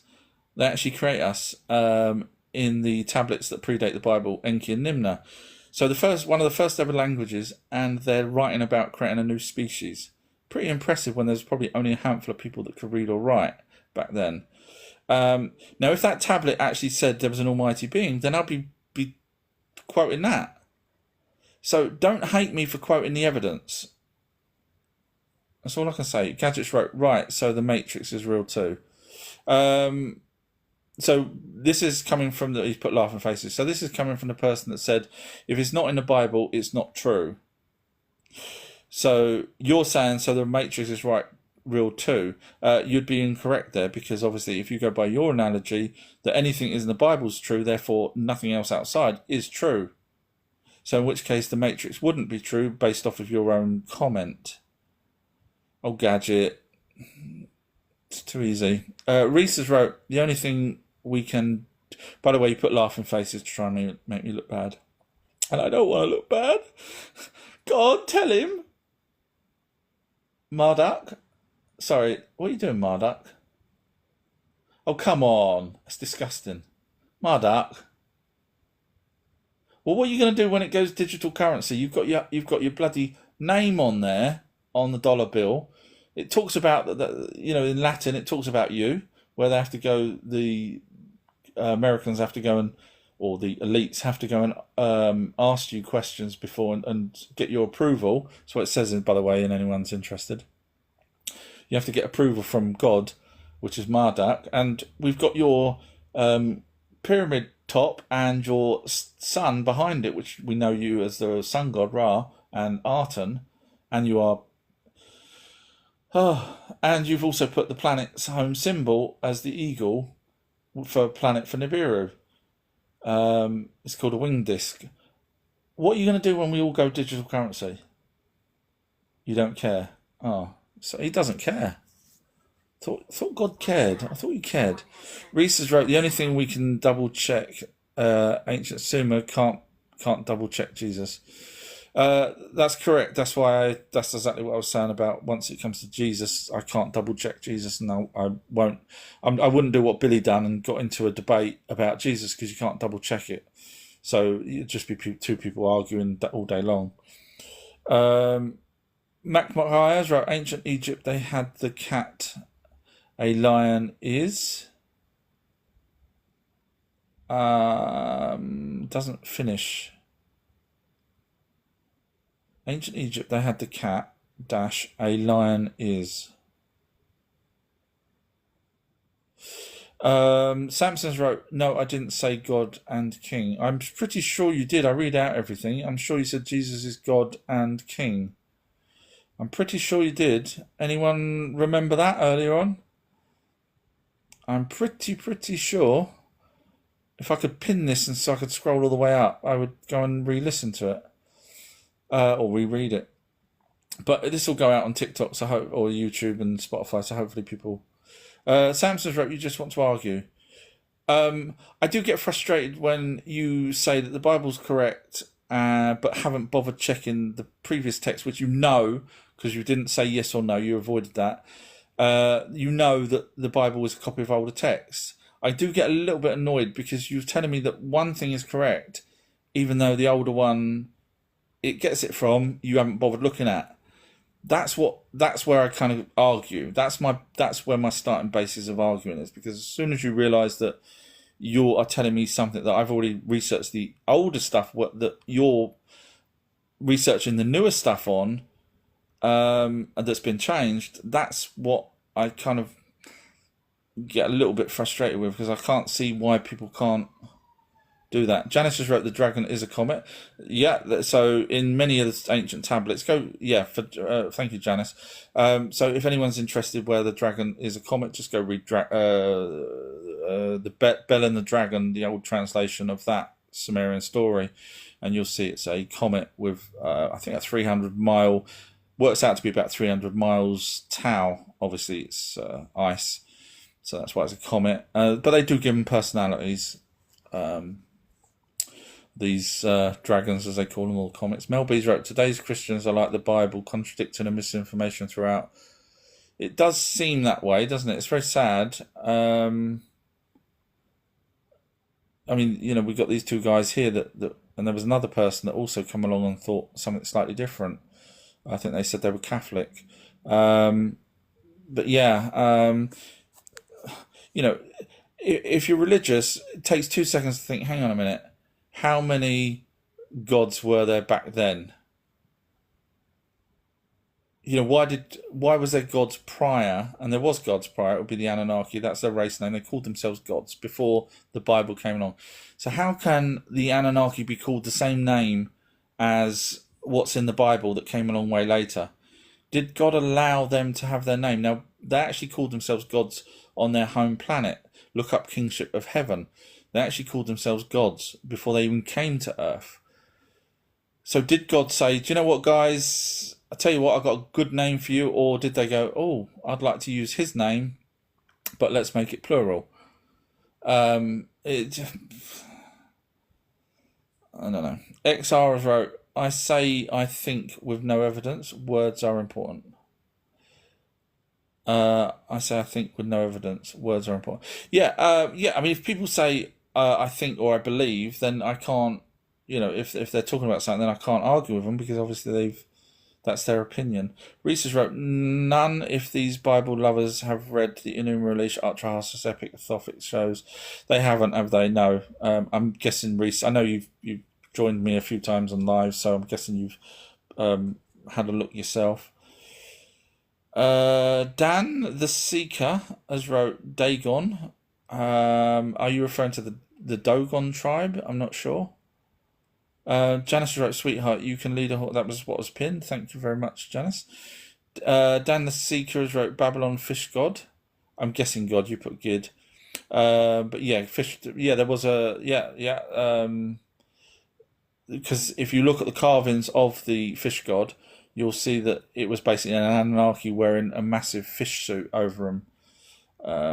Dan Seekers wrote positive, negative. Dan Seekers wrote God is Satan the negative. So I'm guessing you're saying that that the Anunnaki ain't gods. They're not the ones in the Bible, even though we've got tablets and we can prove it all day long. You're saying that the Almighty Being has a equivalent that's Satan that we've got zero evidence of and hasn't done anything bad other than being called the adversary. That was the original name for Satan. Feel free to watch my amazing documentaries on... I've got thousands of documentaries, guys, on Satan and Lucifer, and you'll see that Lucifer was just an adversary of the Anunnaki. Death Seekers wrote Angels of Light. Yeah, probably because they may have switched the lights on their craft. I guess that would probably be the terminology on that. When they come down, the messengers, the archangel possibly being the pilot. Samson wrote, no angel means light being. Oh, jeez.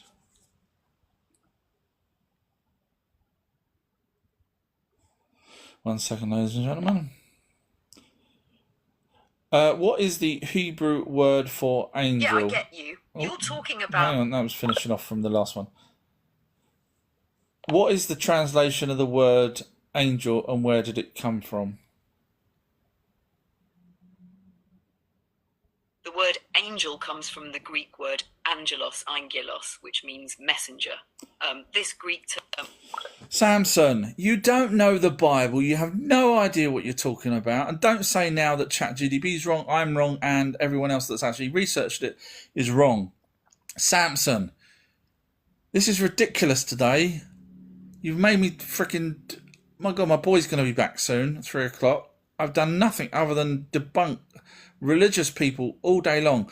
Or if you wanted to be debunked, all you had to do was watch my previous video that's just been fairly, I think, 2 back, where what's this called? Museum of Tarot, a religious person, got, I think, millions of followers.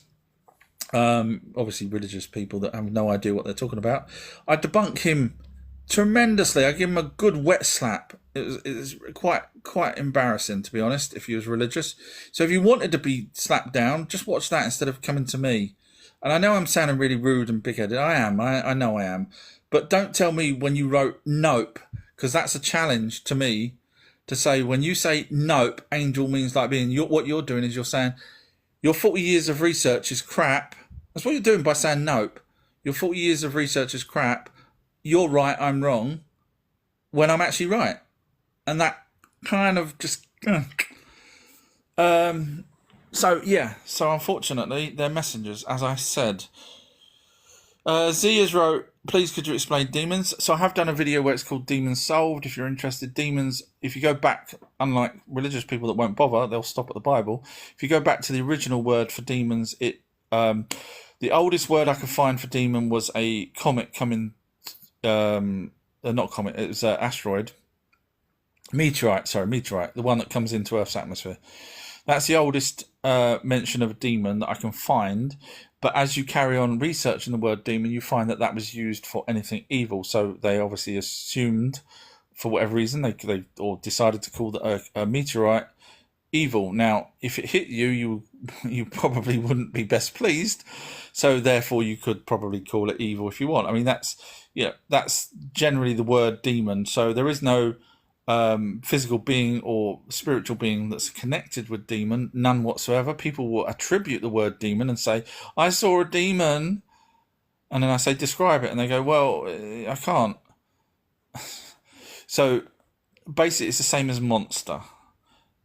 You cannot describe a monster. Monster is something scary. Demon is something evil.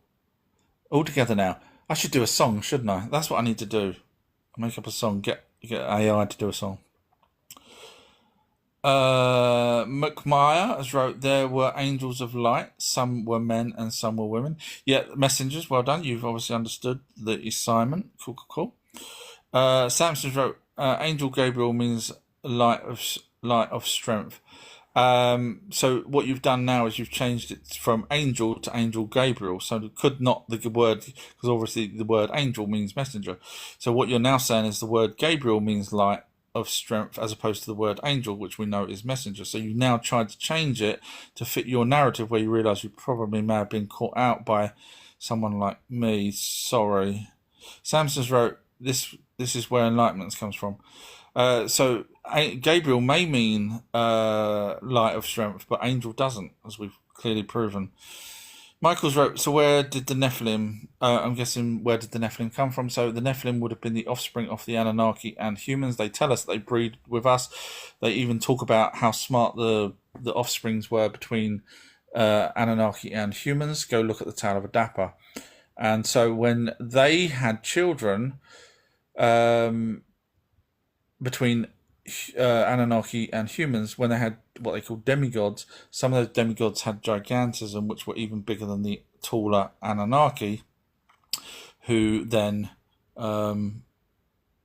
eventually didn't like some of those Nephilim because they were eating absolutely everything, because they were huge in size, according to the stories. Divine has wrote, Jesus and Lucifer are one of the same, different side of the same coin. So Divine Flux, you follow me. I'm sorry, I'm going to have to do this to you. You know what I'm like. So Divine Flux, let me explain something before you realise, oh crap, I shouldn't have said anything.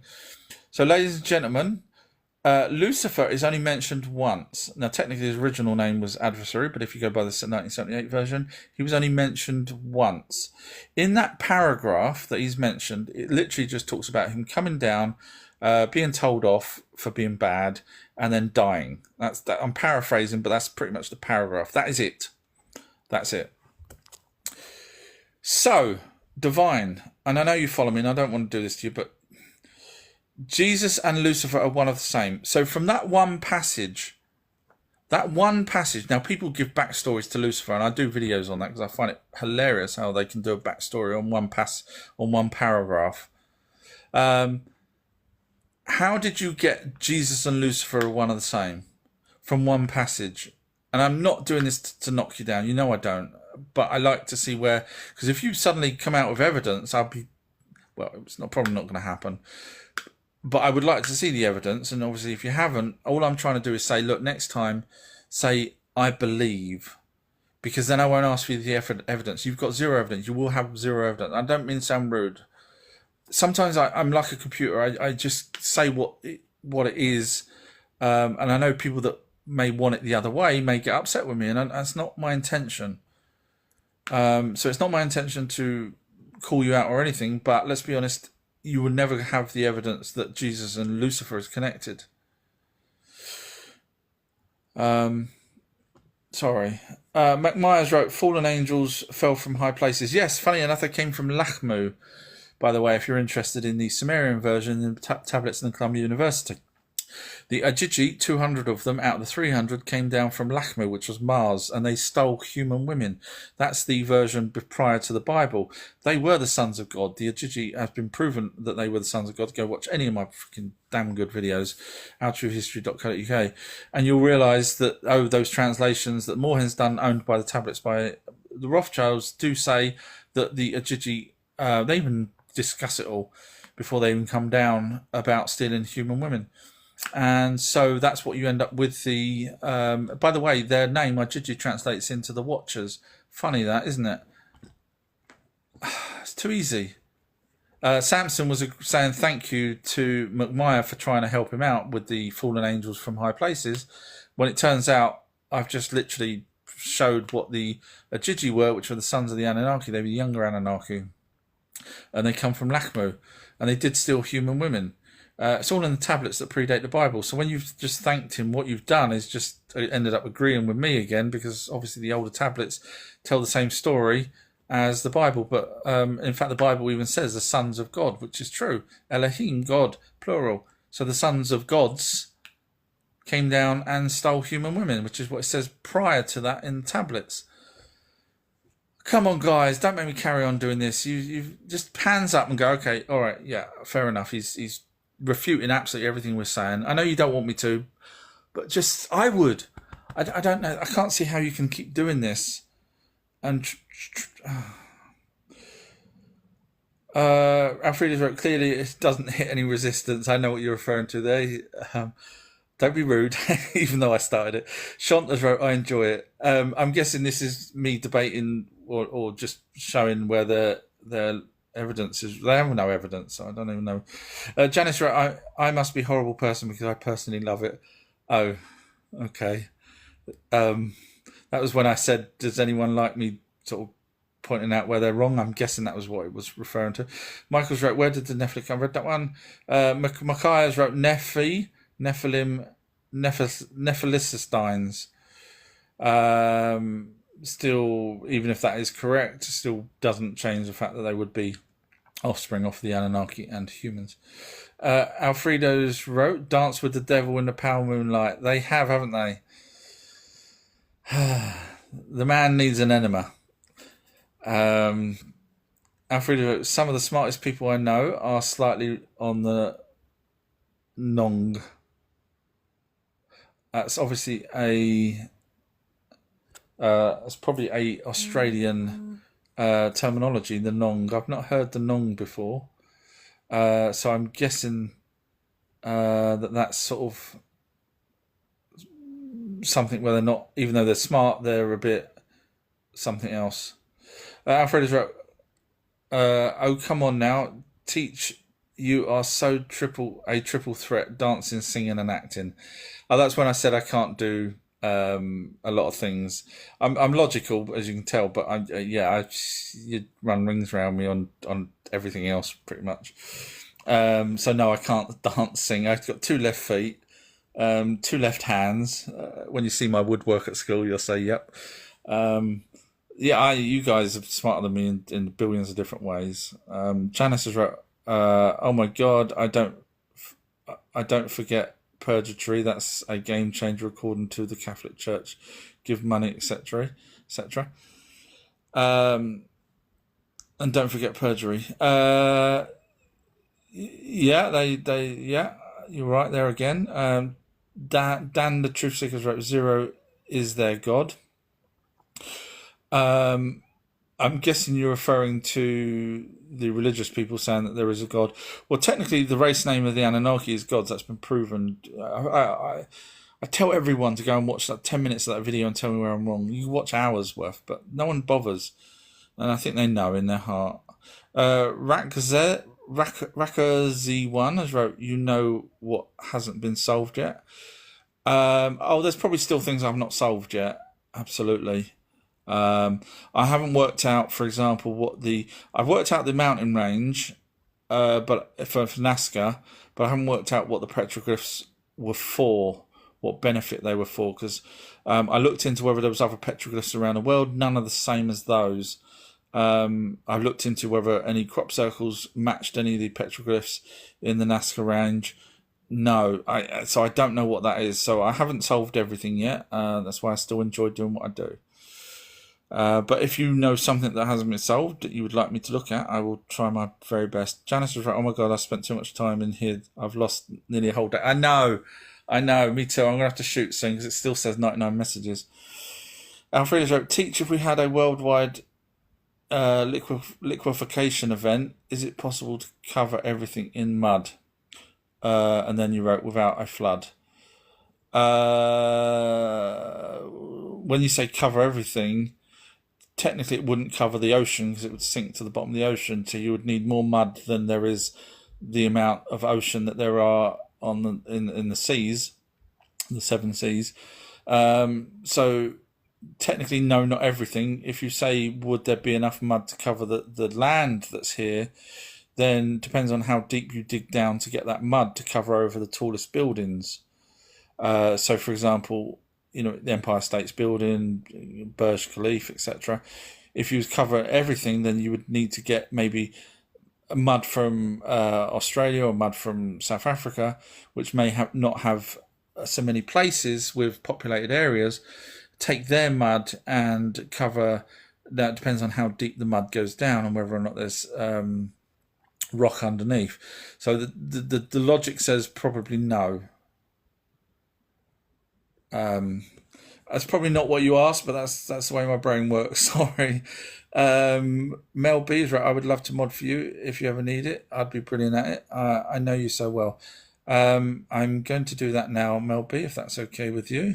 Congratulations. You now get all the rank and privileges that come with it. I don't know if I'm even going to do it right.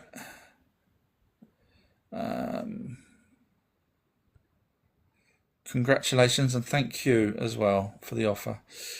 Mel B's right. So I've done that. Who's going to tell Jesus came in the 70s and everything was fulfilled right? Who's going to tell the Jesus came in the 70s ad everything was fulfilled right? Not sure what that's referring to. Sorry, it's probably me been doing this too long. Sorry. Daughter of, forgive me. Sorry, Mel B. Daughter of Yeshua's father has wrote, Yahweh would be Marduk. Feel free to watch my amazing documentary on who Yahweh is. Once you've watched that, then watch who Jesus' father is, or go watch who Jesus' father is first.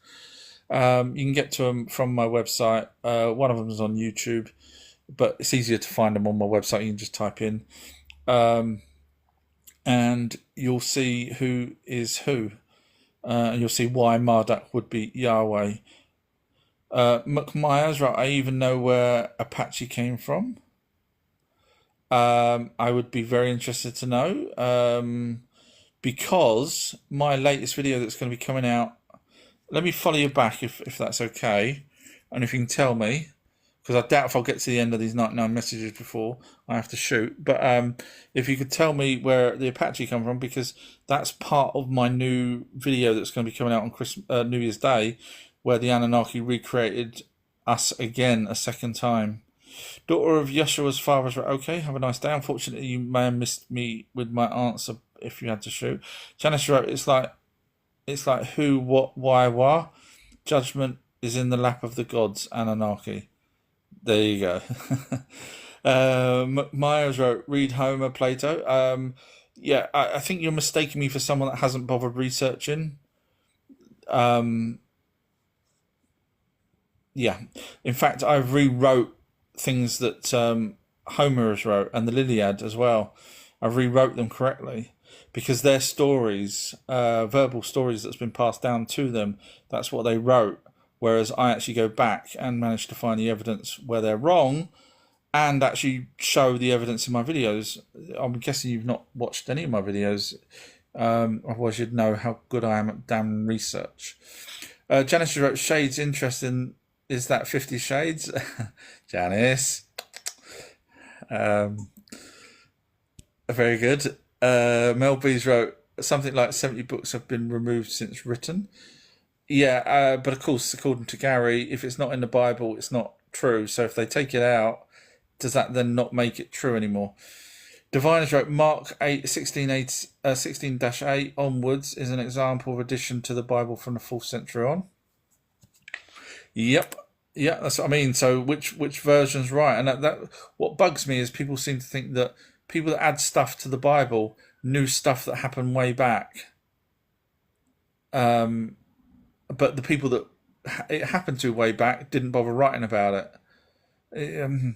Rosas wrote, why is the book The Aquarian Gospel of Jesus Christ written and it's relevant? You would need to ask someone else that question, I'm afraid. It's not something I remember thinking, why would that be written and stuff like that. So I have read, over the years, I've read all the different versions of the Bibles, but I can't quote, I have to go back and look at things again, unfortunately, when I'm doing my research. So I couldn't answer that. I'm sorry, Roz. McMyers wrote Coded History and More. Janice wrote Texts. McMyers wrote Some of my works got stolen, and then wrote Which tells me I found the truth. Interesting. If that's to do with the Apache, I would like to hear. Don't forget there's other tribes. I'm guessing you're referring to the Native Americans. Back in the day I used to call them Native or American Indians, because that's what John Wayne said, but I'm not allowed to say that anymore. Janice has wrote As Truth, so that was continuing on from her word text. McMyers wrote, anyone know much about Janism? I'm guessing that's nothing to do with Janice above. I don't know. I may have heard the name. I don't recall it, sorry. Jack Hughes wrote, have you ever watched Trey Smith on YouTube? I think I saw, someone said to me, watch something of his, what was it? Where he was he on Joe Rogan and he waffled on about something. Yeah, I found it, I think I watched 5 minutes of it. I found it incoherent and non-sequential and sound like a lot of, I'm not saying everything he said, I'm just saying the gist of what he was waffling on about seemed a bit out there, with no substantial things that backed it up from memory. For you only wrote, thanks for spreading knowledge. Oh, thank you very much. Janice has wrote, so who was Enoch to Noah? Noah was his great grandfather, I think, or great grandfather. Forgive me, I can't remember off the top of my head, but I have done a family tree, which you can get to if you're interested, where it shows who Enoch was, who Noah was, and all the rest of the Anunnaki as well. Which I'm now going to have to re-edit that family tree, by the way, after the 1st of January, where I rewrite history again. That family tree is going to have to be rewritten about the new species that the Anunnaki created after the flood. McMyers wrote, I know who Enoch was. Mel Bees wrote, divine messaging coming through. That was when I think I was messing around with Marduk. No, I'm not talking about you, Marduk. Go, shush, stop. You bugged me. What? Marduk? I'll get you and I'll make it look like a bloody accident. Janice has wrote, haha, go hilarious. I'm not funny, I'm not. Janice has wrote, if my electricity is cut off, I'm going to shut faced with British Energy. Yeah, don't blame God. Don't blame Satan. Curtis has wrote, Yahweh and Jesus were never our true gods. You can be sure of that. Well, technically, Yahweh ended up being the god. So the Anunnaki were the race names gods. Marduk ended up being called Yahweh, God of Israel, as you may know him. And he was actually given the rank of 50. So technically he was, even though prior to that there was multiple gods, which is why he became God of Israel as opposed to God of the whole planet and the whole universe. He was given the rank of 50. And so thus, technically, at that point onwards, even though he changed it to monotheism, which he did, tablets in the British Museum, he would be the god. I mean, all right, he wasn't the one that created us. His father did, Enki, but Marduk was technically the god at the time, and still probably is. So technically, he is our true god in terms of their. I was going to say monarchy as such, but it's not monarchy. But in terms of their rights, then he is our true god. McMyers wrote Marduk or Mark or Marcus. So it's Marduk, Marduk. So it's without a C. I know I used to spell it with a C because I'm stupid. It turns out it's not with a C. So I learnt that. But yeah, I have to, because I have to type these things when I write books and whatever else. I have to spell them correctly, and for someone that can't spell, it's fucking, excuse me, language. It's annoying. Mel, especially words that you don't normally hear. Mel B's wrote, share the live with Billy Carson or Neil deGrasse Tyson, any of these ancient aliens. I don't think Billy will ever watch any of my videos now. I think he's going to stick his head in the sand. Personally, I would if I was Billy, but yeah, Neil deGrasse Tyson. Yeah, I mean, I would debate with any of them. You know that. I mean, technically, I'm on Billy's side in terms of ancient aliens, but obviously his finer points need a lot to be resolved.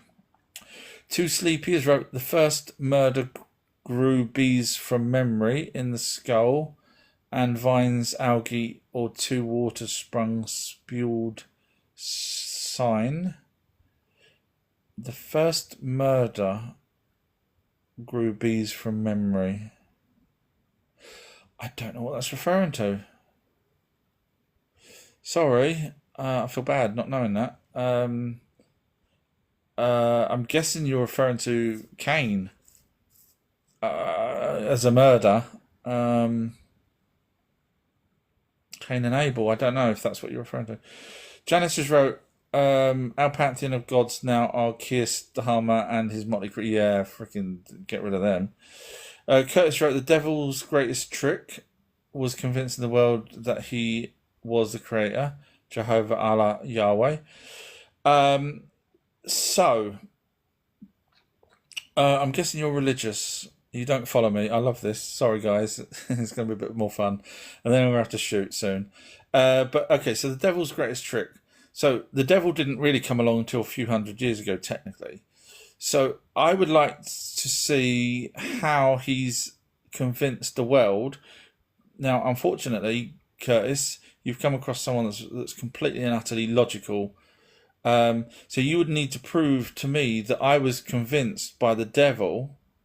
You see where I'm going with this? Because you wrote, the devil's greatest trick was convincing the world. Now, I'm part of the world, and yet I have no knowledge that the devil convinced me that he was the creator, because I know who the creator was. The creator was Enki. So, unfortunately, you're wrong on the fact that the devil convinced the world. I'm sure there's people listening that also agree that they don't feel that the devil convinced anyone. And second of all, when you say Jehovah, Allah, and Yahweh, Jehovah was actually Yahweh's father. If you would like to see the evidence of that, feel free to watch any of my videos.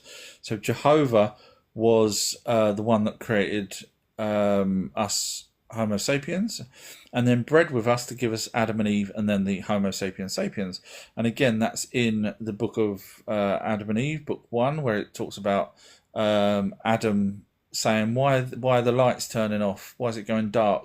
When he was sent down from the spaceship down to, I know it sounds crazy, doesn't it? I hate saying it. When he was sent down to the garden of Enki. So, yeah, happy to show you all the evidence, all in videos if you're interested. McMyers wrote, Sad Dukes, question mark. I don't know what that means, sorry. Melby's wrote, for the Christians in the room, did you know how much has been taken out of the Bible changed? So it's a fair question because, when you got people like that, Gadget earlier saying that whatever's in the Bible's true, if it's being taken out, they're taking it out. Let's pretend that, that they're all right.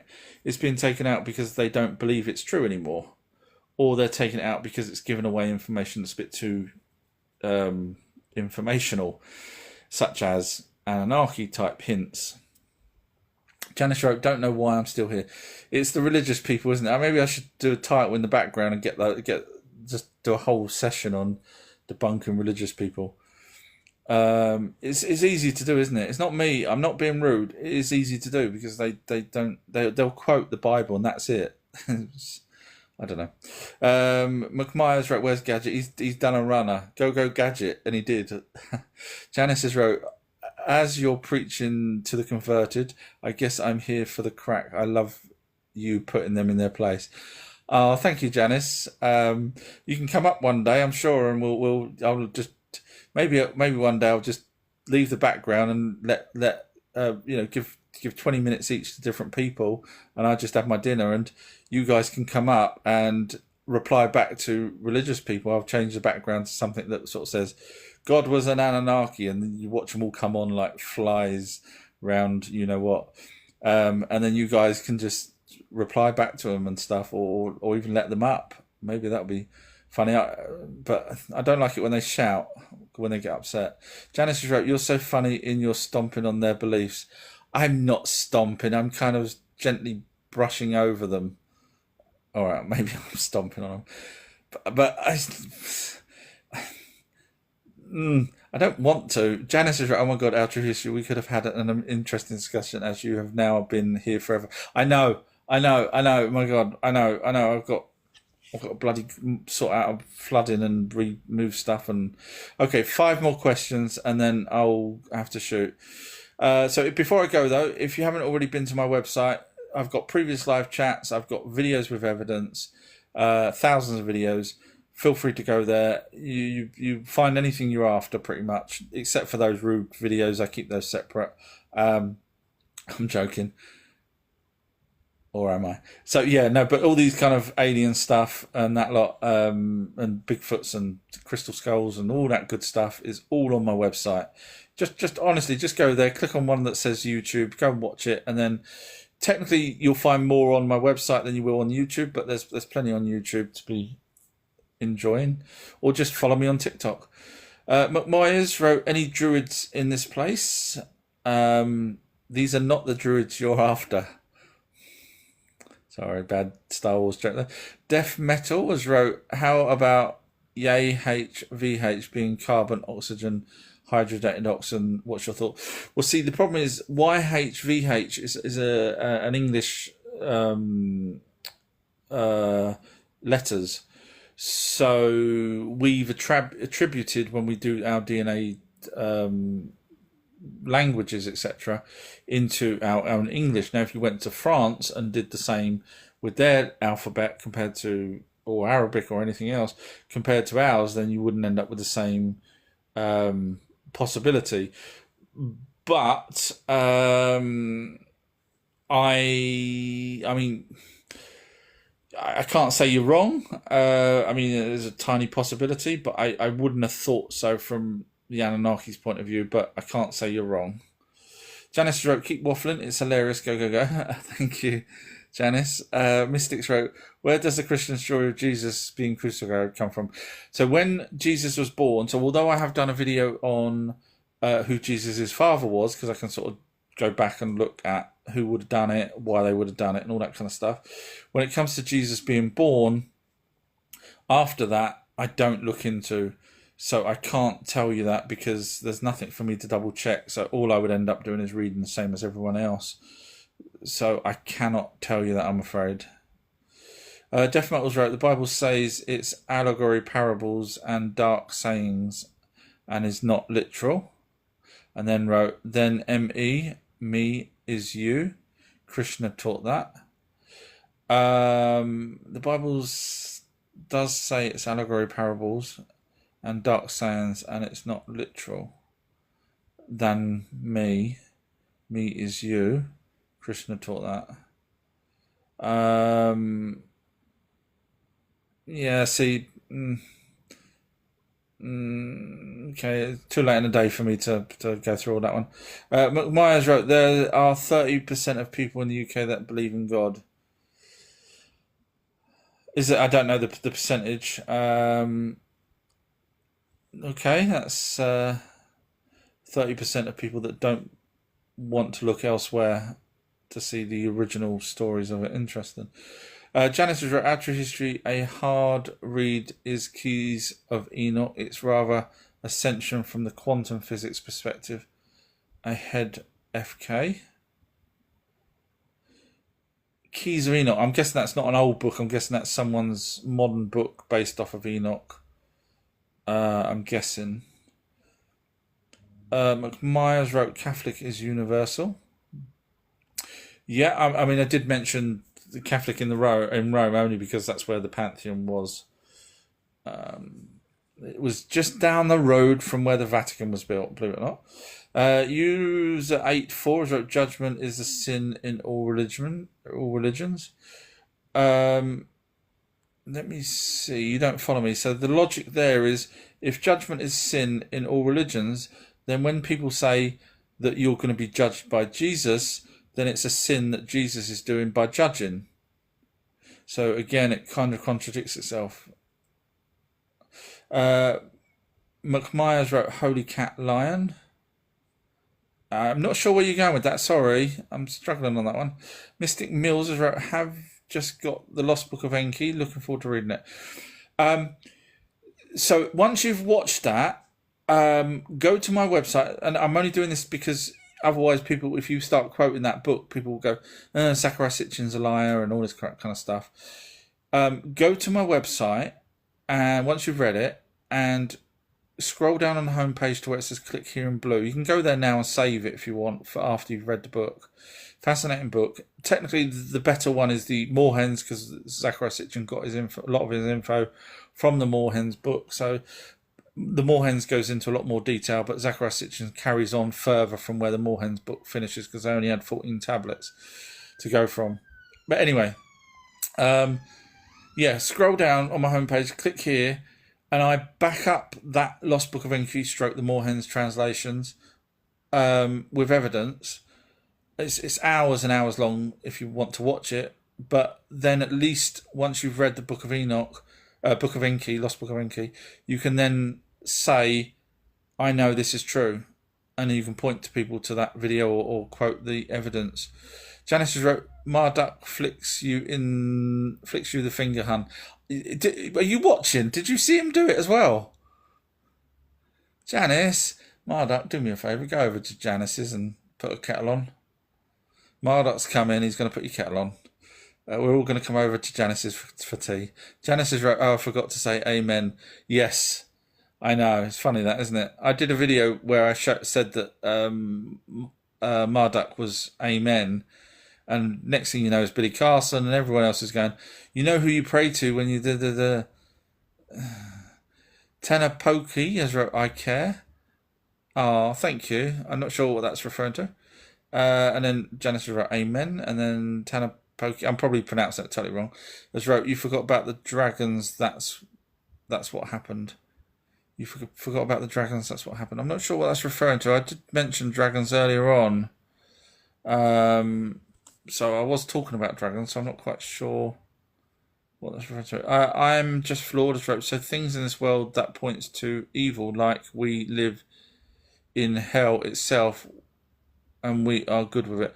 So hell was a place over in South Africa. Go watch my amazing documentary where I solve with evidence that hell was a place in South Africa. Trust me, it is. So evil.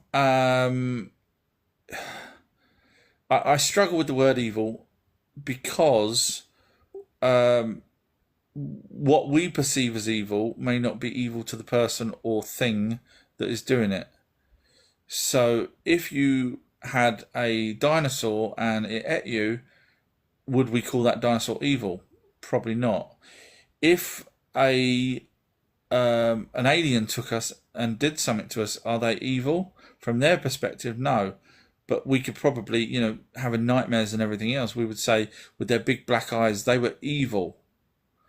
So I struggle with the perception of evil because I think there's two sides to everything. And on that, I can't say that there's an inherent evil. Now, there may be such a thing as inherent evil, Bill Gates, swabs, but there may not be that I'm aware of. So I can't say anything's pure evil without it need to be studied the hell out of to find out whether it's pure evil.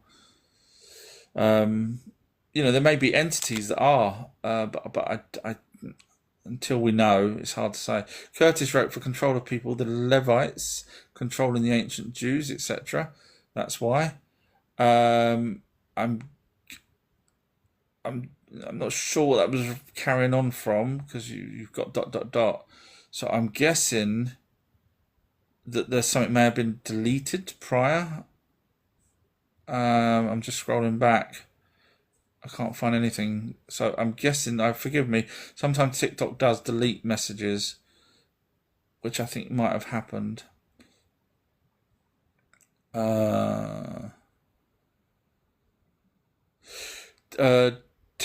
P. Polkati has wrote, we already know who's been trying to hide the truth. Curtis wrote, the I can't pronounce stuff. You're doing this deliberately, aren't you, Curtis? The Pentecost, I don't know how you pronounce it. The first 5 books of the Bible was originally written for control. So he was carrying on with your previous one. So I personally think the Old Testament is just a copy of I don't think the original Bible, in all its glory, was done for control. As such, I think the original Bible was telling us the backstory of the Anunnaki, but then it's been changed. Tenapatical has wrote, don't weasel your way out of it. I'm not sure what that's referring to. I don't. I enjoy a good debate. Janice has wrote, True History, we need to butt heads. I think that should have been 2 T's. Sorry, I don't mean to sound rude. I'm terrible at spelling it, but I'm just because I read it as but. We need to butt heads in a coordinated way. No worries, I understand. Definitely. Tanapati, that name I can't pronounce, was wrote, I think I'm the Dark Prince, just the Morai one. And then you wrote 13. And then you wrote, have a good playground, but don't disrespect it. What's Yah told us. I'm struggling on this one. Don't disrespect it. I'm guessing you're saying don't disrespect the Bible. I don't. I think the Bible is, as I just literally said 2 seconds ago, the Bible was originally, I think, written just to tell us our history, and then it was added to and then changed. Curtis has wrote, the truth is much less fantastical than people would like to think. Do you know, the truth of the matter is you are spot on, and I know that because when I do videos, I'm either blocked by TikTok, but when I do videos where I've solved things that no one else even thought would even be possible to solve, 100 views. Someone comes along with an AI image and waffles on about some baloney and crap, and it gets shared tens of thousands of times. So yeah, make up crap, get lots of people following you and shares and likes and stuff. It's quite true. Janice wrote, throughout history there's always been multiple gods, only apart from Akhenaten in modern religion. When you say Akhenaten, I'm guessing you mean Aten as a single god who wanted Akhenaten being worshipping the single god Aten. Yeah, you're right. I'm just trying to think now. Would there have been any single gods prior to Aten or prior to Yahweh? I'm just trying to think. No, you're right. You're right. It's well done. Very cool. So any religious people, just remember what Janice has just pointed out, that there is no single god prior to when Akhenaten, bearing in mind he's got an elongated skull, and so is his grandparents and parents, and so is his child and his wife, suddenly appeared. You get it, guys. You catching on. Janice has wrote, religion is there one God? Yeah, I know, but even though it does say gods plural, they want to stick with just Marduk's side of it. Tanapoki has wrote Tangora. I can't pronounce that either. People are saying words I can't pronounce. Janice has wrote, now that's interesting about the Dogon tribe. Yeah, but I don't know if that person was talking about that because he wrote Dagon, D-A as opposed to D-O. Tanapokati has wrote, isn't a god. Sorry, I scrolled to the side. So I've got the power wire in. Sometimes it does that. I think you were talking to someone else there. Right, okay, so I'm now back to the bottom because I accidentally swiped to the side. So I'm just going to read the last few. Remember, my website, got everything you need there, outruehistory.co.uk. Just go up to try and find a couple of last few messages. Todd has wrote, that a tone of what dragon? Yeah, unfortunately, because I've missed a few now, I don't know what that's referring to. Curtis wrote, Yahweh is consistently odds with Baal, Ashra, and other pagan gods in the Bible. Yeah, so after, if you read the Sumerian tablets, you'll see that once Marduk was given the rank of 50, there was a long period over a few thousand, well, probably about 1,000, maybe 1,500 years, where El was, or Enlil was taking back the control and then giving it back to Marduk, and backwards and forwards and backwards and forwards. And of course, Asherah was El's wife, who was known as originally as Sud, and then also known as Ninlil. So yeah. Tammy's wrote, I think Earth is a school. Yeah, I have heard that. Obviously, the Anunnaki created us to help thing, but from Spirit's point of view, possibly. Janice wrote, evil is just perspective. Yeah, that's what I was trying to... Yeah, you said it more eloquent than I did, so I wasted 5 minutes waffling. Where was you when I needed you? She could have just said that. Todd has wrote, they are Levi. I don't know what Levi... because I've missed a chunk because I'm coming to the end. Forgive me. Janice has wrote, haha, Gates and wealth order comes close to evil, yes.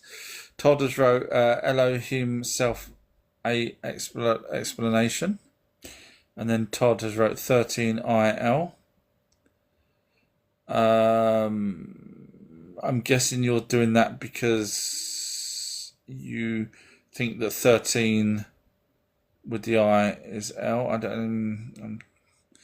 like to know more on where you're going with that. Tribe Bab has wrote, what is the meaning of seeing orbs not only in the evening outdoors but on a bright day outside too? Depends what size.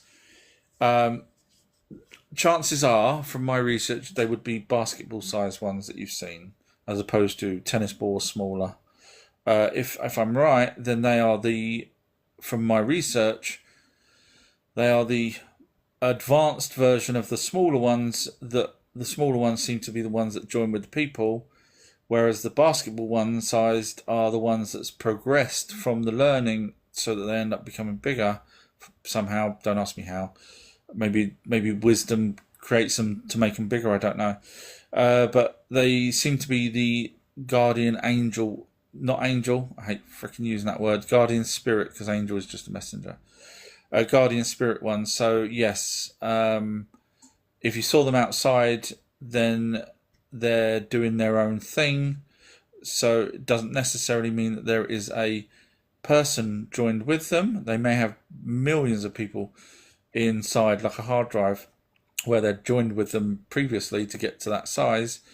So any one of those people inside could be looking out for you, previous loved one, or it could just be the orb itself that may be just interested in you for some reason or other. Now, as a general rule from my research, a guardian spirit is looking out for the orb that's inside, for example, you, not you personally. They don't really care about you. So, if you have a near-death experience, they send the orb back, not you. Your body's all bashed up and ready to die. But the orb goes back and says, the orb's not done its job yet, so it gets sent back, and unfortunately you get revived, and lo and behold, and that's why I don't think we have our own orbs, because when near-death experience happens, a different orb jumps in.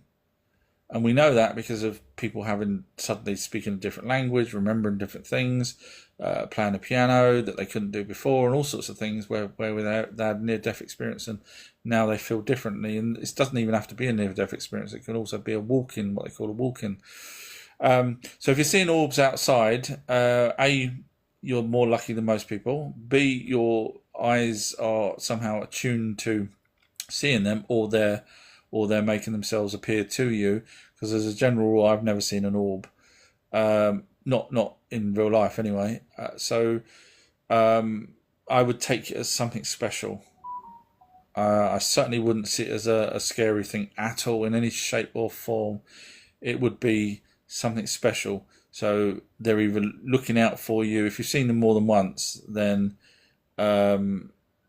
there's some reason that they're keeping an eye on you, or the orb that's inside you.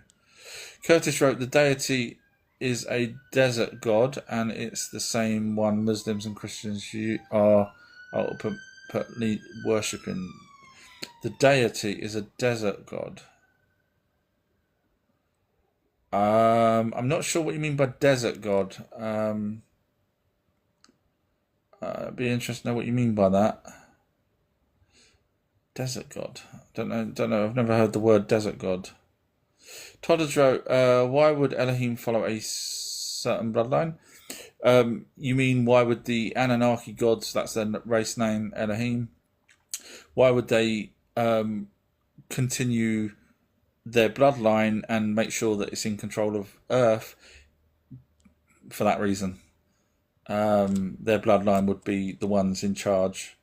They'd be stupid to let anyone else be in charge, because eventually we will get to fly planes and then ships and then spaceships, and before you know it, we'll be heading off to their planet.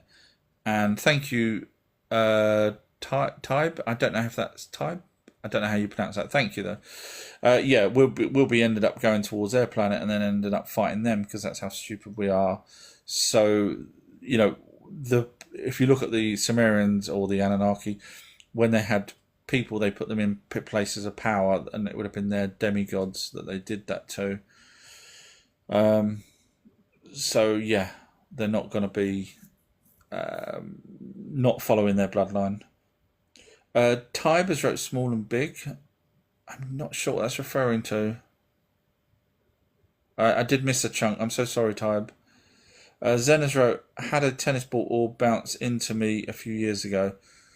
Thank you for letting me know. That solidifies even more that my research was. No one else has even come close to thinking about the size of the orbs and what they do and where they are, except I do. But so that helps me, because that's, as a general rule, there seems to be the ones that join with us. Now,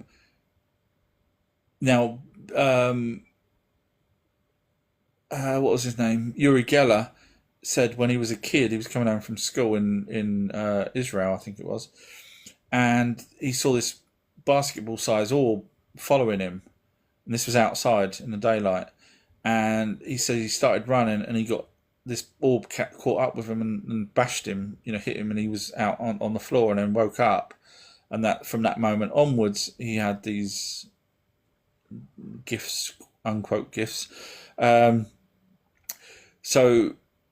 if an orb went inside you, it may have gone straight through you. I'm just saying they do have the ability to pass through matter. There's footage out there of an orb there was two cameras on a church, one outside and one inside, and this orb just literally flies out from the outside straight through inside the building, straight through. It wasn't even a window. It was like a wall. Well, it's hard to say whether it was 100% a wall or a window, but it goes through it. I'm trying to remember it. I think it was a wall, goes through it, and carries on the other side, because I remember thinking, wow, it went through a solid object. But if it was a window, it would have been stained glass, and therefore it would have been solid anyway, because they don't open those. So yeah, so if it did join you, then that's interesting. Not sure what that means, because generally you should have had your own orb earlier on. So I'm not sure what that means, but thank you for letting me know. Janice is right. I had a huge pearlescent orb the size of a cart car come over me in my garden when my friend and I had one before, a near-death experience. Oh, sorry, that's not when I was performing a channeling on energy into the earth, and all the lights in my home were flickering, and it did a return fly again 90 minutes later. Okay, cart-size car. So I'm guessing that would be like a golf cart, a very small car. Now I have said that there are car-sized ones that's up higher in the sky, as a general thing. So cart-size come over me. That's interesting. Thank you for letting me know that. Cart-sized ones, bigger than basketball. Interesting. Yeah, interesting. Do you remember the colour of it or anything like that? Tybers wrote, I had one before, a near-death experience. I'm glad you're still with us. Any after effects after that? Tybers wrote, thank you for explaining. No worries at all. You're welcome. That's what I do here. Feel free to watch any of my videos. I have got a 3-hour documentary on spirits, by the way. Goes through everything, reincarnation, and everything. That's why it's called Everything You Need to Know. So yeah, you can get to everything from my website that I do. And Janice is right. I did read that one. Janice wrote, thank God for Trump and Elon Musk.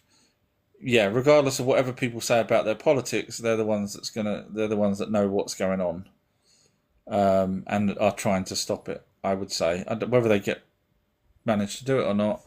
Tybers wrote, the very first time I was indoors, but came out of my eye literally. Wow. Okay, so that was the tennis ball size in your house, and it came out of my eye. So when you said you saw an orb go into you, I'm guessing it then left you as well. Zenith wrote, it came through a wall, seemed to bounce and landed in me. Oh, sorry, I might have been getting mixed up with two different people here. And landed in me, didn't feel anything bad. Wow, okay, a lot of people seeing orbs. That's way more than I've done. Janice wrote, this orb was approximately 50 foot, I'm guessing away. Was multicoloured. I'm guessing it's not 50-foot size because that's bigger than a box car or cart car, unless I don't know what a cart car is. I would imagine a cart car would have been small, but 50 foot's huge, so unless you're referring to the cart on the back of a truck, maybe. Sorry, underneath, then you wrote 50 foot above us. Okay, yeah. So yeah, up in the sky. Yeah, okay. All right, no, that's interesting. Thank you. And then Tybers wrote, no, it was indoor the first time. Brilliant. You should feel privileged with that, really, in some way. Again, I have got a video that explains it a lot more in detail. Sorry if I'm stuttering. It's because I've been doing this since 9:30 and I haven't done any work whatsoever, so I'm going to have to shoot now, guys. But thank you very much for a live chat. I hope you all enjoyed it.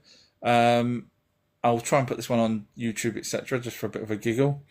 And feel free to visit my website if you're interested in previous lives that you can listen to or videos that I do. Zena's right. I live in Australia and also seen them in the bush sometimes. They're common. They're called min. Okay, that's cool. I didn't know that. Thank you. Samantha wrote, thank you and good night. Oh, bless you. Thank you, guys. Crimson wrote, so glad I caught you live. Oh, thank you, Crimson. Curtis is saying something, a quote from something about evil. So I'm going to have to shoot, guys. Sorry. So thank you, because I'm going to have to go and do some work. But thank you very much, guys, and I will catch you all again very, very soon. Remember, you can get to everything from my website, ourtruehistory.co.uk. Thank you to any moderators that's here, and all have a good time. No disrespect to anyone whatsoever. Hope we all had a bit of a giggle. Talk to you soon. Bye. Bye.